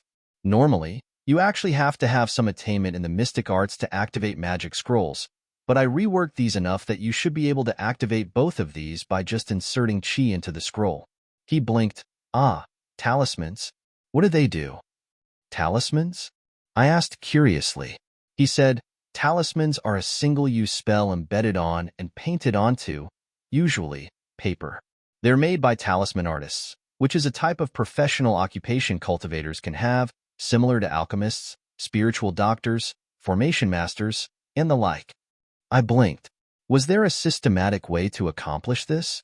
While both Merildwin's parents tried to teach her some of their professions, namely alchemy and magic device artificing, she had somewhat limited success.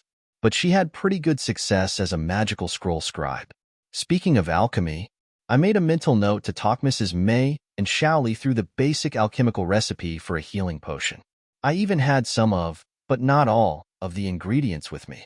It was common for at least mid-level rogues and assassins to have the ability to use magical devices, and that included scrolls, so she made really good gold, making a lot of copies of certain spells, usually invisibility.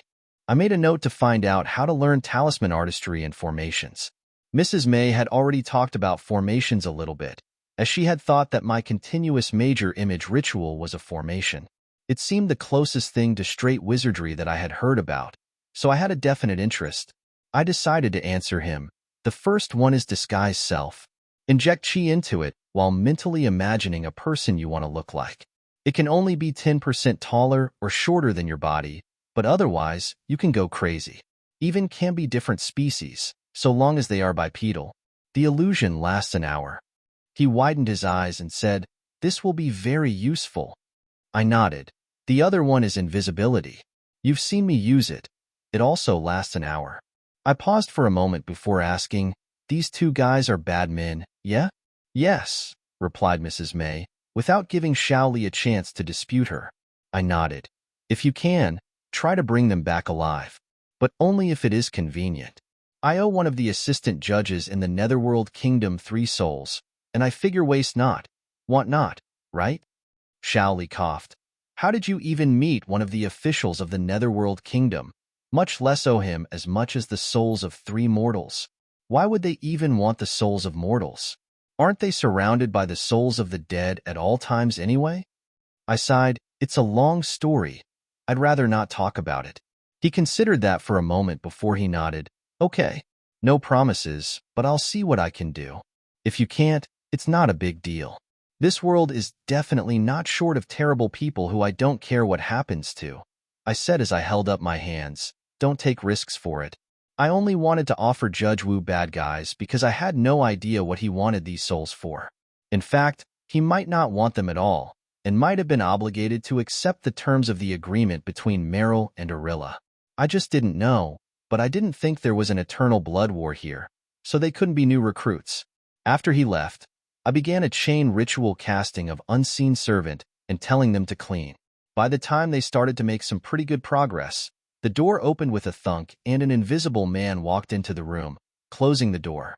Just as I thought he was empty-handed, a man was dumped on the ground, unconscious.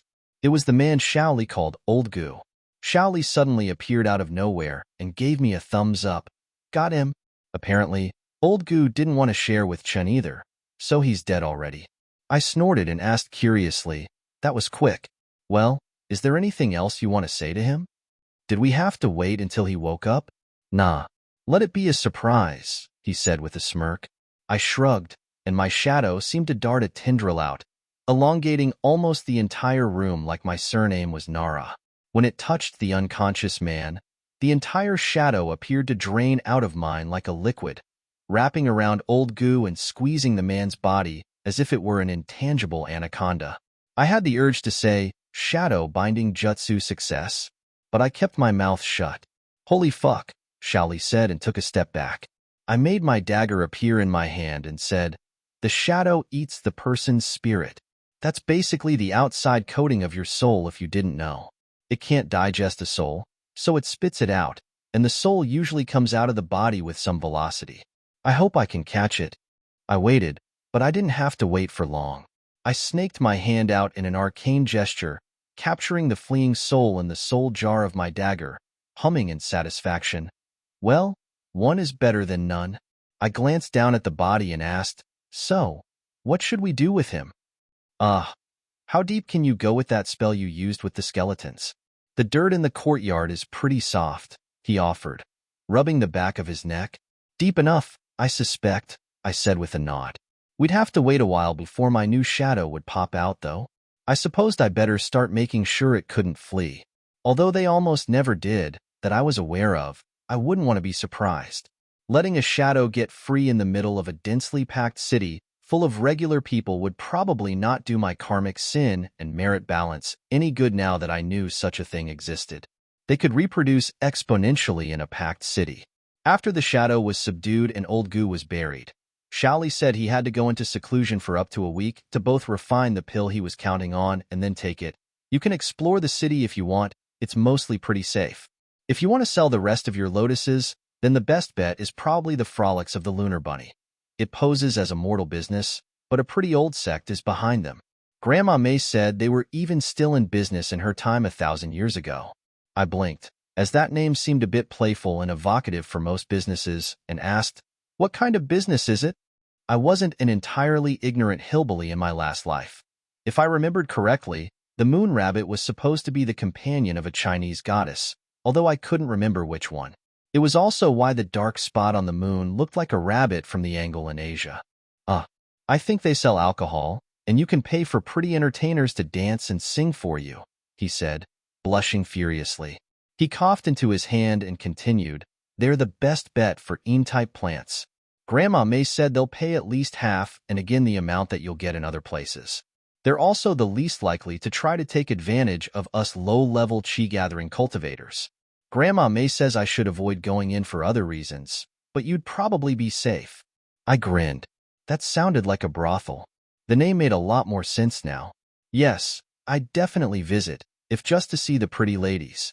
The last point was very important, too. I had returned to the first level of chi gathering again, and I felt I was very close to the second, which was incredible progress.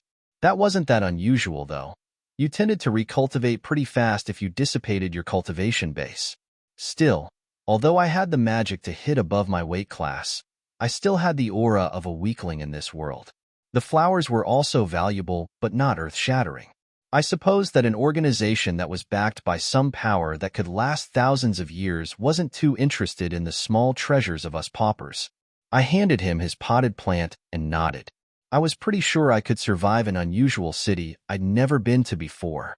I'd done it in the Navy enough times, although port calls were a lot less frequent when I became a submariner. Then, it was just months under the sea at a stretch. I hummed. We've been running flat out these last few days, so I ought to secure from flank speed and launch the gig to make arrangements. Nodding, I summoned my raven, Crow, and he appeared with a happy caw. I told him, feel free to look around the neighborhood. We'll be here for a week or two. Come find me if you find something of significant interest.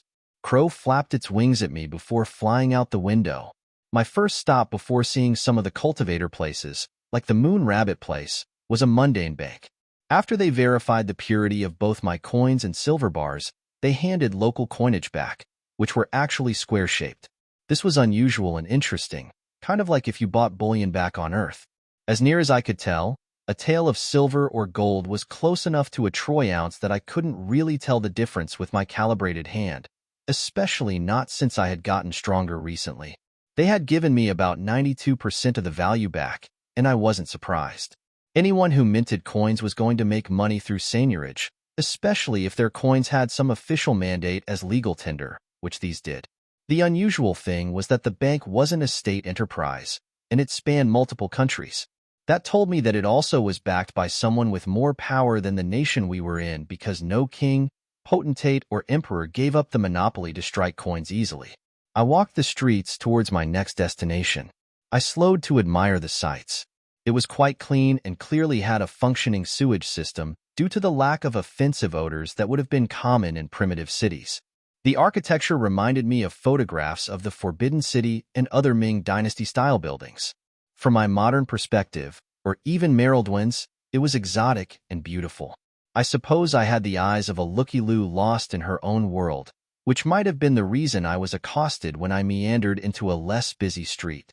I was actually surprised because the dirty man who attacked me didn't even demand anything. He merely tried to stab me. I reflexively cast the cantrip Silvery Barbs, which was a mental cantrip that distracted people, especially people who were in the midst of attacking you. I saw him fumble with his knife and took the initiative to punch him in the throat. He wheezed, gasped at his throat, and fell like a sack of potatoes. No, a sack of rice. I hadn't seen any potatoes here yet, which was a real tragedy. I casually kicked the man's knife away, which clattered across the alley. I glanced down at him and sighed.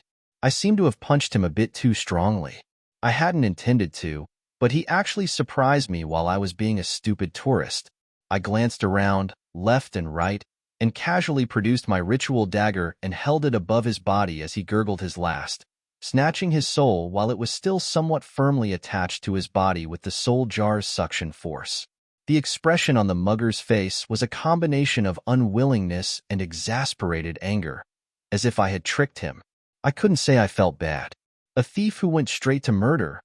There was no way he hadn't killed a lot of people before. Well, at least I had enough souls to pay the piper now, I supposed. They just walked into my arms. I quickly stepped over his body and walked away with prudent haste before someone noticed the body, and the constabulary questioned me. I arrived at the Frolics looking like a new woman. After the unfortunate mugging attempt, I switched to walking the main roads and found a nice clothing store. It was high-scale enough that I was initially denied entry. I made sure that my robes stayed in good repair, but they weren't actually that high-class even in Merildwin's world. 5 taels of gold later, I had an entire wardrobe's worth of outfits bought and delivered to Xiao Li's house, and I wore one out of the store with me. They were gowns in silk, colored in icy whites and blues, which I thought was nice. The Frolics of the Lunar Bunny was a large building, too. Apparently, not only did they serve as a bar with optional entertainment, but the culture very much favored private rooms, or at least small cubbies. Only the uncouth would, apparently, drink their liquor amongst the rabble, I supposed. I had the opinion that the nature of some of the optional entertainment also probably necessitated privacy, as well. A bouncy young woman in her early 20s acted as the hostess, and if she was surprised a young woman was visiting their establishment by herself, she didn't show it. "Young miss, how can we at the Frolic service you today?"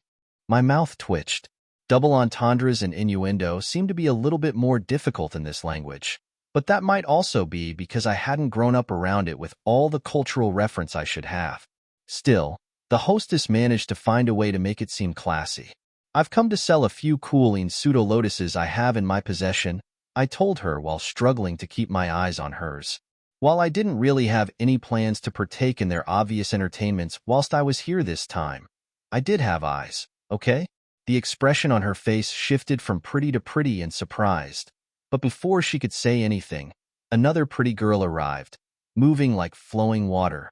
This one was a cultivator, and she was 2 stages stronger than me.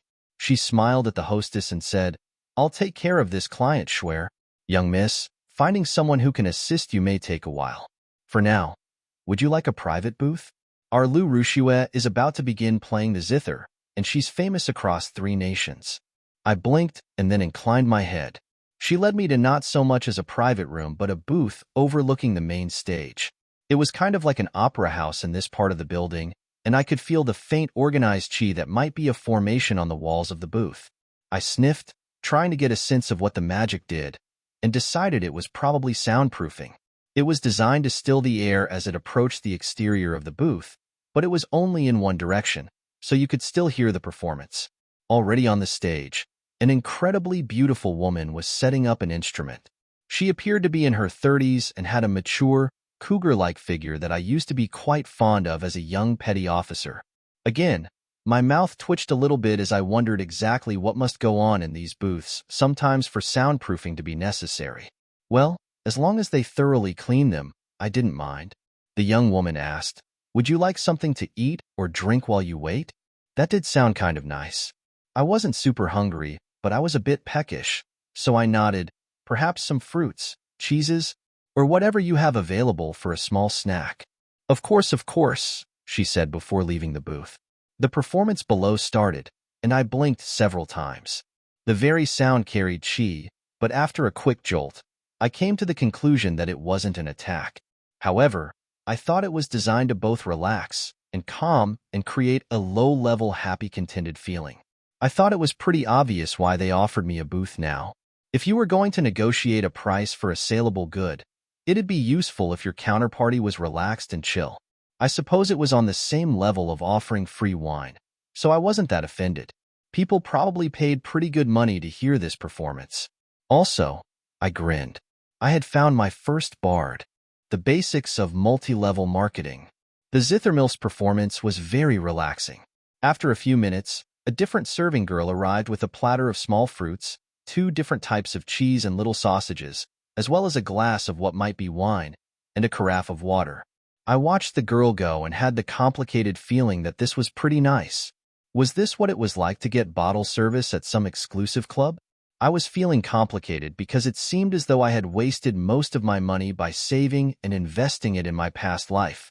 If I had been a bit more of a profligate lush, I would have ended up in this same place probably, but with a more enriching experience base. Sighing, I glanced at the food but paused. It occurred to me that a woman's natural weapon was poison. Detect poison was a divine magic spell, so I couldn't use it. The general way to detect poison with arcane magic involved specialized magical devices, of which I had none. However, once one had at least a beginner's knowledge of transmutation, you could open your senses up to things, including food, and more or less detect if things were inside them that didn't belong. It wasn't foolproof by any metric, especially with some of these small fruits that I didn't recognize and had no experience with, but nothing was in the cheese, sausage, or alcohol as far as I could tell. I took some nibbles. Wait, if poison was a woman's natural weapon, should I go buy some poison then if I was a woman now? After a moment, I shook my head. No. I had no idea how to actually use it effectively, and Merildwin's experience with poison was the same as her experience with explosives, making it by accident when practicing alchemy. I took a sip of the alcohol, coughed, and sputtered. No need to go searching poison out. This was poison right here. It must be 80 proof. Not exactly wine, like I had been expecting. I carefully set the glass aside. I wouldn't need any more of that. Merildwin didn't have super great alcohol tolerance anyway, so that one sip was more than sufficient. I did make a meal out of the fruits, though, while listening to the performance. After it was over, the Zither Milf left the stage, and other performers replaced her, and I realized that this was probably just a continual thing. This one wasn't a musical act, either. It seemed to be something close to a stand-up comedy act. While all the jokes were flying above my head, they were appreciated by those below. Oh, I had just brought a bag with me, but none of the plants were actually in it. I stood up, walked over to another table in the booth, and casually reached into the bag, causing a lotus to appear as if I had pulled it out of the bag. This was a fig leaf of a precaution in case someone was observing me. Realistically, I should have put them in the bags earlier, but these flowers were quite delicate. A little precaution was in order, though. With brothels, you just never could tell. They usually fell into one of two camps. The vast majority were highly discreet, but the alternative was they were compromat factories. Not that I would know, of course. Ah, Coughing, I lined up the lotuses on the table, the air already starting to cool as the booth's temperature dropped a couple of degrees. Just as I was getting bored with the comedy act, someone pushed open the curtains separating my booth from the hallway and stepped it. My eyes couldn't help but stare a bit because it was Zither Milf herself. She looked like a black-haired Chinese Jessica Rabbit and moved like it too.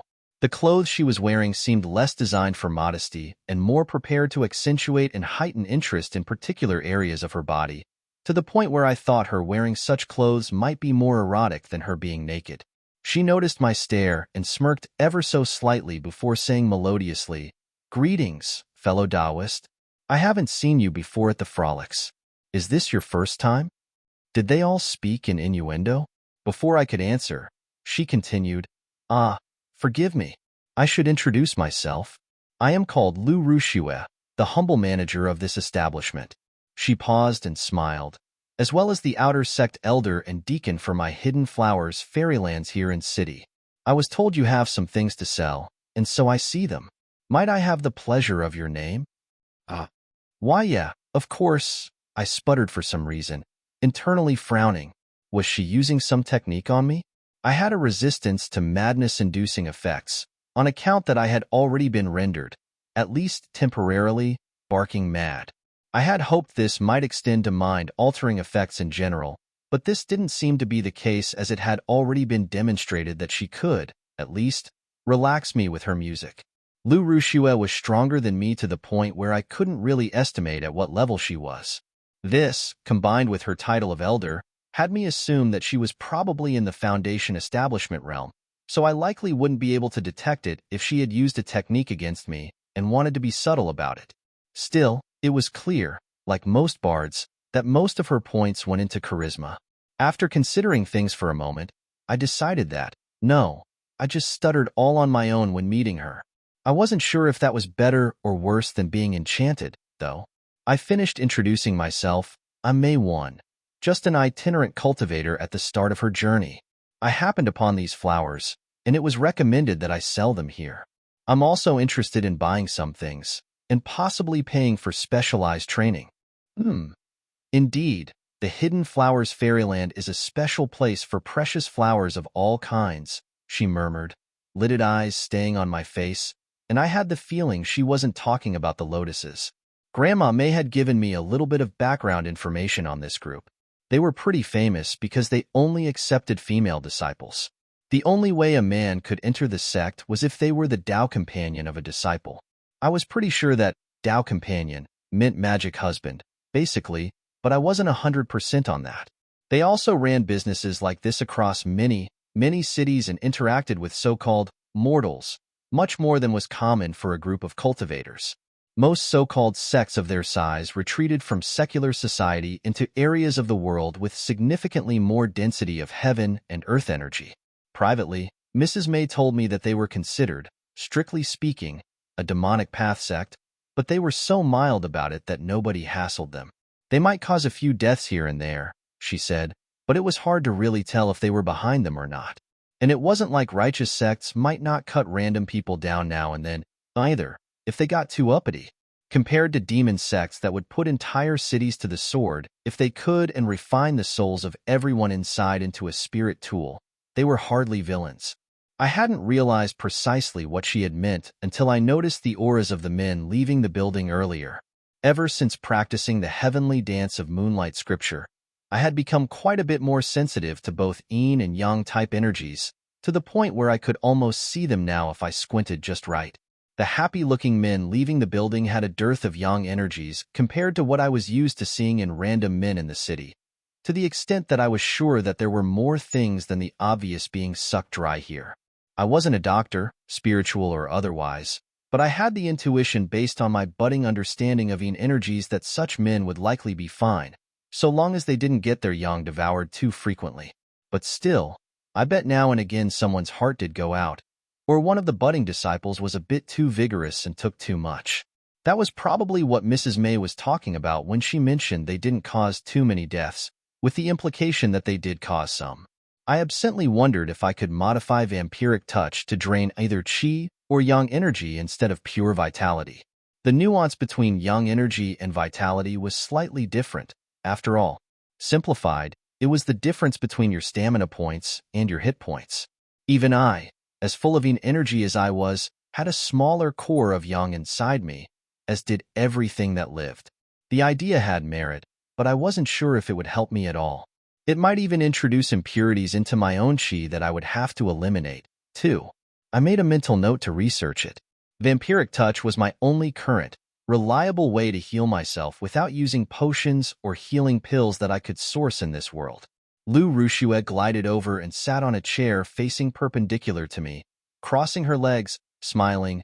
"We will, of course, buy the flowers from you, dear. However, you have to have a very special constitution to even harvest such delicate plants. Would you consider joining our Hidden Flowers Fairyland? I could induct you as an outer sect disciple on my own authority, and you won't find people more knowledgeable in techniques than us around." Mrs. May said they probably would offer to recruit me, and I thought it might have been her way of giving me an out if I didn't want to travel around with Shaoli. I didn't think I had fate as a sword cultivator, so I wasn't too interested in visiting the Silver Serenity Sword School, but I figured I'd go there anyway. I didn't have to join, and even if I did, I didn't have to be a sword lady to do so. Just because they focused on the sword didn't mean that they'd shun anyone who wasn't a sword fanatic. At least, I hoped. It was nice of Grandma May to politely arrange options, and while the Zither MILF was probably correct about their knowledge of techniques, I had enough of a foundation with just the cultivation method Mrs. May gave me, for now. On paper, it seemed like a good match. However, more importantly, their sect seemed to be focused on certain things that I was not in any sense interested in. I didn't really care how strong it would make me. I just wasn't interested in becoming a magical prostitute. Now, hiring magical prostitutes, that might be different. I created some dimples with my smile and said, "Senior, for the moment, I am attached to my current path and independence, although I very much appreciate the offer." I couldn't just tell her I didn't want to be a tart. Besides the fact that it would be needlessly rude of me, she was so significantly stronger than me that she could splatter me easily. I had been given a crash course on cultivator culture, and those significantly stronger than you were considered seniors, and being intentionally disrespectful to a senior was basically asking them to smack you down, in whatever way they desired. Not only would nobody help you, but most would consider it appropriate, and you a fool for bringing it on yourself. She made a pretty moue of disappointment but shrugged, causing one of the straps of her gown to slip down her shoulder and expose her bare shoulder, the nape of her neck, and even more décolletage. I had always been a nape enjoyer, and I wondered how she knew. She said in a slightly disappointed tone, "We don't force anyone, little flower, but the offer will stand. Perhaps you'll change your mind when you discover how heartless this world is." She sighed and somehow conveyed to me in that one sigh that she actually expected that I had a better probability of dying than realizing my mistake and coming back. How incredibly emotive. In one sigh, it was like she had said a sentence. I was impressed, and I felt it was likely that all of their disciples did hardcore theater training, like budding actors, just to have this much control over their expressions and the chosen emotional effect they were displaying. Which also meant that nothing I could see in her body language could be trusted. They were also likely experts at judging other people's body language, too, then, which caused me to squirm and the Zither MILF to smile widely as if she could read my mind. She hummed and said, "These 6 lotuses are in excellent, excellent condition. We don't often see this plant due to how delicate it is. That doesn't necessarily mean that rare means valuable, though. I suppose I could offer you 100 low-grade spirit stones per plant." Grandma May told me that this was about what I would receive if I went to one of the other 2 organized cultivators groups in the city, but that the girls at the frolics would be willing to pay more. I frowned and said, I think I should get at least 150. I know how useful they are to you. The zither MILF grinned widely as if she enjoyed haggling. And since she was a bard, I had no doubt that she did. I had the feeling that I was a little bit out of my depth when we went back and forth, but she seemed gentle enough, and in the end, we settled on 115 stones per flower. I was now rich. Well, sort of. Xiaoli said he spent 10 spirit stones to rent the villa he was in for 3 months, and that included the use of its basic qi concentrating formation. There was no real exchange rate between spirit stones and gold, but people would say that one low-grade stone was worth about 1,000 golden taels. Realistically, though, nobody exchanged the currencies much except in small quantities when a cultivator wanted regular money, usually to pay servants and the like or for some other reason. So the real rate was negotiable only at the time of exchange. They wouldn't let a cultivator drop down a dozen high-grade spirit stones and abscond with all the gold in the city, as it would ruin the economy. After we concluded the deal, the zither MILF reached over, gently placed her hand on my thigh and asked archly, staring at me with bedroom eyes, You mentioned purchasing training? I think I would be willing to train you for free, little flower. I sputtered, water almost going up my nose. She had timed that perfectly, waiting until I had taken a sip of water. This caused her to laugh and lean back, placing her hands down in her lap before smiling. But, really, what do you want to buy? And what training or manuals do you seek? We're only willing to sell the most common manuals and skills if you're not a disciple, you understand. I'm interested in learning more about talisman artistry. I want beginner's information, manuals, and possibly lessons with one of your talisman artists, I said and paused. I'd also like a movement or footwork technique suitable for me to practice in the chi-gathering realm. Most of the techniques Grandma May had she was forbidden from sharing. It was almost a protagonist's luck that some of the better cultivation techniques she had found in her adventures by flukes suited Xiao Li and myself. She did have movement techniques suitable for me, and even a couple she could teach me. However, they all had a minimum requirement of already establishing your foundation, so I couldn't practice them until then. I needed a stopgap technique for now. Now that I thought about it, Xiao Li was really lucky. Before I could consider that anymore, zither MILF hummed, I could sell you the chi-gathering chapter of a footwork technique suitable for females of your stature for 50 spirit stones. A book detailing some very common low-level talismans will cost 100 spirit stones, and a book on basic talisman techniques is another 100. These are all manuals that almost everybody has, so the price is pretty standardized. Still, you would need to swear a Dao oath not to share the footwork technique until at least you form your golden core. It sounded like that qualifier was just a way to make sure you didn't have a hanging oath over your head for your entire life, and was likely a courtesy that they extended only on manuals that were already widely propagated. Grandma May was still bound by an oath not to reveal most of the things she knew, after all. I nodded. That was a good portion of my earnings, but you had to spend money to make money. I would spend even more when I finished reading the book and had to buy the materials to actually make the talismans, too. I was about to say something, but she asked, A lesson with one of our low-level talisman masters would likely be about 10 stones per lesson. But, how is your attainment in calligraphy? I frowned. Merildwin was very accurate with transferring letters exactly as expected. You had to be a scribe, especially a magical one. But neither she nor I knew the first thing about calligraphy, especially here, where they used brushes. I opened my mouth, closed it, paused, and then said, I don't know. People can understand the characters I write. At least, Xiao Li had when I had been practicing writing the unfamiliar logograms. I had a base literacy now, faster than I could see. A traditional-looking folding fan depicting painted plum blossoms was deployed in front of the bottom half of the zither MILF's face, obscuring her mouth from me. I hadn't even seen her move, but I had the sudden idea that I might have made her smile genuinely, probably in amusement, and she decided to hide it from me. From behind the fan, she said, How precious. Let me make a recommendation, little flower. It would be much more affordable to, before getting lessons from a talisman artist, to get instructed by mortal masters of calligraphy. Even the lowest-level talisman artist needs to be considered a master in calligraphy. I know of 7 grandmasters in the city, 4 of which would be willing to give you lessons for a suitable donation of gold. I'll have my assistant include the names and locations with your other things. That was really good advice.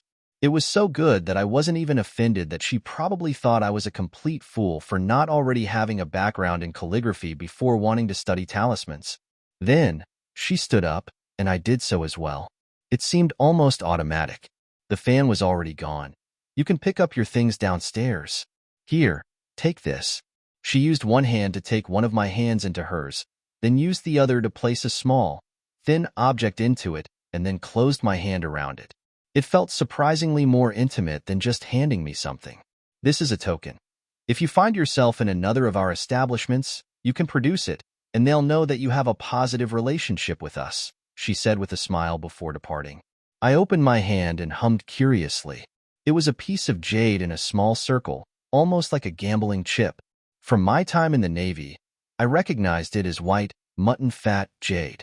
It was supposedly quite valuable in my old world, but I didn't sense any chi from it, so I expected it to be mostly mundane. On one side, there was depicted a number, while the other had the characters for paper fan. I didn't really know the significance, except that perhaps the number depicted this franchise of the frolics while paper fan was her designation. The paper fan elder? That didn't quite sound right, but I left it there, placing the token in my pocket. I'd place it in my dimensional space later, just in case it could be tracked. I picked up all the spirit stones I was owed, as well as the books I had purchased. They had a piece of paper with the oath I had to swear first, and it was what I expected.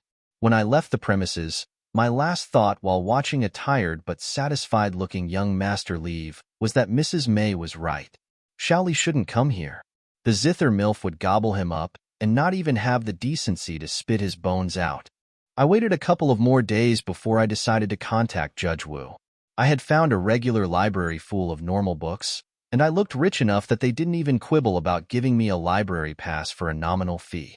Rather than a public library, this place mostly served as both a depository for local and provincial records, as well as books that any of the imperial officials might need to consult to do their business. However, that was such a broad and ambiguous possibility that they had a pretty comprehensive library, including fiction. If you were wealthy enough like me and didn't look like you'd set the works on fire, they'd give special dispensation to use it or even copy the books, scrolls, and records if you wanted. I spent 2 days researching the Netherworld Kingdom, at least what was known by mortals here, which wasn't a whole lot. A lot seemed like mythology, but a Yama King was supposed to be a title for someone in charge of both judging and sentencing mortals after they died. Depending on your actions while you were alive, you could be expected to be reincarnated in one of 6 places. Heaven as a deva, as human, as an animal, as a type of ghost, or to be placed in hell. A deva was a type of entity that was born from the heaven and earth energies, having no mother or father, and it was born directly into the Xianxia or pure life form state.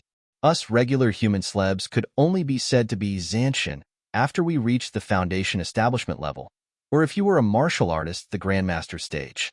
The other huge advantage of being reborn as a deva was that you regained the memories of your last life after a certain time, while all others allegedly had to drink the tea made by an old lady that wiped your memories. I was very curious if that was just an allegory, or if there was really an old lady shoving tea down ghosts' throats continuously because it sounded funny. In either event, it took a significantly strong soul to even have the chance to regain your memories after that, although some claim that every now and then, a former cultivator close to immortality would die without their soul dissipating and then reincarnate, gaining some of the memories of their previous life. I couldn't find any reason why an assistant judge in the afterlife would want souls, nor what use he would have for them. I hope not as a spice for his tea or something horrible like that. After I learned enough, I set up the standard ritual to contact Oriella. I assumed that the call would now be forwarded to Judge Wu. After finishing, I checked it once, twice, and thrice. Mistakes when you were summoning a devil were bad, even if it was only her incorporeal attention. I assumed it was the same in the Netherworld Kingdom. I could see if you made a mistake. Just hearing, "This junior dared to call me while disrespecting me by screwing up the ritual?" Then splat. I pulled out my dagger and held it ready, perpendicular across my lap, as I relaxed and used my palm to inject chi into the circle to start the connection. The basic timing circuit and magical capacitor clicked 12 times a second until enough energy was concentrated, and then it stopped. This wasn't a visual call, but something along the lines of long-distance extraplanar telepathy, and instantly, it felt as though the world around me froze. I couldn't move, and one of the leaves from a tree in the courtyard was frozen in the middle of the air. I felt the presence of a mind much larger and vaster than my own, and a voice said, "Hello? Who is it?" "Your Excellency, my name is Merildwen, also called May One in this world, and I have the 3 souls I owe you," I said respectfully. One of the things I had been looking in my research was the correct way to address a judge of the dead. I couldn't really find one, so I decided to just use the title for the highest mortal judge in the current empire I was in. Merildwen. Oh yes, the outsider girl. Maywin is a good name. Why was this call routed to me? "Didn't I assign that Chunwoo kid to you as a liaison?" he asked, sounding slightly annoyed. I wasn't going to correct him, but I was pretty sure that wasn't the correct name for my former familiar. I felt pleased that his boss didn't even know his name. Odd. I was pretty sure I hadn't been that catty when I was a man back on Earth. I heard a sigh, but then he said, "Well, whatever. Let's have them then." I let the 3 souls, spirits and all, slide out of the soul jar, and they instantly vanished. I could hear him hum, and then I literally heard him suck his teeth at me. He went, "TSK. These are dregs, May One. Also, this last one is not acceptable at all. I'll take the 2 though." Dregs? Not acceptable? I was a bit confused because devils didn't have very many quality concerns about souls. All would be grist for the blood war. I frowned, a bit upset. "Your Excellency, do you mind elaborating? By what quality metric are you using to value them?" "This is an answer that I would normally charge for, little girl, but I think it would be best if I gave it to you for free. I think you need a little background on my business here if we're to continue on," he rumbled. "Business?" He continued. "It's the same thing I use to judge souls who appear before me in court." Sin. "The more sin, the more valuable," he exclaimed. Although I couldn't see sin or merit on a person, I was pretty sure they were all sinners, Your Excellency. Those 3 are all murderers, surely, at least? "Ah, yes. I can see you are confused." "Yes. But it's small potatoes," he said, his voice still sounding as though it appeared from all around me. "Wait, there are potatoes here, after all?" "Where?" I wanted French fries desperately. It was starting to give me a headache. He hummed noncommittally. "This one, James Durrell, aka Jim, is unacceptable. Although he is a sinner, you must have brought him with you. The ties of karma have all been thoroughly severed or occluded. He'll definitely be punished, but there will be no karmic virtue awarded for punishing him. Why does that matter? Why would any of that matter? Wouldn't you or someone else see them in your court anyway, eventually, if I let them pass on?" I asked, completely confused as to his motives. "Yes, but I receive only at most 1/4% of the merit awarded for sentencing and punishment of a normal sinner if they arrive in my court, girl. The rest goes to the Netherworld Kingdom, the Hells and my bosses," he said reasonably, as if he was explaining something to a child. "However, if I happen to receive souls in an unofficial way, I can punish them myself. Virtually all of the merits would come to me. Anybody can do this. Doing bad things to bad people is a good thing. That's advice, by the way." I was slack-jawed. "Your Excellency, are you suggesting that you operate a private, off-the-books secondary hell?" Talk about the privatization of prisons, I thought, completely gobsmacked. "Precisely. You finally get it. Once I punish them enough so that they have neutral sin, I let them go, and then they'll appear in court with a neutral balance, and they'll be directly reincarnated. Most judges moonlight this way, providing things of value to mortals in exchange for the souls of sinners," he boomed, pleased with himself. My head was really starting to hurt, but he continued. "It's forbidden for Yama kings to advertise this service, of course. It usually takes someone at least 3 or 4 stages ahead of you, or with deep attainments in the Daos of the soul, death, karma, or samsara, to deduce a way to get in touch with one of us. Otherwise, people have to be introduced." I wanted to rub my temples, but I was frozen. So, instead, I asked, "Your Excellency, why are you explaining this to me?" There had to be a reason.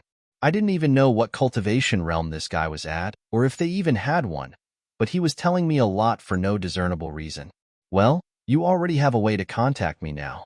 Might as well make use of it. I want better souls next time. Also, it isn't forbidden for you to advertise on my behalf.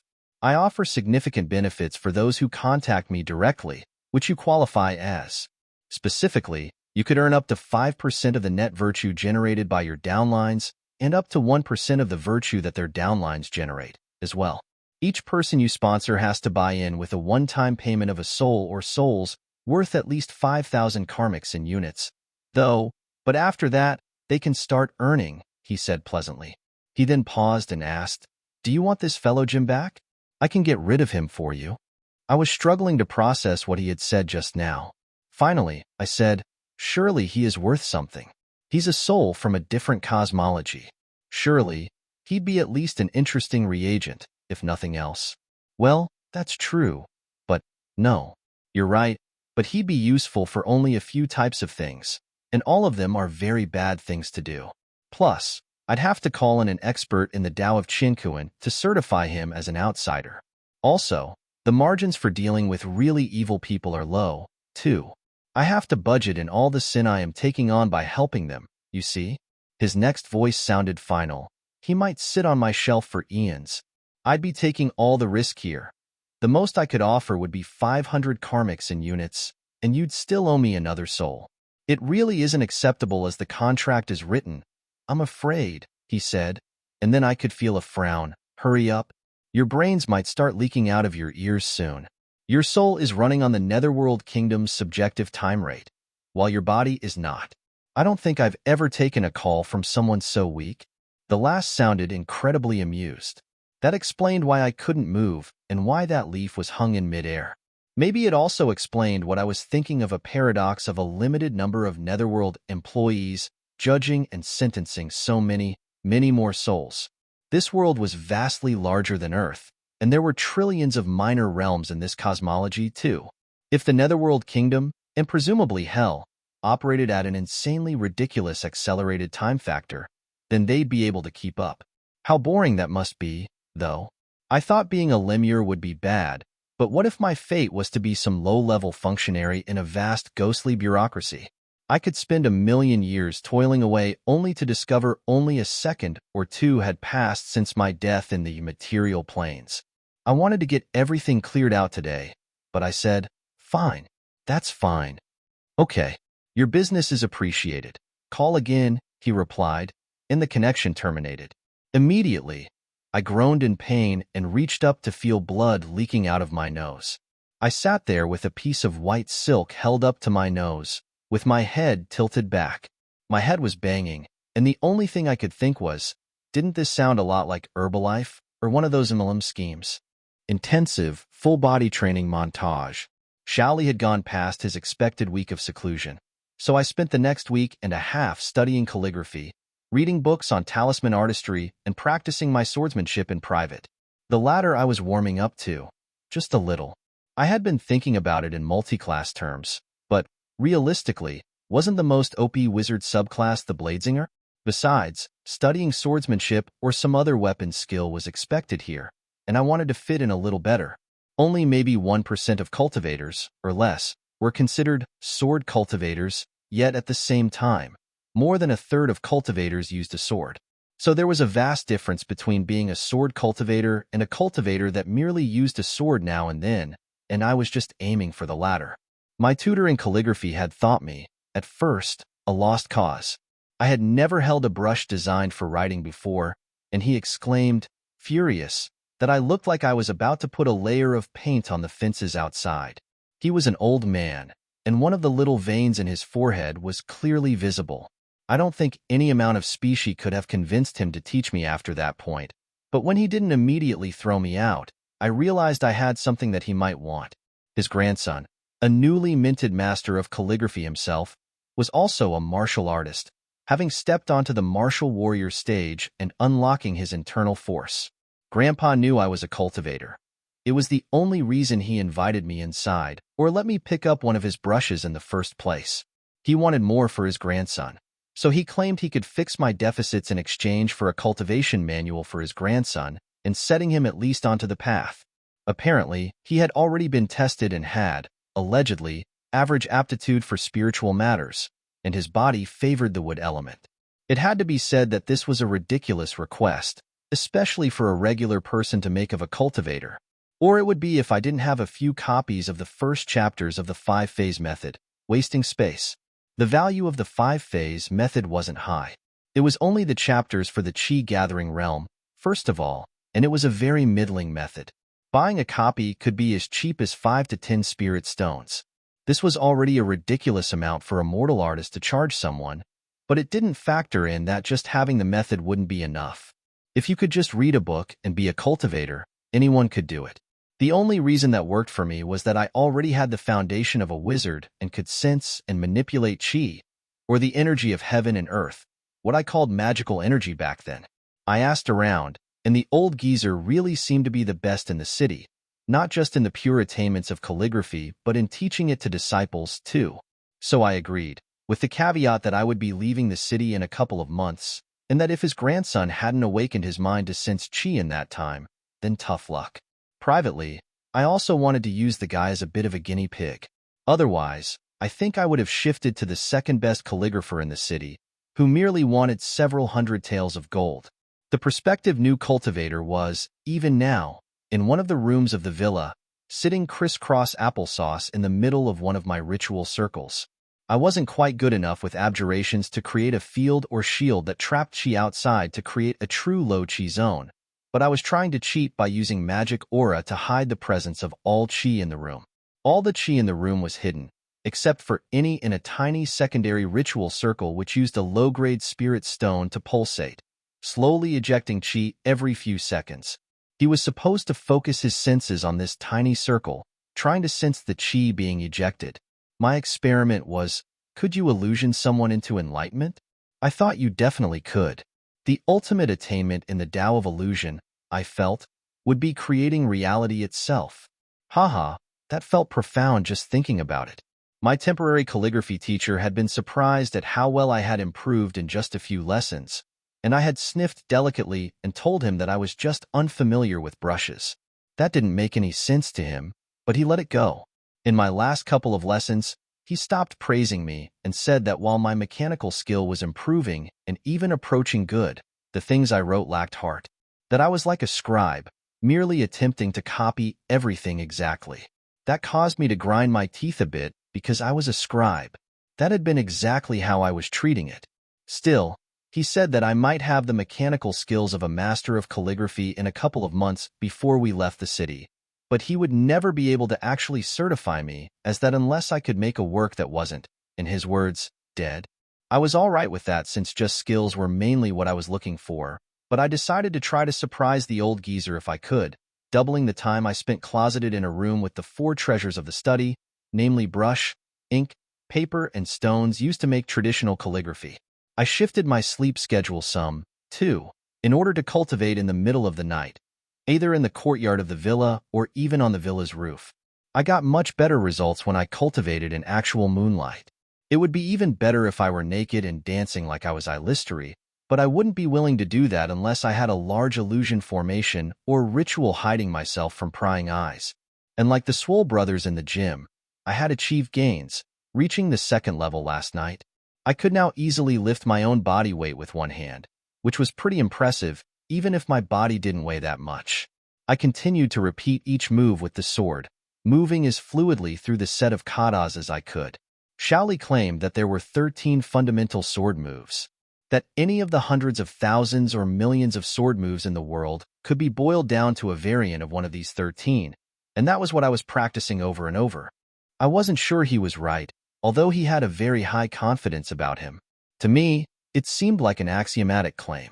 I thought if you could boil all ways to move a sword down to 13 fundamental moves, you could also boil the 13 fundamental moves down to a single ultimate move, which encapsulated all possible sword moves, namely, hold the sword in your hand and move your arm. Granted, that ultimate move wasn't very useful, so he might be correct. These 13 were at least individually useful. In mid-cut, Shaoli ran into the courtyard, looking exuberant. Rather than stopping immediately, I finished that set of katas. Rather than look offended, he seemed approving. I finished the last move, exhaled, and then sheathed the weapon before setting it aside. I took a look at him and smiled. Congratulations, I offered, genuinely. I could detect his 4th-level cultivation from here. Also, his energies felt different. While before, he felt like a raging bonfire that might burn out of control, now it was a bit more nuanced, like the hot flames inside a jet engine's combustion can, constrained yet ready to be put to useful purpose. I nodded, satisfied. It was a good change. He grinned and said, "Same to you." I had been practicing the same kata for over 2 hours, and while I might be a lady now, I still sweat, especially in the rays of the hot midday sun, which I didn't like as much as I used to. I decided I needed a shower. "Who's the dude in the empty servants' quarters?" Xiaoli asked curiously but continued, "I want to talk about when we want to leave this city too." I held my hand up. "He's the grandson of my calligraphy tutor. He's the best grandmaster in calligraphy around. Everyone agrees." I said I would try to help him open his senses to qi in exchange for him, helping my deficiencies in this art. I want to study talismans. However, let me go clean up and change clothes. Then we can talk. He nodded, and I proceeded into my room. There was running water in the villa, but it came from a cistern on the roof. This would have been a perfect place to use the strong right humerus of skeleton provided free labor, but instead, I found the man, a mortal, who managed the properties and paid him some gold to get strapping young men to fill it daily. Still, the water was cold, as was the shower. However, I found it quite brisk and refreshing, which was also different from my past life, where you wouldn't be able to pay me to take a cold shower. It was just one more datum, along with many more that I had noticed, like the variable effects of some of my spells, that showed me ways this world and even myself were different. I didn't think I would be uncomfortable outside in the snow, even if all I was wearing were these thin silk gowns. I really was the icy beauty now. I didn't know much about Chinese culture before I started living in this new universe, but I seem to recall from anime and manga that I had read that I could pretend to be a Yukiana with fairly good results. After finishing drying and rebraiding my hair, I found Xiaoli in one of the large rooms near the kitchen. He was scarfing down a rice dish like he hadn't eaten in days. Perhaps he hadn't. He looked up at me and asked, grinning mischievously, "So, how was it?" "How was what?" I replied, arching a single eyebrow in a gesture that I had practiced in front of the mirror for a while. I had gotten deeply jealous at the zither MILF's ability to make practically any facial expression she wanted at will. I wasn't at her level, but now, at least, I could do the fundamental Spock expression. He sat his chopsticks down and said, "The frolics." Specifically, the girls at the frolics. I tried to stop myself, but my mouth twitched into an amused smile before I could get it under control. I effected a fairly good glide over to the table and sat nearby as he continued, "I still don't see why I shouldn't go there." Mrs. May popped up, exasperated. "You're an exceptional talent with no backing. They'll turn you into a furnace." He snorted. "The same could be said about one. Why is she safe and I am not?" Although she has made a lot of progress in changing the aspect of her chi to something that is pure and based on the lunar star, she still has and always will have a strong well of ghostly yin chi in her essence. That's not compatible with life. At best, it would be a hindrance to anyone who wanted to make her a furnace. At worst, it might kill them. Mrs. May replied evenly with a tone that expressed that she would be rolling her eyes if she had any. Xiaoli didn't have anything to say to that, merely, "Oh." I chuckled and smirked, teasing him. "I'm not sure what you think I did there, but the women are everything you're thinking and more probably." I then considered what Mrs. May had said and commented, "I suppose that means I have a pretty good chance to become an actual ghost cultivator if I die sometime." Also, the fact that the zither MILF couldn't drain me like a Capri Sun gave me ideas that I immediately suppressed. I heard a snort. "Yes, you could say that. If you had stayed in that village permanently as you had planned, you'd just have woken up one day as a ghost. You wouldn't have even died so much as just transmuted when you passed the tipping point." While that sounded cool as hell, actually, I kind of liked having a physical body and being considered both alive and a human. One of my ears twitched like a tiny radar dish, tracking a sound. "Well, Humanish, I allowed. How much longer do you have on the lease for this place? I asked, curiously. He hummed, did some math on his fingers, and then said, about 9 weeks, I suppose. He then frowned. I doubt they'll give me a refund of the unused time, either. I nodded. Then I propose we stay here for the rest of the lease term. We don't have anywhere to be until a year from now, right? That got his nod. Unless you think it will take longer than 10 months to travel to the Silver Serenity School? He shook his head. It's about 50,000 li away, but it shouldn't take more than 4 months. We'll have to travel to the capital and then pay for passage on an airship going further. They travel really fast, so it shouldn't take long. Only 50,000 li, which was close enough to an imperial mile that they used to call this unit of measurement Chinese miles back on Earth before China switched almost entirely to the metric system. When I tried to ask how big this realm was, I couldn't get any answer. The most useful answer was Mrs. May, who said that I could explore it for 1,000,000 years and still not see half of it. The idea of what had to be hypersonic airships appealed to me, and I said wistfully, I want an airship. Xiaoli nodded earnestly, saying wistfully, yes. Many people say the best thing about establishing your Violet Palace and entering the Foundation establishment is the ability to utilize flying treasures. I had been amazed at the speed we ran when I was only at the first level of Qi gathering. We must have averaged 50 kilometers an hour for most of the day. Back then, I wasn't too shocked at my initial strength and speed increases at first until I started running with a purpose, and even then, the increase in my purely physical endurance was out of this world. Still, it was nowhere near hypersonic airship speed. He then paused and nodded, sure. Let's stay here. One city is as good as another, I suppose. I can work on my cultivation and sword arts, too. I nodded, glad I could continue seeing the calligraphy geezer for now. I produced a sheet of paper and slid it over to him, saying, I've considered trying to teach you a few of my spells. I didn't think he would ever have the temperament to study wizardry seriously, but learning a few cantrips was something even regular people often did. I had been producing a syllabus for 2 cantrips I wanted to teach him, Firebolt and Lightning Lure. The latter was a combination of damage and control cantrip, causing a lash of lightning energy to ensnare someone within a couple of dozen feet of you, which will then yank them towards you like Scorpion from Mortal Kombat. It was a surprisingly good spell for someone who used a sword, as you could combo it by stabbing or chopping them in twain as they flew towards you. They were also both evocations, which would make the syllabus smaller. Further, both fire and lightning were considered very young heavy energies, which definitely suited both him and his cultivation method. However, at the last moment, I thought about how Mrs. May told me that Xiaoli had an unusual talent with the sword, and I considered other cantrips that could utilize his monstrous sword talent. It would serve as an experiment, too. Would he learn these sword-based cantrips first? I thought he might. So, at the last minute, I added on Booming Blade, Sword Burst, and Blade Ward. As a final whim, I also added True Strike.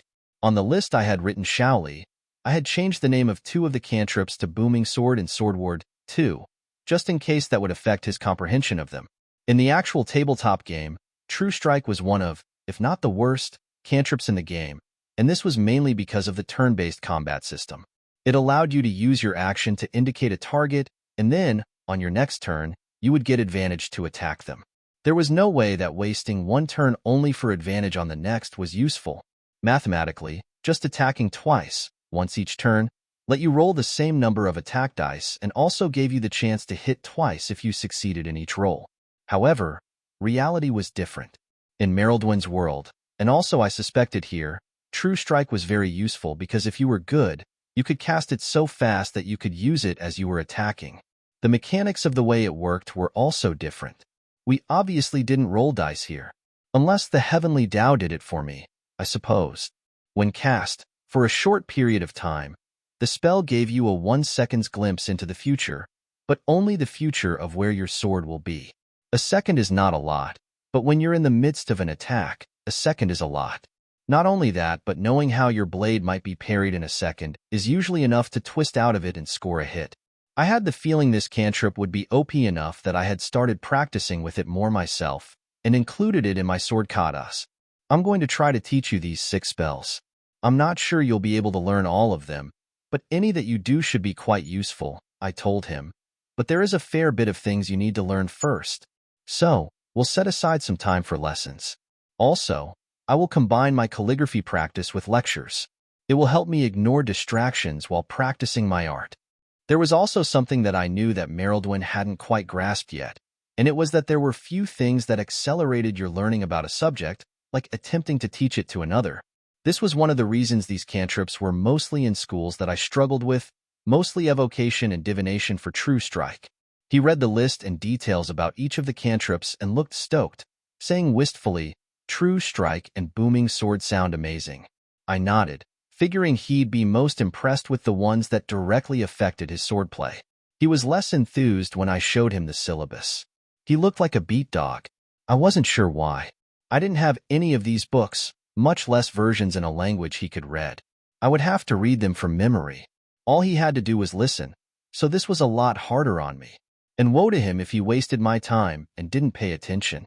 I looked at the second version of my final piece of calligraphy that I was going to give to my calligraphy tutor and nodded. He had said that my works were dead, so the first version of what I was privately thinking as my graduation thesis work was a single character. Not only did I attempt to empty my mind of everything except the concept I was thinking of, but I cheated by infusing ghostly ensue into the ink.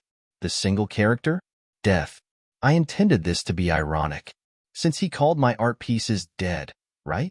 However, after looking at it when I finished, I realized that this work would be harmful to the health of regular people if they were continually exposed to it, kind of like low-level radiation.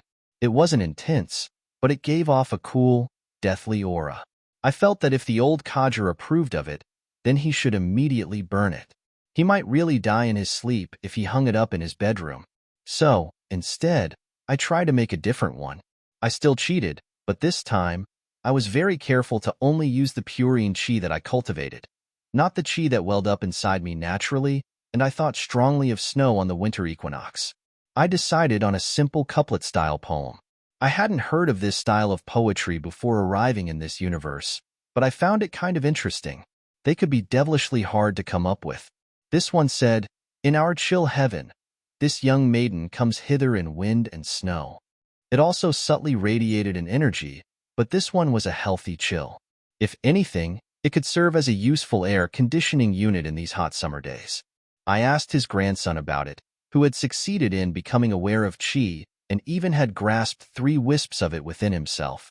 It was good progress, all things considered, so I considered that experiment a success. He grinned and said to bring both of them, including the death one. I was curious but complied. He followed me to his grandpa's house. The old man didn't even turn to look at us as we entered his study, as he sat in the middle of the floor with a brush and a blank sheet of rice paper. "Are you finally going to stop bothering me, you little brat?" he asked in a way that truly old people only could, not caring that I was a cultivator or my station at all, or probably if he lived or died. Still, I quietly shifted the sheets of rice paper so that death was on top again. If he was going to be a shit, as usual, then he could look at the death calligraphy first. I nodded, "Yes, soon. I brought you these 2 works as Going Away presents." The man snorted, but finally turned and motioned that I should hand them over, which I did. Seeing the giant character for death and how unearthly it felt, he cackled. "I ain't dying any time soon, little girl." Saw thee. This almost gets a pass. I'll keep it, though. I know just the old bastard to send this to. I hope he puts it up in his bedroom. He mirrored some of my earlier thoughts exactly there, which made my mouth twitch. He shifted it to the side, looked at the next one, and nodded once. "A poet, you ain't. But it's still heads and shoulders above the claptrap I see all these silk pants right. That's not a high bar, though, girl. The skill is good, and I can almost detect a hint of emotion in it, hidden underneath whatever magical claptrap you did to cheat." He exhaled loudly and was quiet for a moment before sighing, "All right, a pass. I'll hang it in my parlor as an example of my disciple's work." I grinned and said slyly, "Disciple greets master." He brandished his brush at me, waving it like a cavalry saber over his head. Get. He half chased me out and slammed the door in both of our faces. His grandson grinned. He's actually quite impressed. It took me 5 years to reach the same level you did in 2 months. The young man had been on cloud 9 since he had managed to seize the first wisp of chi and start circulating it around. I chuckled, embarrassed. However, I had nothing but free time and had attainments in what might be described as a similar field, scrivening. The mechanical techniques had been pretty simple to learn. It was just trying to put my heart into it. As the old man said, that took effort. I wasn't even sure I had done so, to be honest. But I had reached the stage where the 5 lessons I took from one of the talisman artists at the frolics were not wasted, and I was pretty sure I could start creating the lowest level talismans reliably and without wasting materials on my own. My ultimate goal was to try to create talismans that duplicated the effect of magic scrolls. I had already created 2 prototype magic scrolls that anyone with chi could use, but they both took a lot of time and effort to accomplish. It was rather convoluted and wouldn't have had a very long shelf life. If Xiaoli hadn't used those scrolls, they would have become useless in a few weeks. Talismans were designed from the ground up to be used by anyone, even if they didn't know the first thing about the effects generated, and would be kept on a shelf indefinitely. The trick with creating a magic scroll was precision. If you made even a minor mistake, it wouldn't work. Talismans were kind of different, where the most important thing was understanding or comprehension, which you then impressed into the talisman. The names of the professions, scribes, and artists could infer this. It wasn't that precision was something you could just throw away in talisman artistry, either, but it was much less important. 2 talismans that did the same thing didn't need to look exactly the same as if they were an electrical circuit diagram. They generally had to use the same characters, but how they were presented could be up to the individual talisman artist. That said, my book suggested that the publicly available talismans in its pages had already been refined over millions of years of experience and suggested that the way they were presented was the optimal presentation, all things being equal. The effects of low-level talismans weren't as varied or useful as the spells I knew. There were talismans for attack, talismans for defense, and precious few for actual utility. Occasionally, there would be escape talismans, but at this low level, they were nothing to write home about. Perhaps this changed when they got more complicated, as I hadn't really read about many talismans that were equivalent to Foundation establishment spells, but all of the ones I read about were either in my book or referenced in it, with a couple of exceptions, were just bigger attacks or better defense. While I was quite interested in the defensive talismans since I had the idea that they might be better than the arcane equivalent spells I had access to, I had the idea to master a number of utility talismans that I could construct using low-level materials that would have outsized effects, or even some offensive ones where weave spells might have a niche that was better than anything around. Magic Missile, for example, never missed, and it did about as much damage as being shot with a crossbow. It's easy to look at it when you're playing a game with dice, but even just a first-level spell like that can make a disgusting ruin of a person, especially if it lands somewhere sensitive, like their head or throat. Indeed, it probably wouldn't hurt a cultivator too much, even in the middle of the chi-gathering realm, but that was still quite useful. Arriving back at Xiaoli's villa, I found that he had already packed up his mobile alchemy set. That reminded me that I would have to leave most of my wardrobe behind. I'd have to take at most one other outfit. We ran too fast to utilize the big chungus. It hurt to leave them, but I was absolutely positive I could improve them in the future. Necromancy was a deep well. It could always be improved. I hadn't even animated an actual cultivator's corpse yet, just the skeletons of zombies. I found Xiaoli in the courtyard, and he was methodically going through the steps necessary to cast Booming Blade. He could actually do it now, but it took him about 15 to 20 minutes, so it was entirely useless for the moment. "Do you want to set off today, then?" he asked, curious, and looked outside. "It is a bit late in the afternoon already." I shook my head. "No, the day after tomorrow. I have something to do all day tomorrow in the city." He shrugged and said, "That's fine. We don't have to be out of here for 4 more days. What are you going to be busy with tomorrow?" I narrowed my eyes. "Don't worry about that. I'll see you tomorrow night, probably, or maybe the next morning, and we can head out." He looked rather curious, but didn't inquire further. I left him there and moved purposefully to my next destination, walking past a group of rich-looking young men loitering in the antechamber.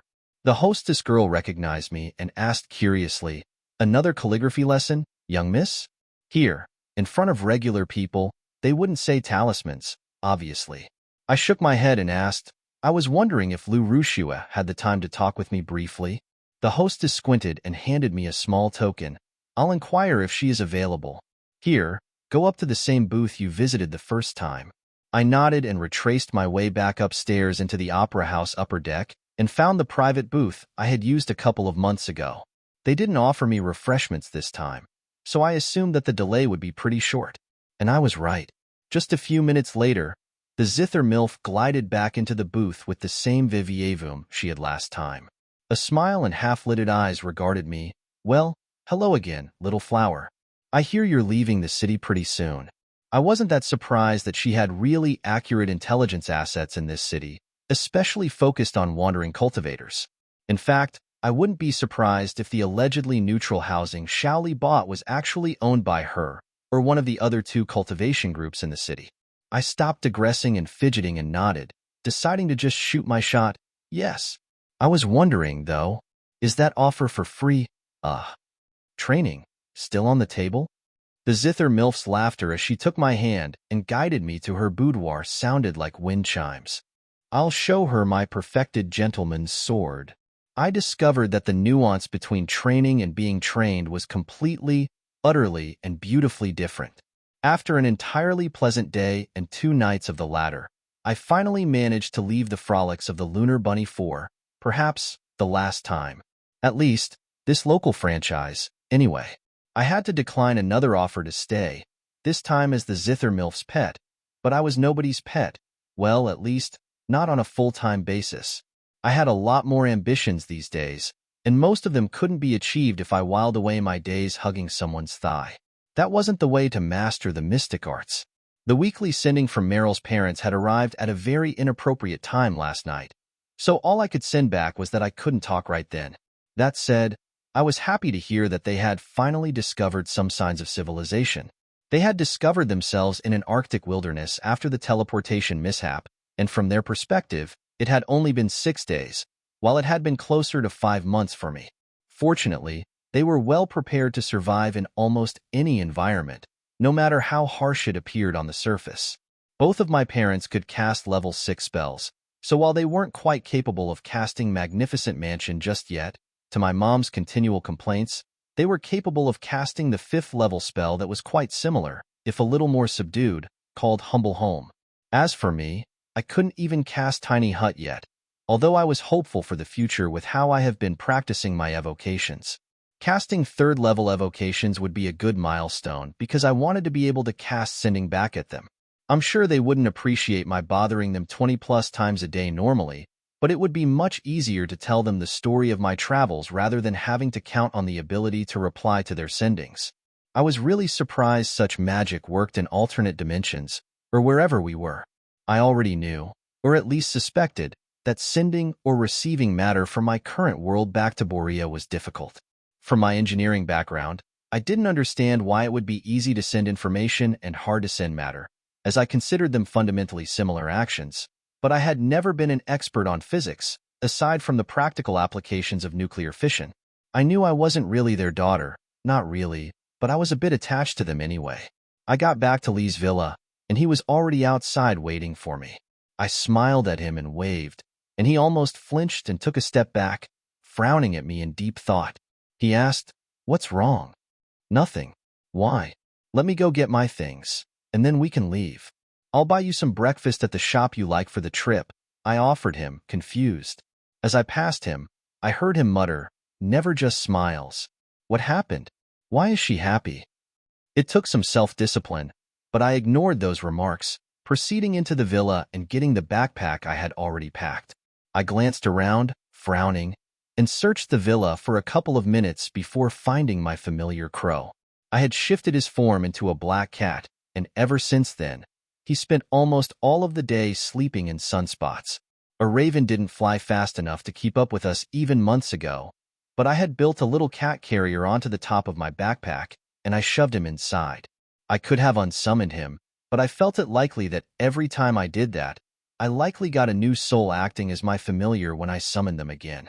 If they were sent back to hell, then the time dilation was so extreme that it might be likely that they had finished their sentence and had been reincarnated by the time I called them back, especially if they were taken from the first few layers of the hells here. Unlike in Merildwin's life, where each layer of the hell had close to comparable, just different, quality of afterlife, the hells here were more like Dante's Inferno, where the deeper you get, the shittier the experience. I had taken Mrs. May's advice to heart, so it wasn't as though I was pitying Crow. It was just that I already had a working relationship with him, so I felt like I didn't want to bother breaking in a new familiar. After that, we left. I didn't lie. I bought an extravagant meal at one of the restaurants operated by the Zhang immortal family. They were one of the 3 cultivation groups in the city. It cost a spirit stone for both of us, but featured meat from demonic beasts and spirit rice, both ingredients that had a large amount of qi. Not only that, they didn't suffer from the fact that regular food tended to have impurities of various kinds, spiritual and mundane, that you had to spend a little time every day eliminating before you started cultivating. Xiaoli was easy to please, and this meal would have him on cloud 9 for the rest of the day. I even gave Crow a small bite of the stir-fried meat. The way we traveled reminded me a lot of the way ninjas in Naruto traveled, except we didn't run with our arms held behind us. But we did run about as fast, much faster than I could have before, and fast enough to be barely visible if a regular person was watching. Even the terrain was somewhat similar to what I would expect to be around the Leaf Village, with forests of various kinds being the norm. While before, we cut through the wilderness here, there was no real need to do so. Traveling between cities, especially when one of them was the imperial capital, there would always be roads, and in this case rivers, too. The Winding Rivers realm wasn't named for nothing, after all, and it was common to see small boats and barges floating down the multiple rivers that they passed by, through and along. My clothes weren't made of the silk of special spirit worms, either, so they were only as strong as regular silk. Traveling through and near forests at high speed invariably caused damage, which I had to fix each time we stopped for the day with repeated castings of the mending cantrip, to the point where Xiaoli saw me and eventually asked me to do the same, which I agreed to do as it didn't take me much time at all. However, one evening, I suddenly frowned as I finished using mending and prestidigitation to not only fix but clean his spare set of clothes, realizing that I was basically washing and mending his clothes for him, which pissed me off. I tossed the cleaned and repaired clothes at his head, which caught him off guard and almost caused him to trip into the small campfire we had created. He seemed confused and asked, exasperatedly, "What did I do?" I just gave him a snort and ordered that he make dinner this evening. I'd flavor it with prestidigitation, especially if it was Xiaoli's cooking, but there was no way I was cooking too. We passed through 2 more cities on our way to the capital but only stayed in every 2 days apiece, one day to rest and the next to buy supplies and sell anything we'd picked up on the trip. Xiaoli seemed to be a magnet for odd demonic beasts to attack or stumble across strange herbs, or even spiritual plants, to the point where we would make a reasonably good profit just traveling from one place to another if the rate of encounters didn't ebb. This city was even worse than the last one, Xiaoli said as we departed its walled gates. I hummed and nodded, seeing a long line of refugees waiting at the gates. I indicated the line and asked, "You mean the refugees we saw in the city?" The last city had a few, and it really was weird that the closer we got to the imperial capital, the worse the quality of life was becoming, to the point where we were seeing refugees. However, there was currently a civil war being fought in this country, so it wasn't entirely unreasonable, I felt. I was pretty lucky in that the edge of the country where I teleported to was on the very opposite side of the nation to the provinces that were attempting to rebel. Otherwise, I might have been caught up in it earlier. Xiaoli shook his head, then paused and made a shrug. Yes, no. It's more that it feels sick to me. I raised an eyebrow and opened my senses to the area around us for a moment before I shrugged. I can't feel anything myself. We were far enough away that Mrs. May popped up, slightly unsure, saying, "I think Little Lee is feeling the dragon chi in the cities."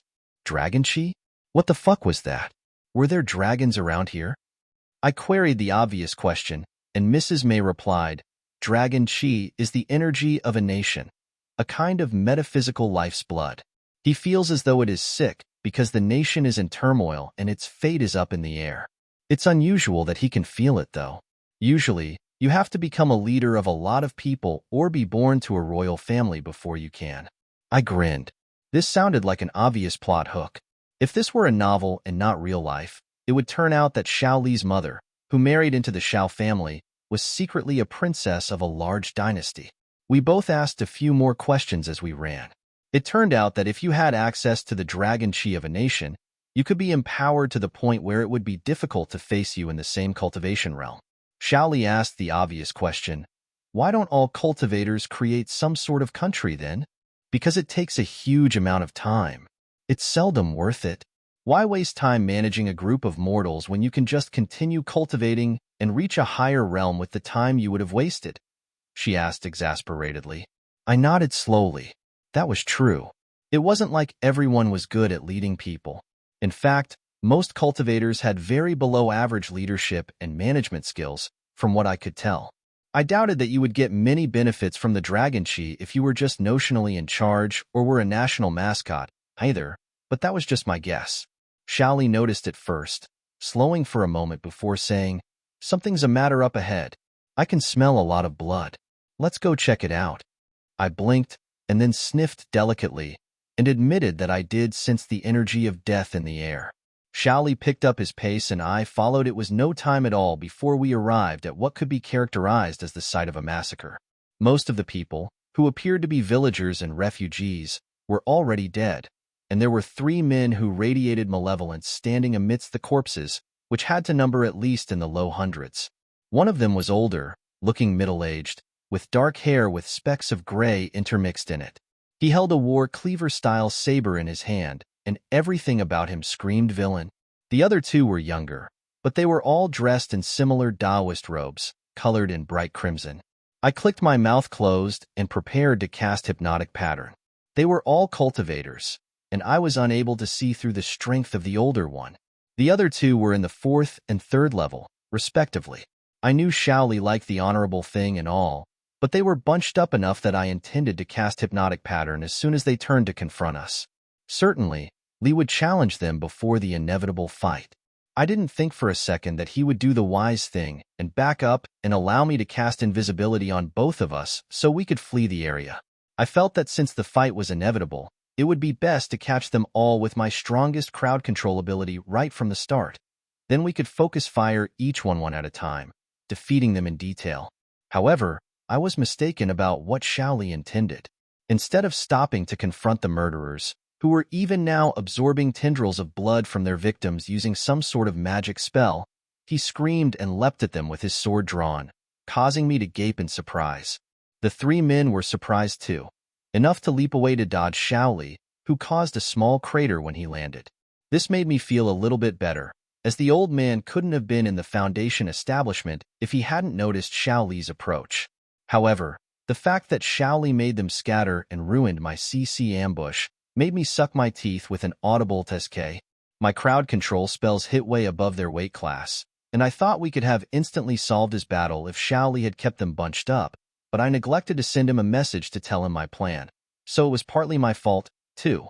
I kept most of my material components in my hammer space so I could summon them at need, so I instantly caused a gilded skull to appear in my hand, held and hidden behind my back, as I shifted from crowd control to battle mode. I cast Summon Undead. Rather than animating an existing corpse, this one summoned an undead entity from the ether, and I could pick amongst a small group of them. The only one that would be useful or quick enough to help me in this upcoming fight was the incorporeal one, though, the undead spirit. The rest were way too slow. I summoned it directly underneath me, hidden by 2 meters of dirt. Although I hid the summoning, the local chi was still perturbed by my casting, which caused the older enemy to glance at me momentarily. I took the time to dump my backpack on the ground, getting a yowl from Crow and his carrier.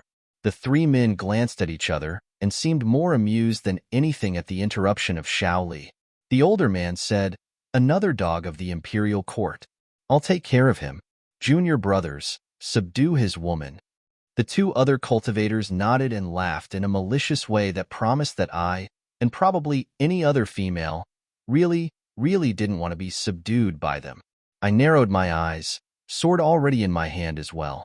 However, if they were intent on subduing me and not killing me outright, then I could take them away from this strong guy, who might have some way to injure or kill me quickly. I wasn't his match, as he had to be at least in the upper levels of our realm. I leapt away, using my recently learned but not entirely mastered flutter steps footwork ability, and managed to move quite a bit away before I had to stop and face them. I had plans for how to fight them and hopefully win, although they weren't making it as easy as I liked. They didn't bunch up so that I could still utilize hypnotic pattern. Instead, one approached me from each direction, obviously assuming I still intended to flee, cutting off my avenues of retreat as if I was frightened prey, slowly approaching me.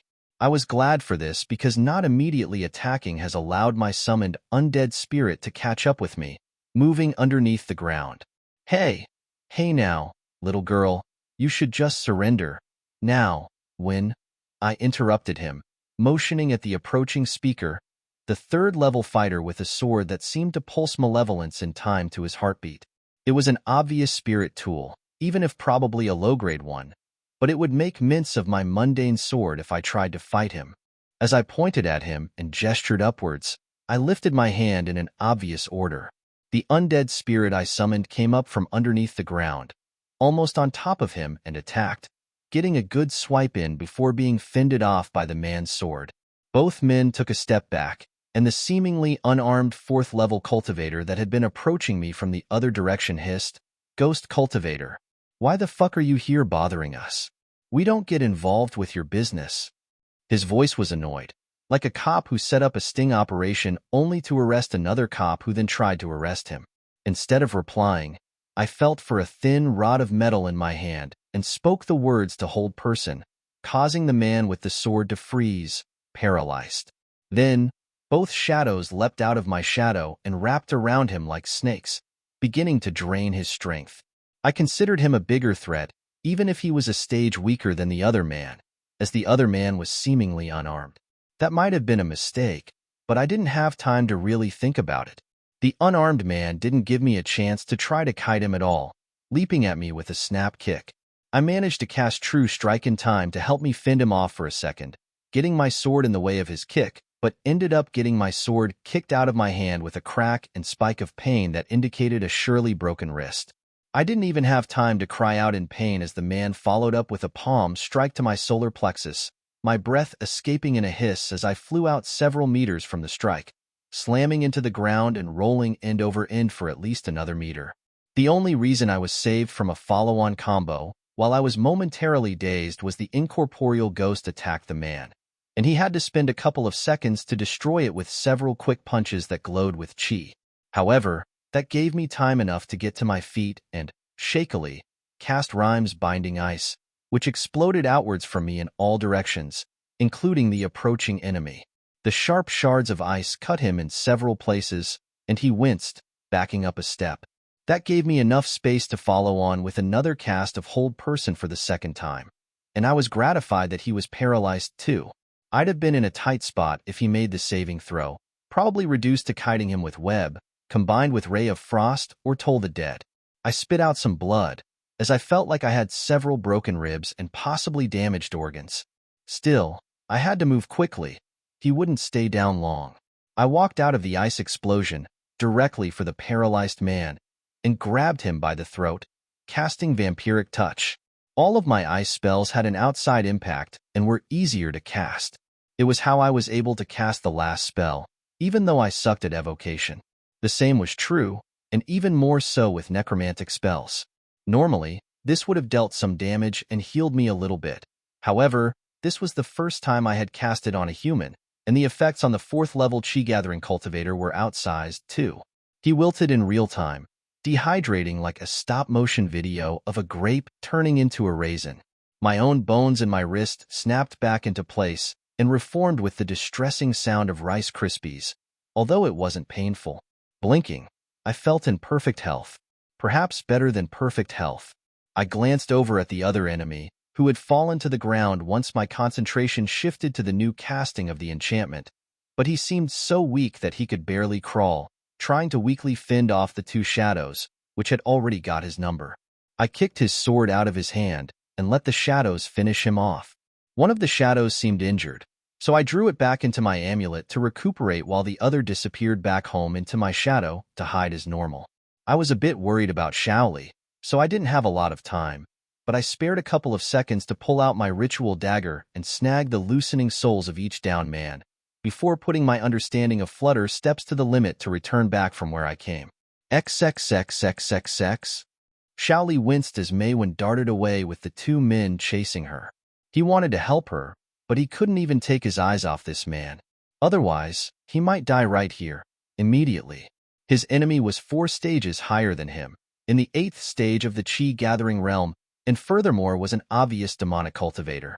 They generally had strength that was a little bit higher than their cultivation, not to mention weird and fey abilities. That said, almost universally, their talent was lower. Otherwise, why would you need to take a slantwise path?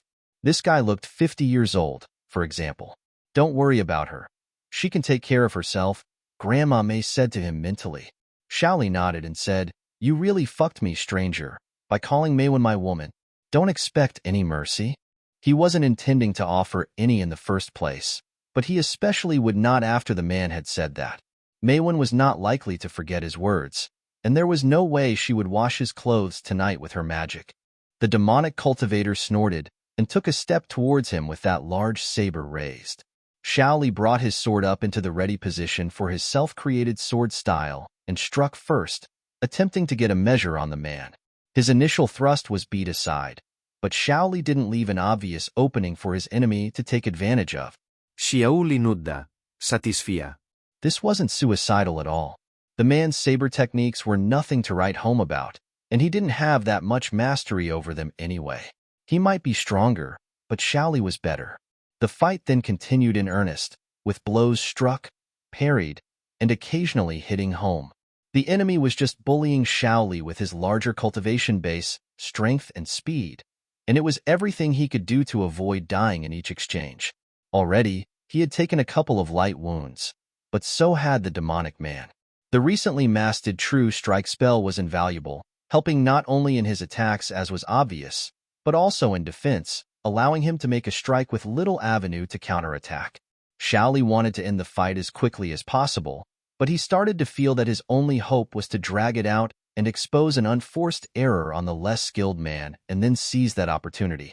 Every now and then, the old man held out a hand and cast a demonic spell that caused a whip of liquid blood to lash out, but Xiaoli saw it coming each time, leaping backwards and dodging the spell, lashing out with fire bolt at the same time.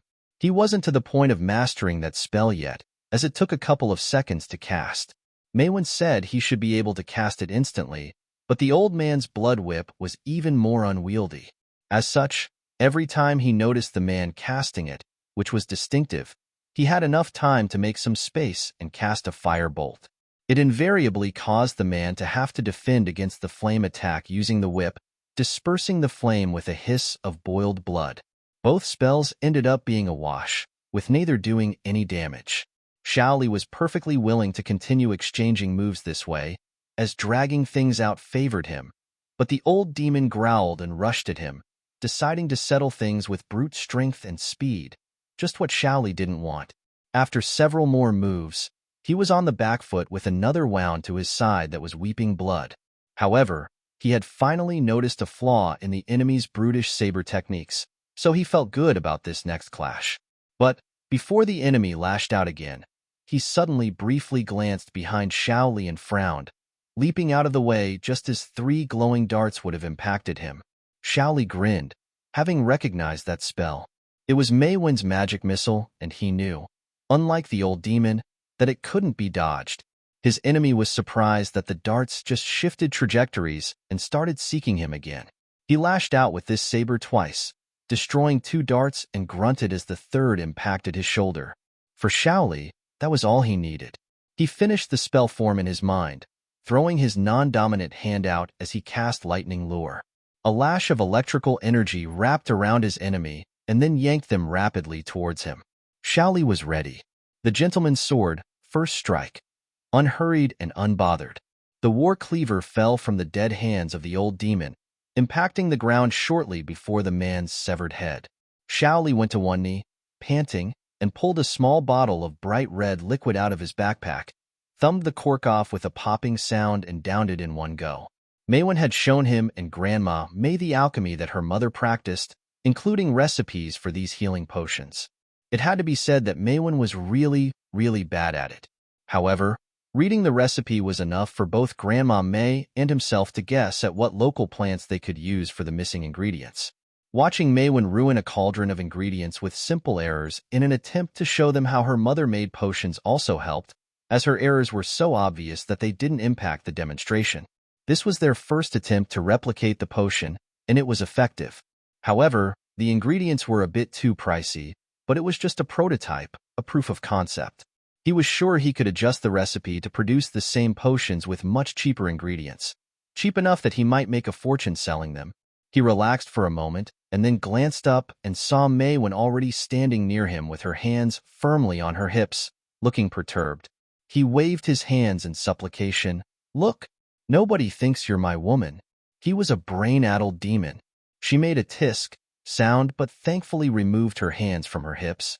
Shaoli sighed with relief. He stood up and shook his head, sighing, "A shame. I didn't want you to see my gentleman's sword until I got more of the style finished."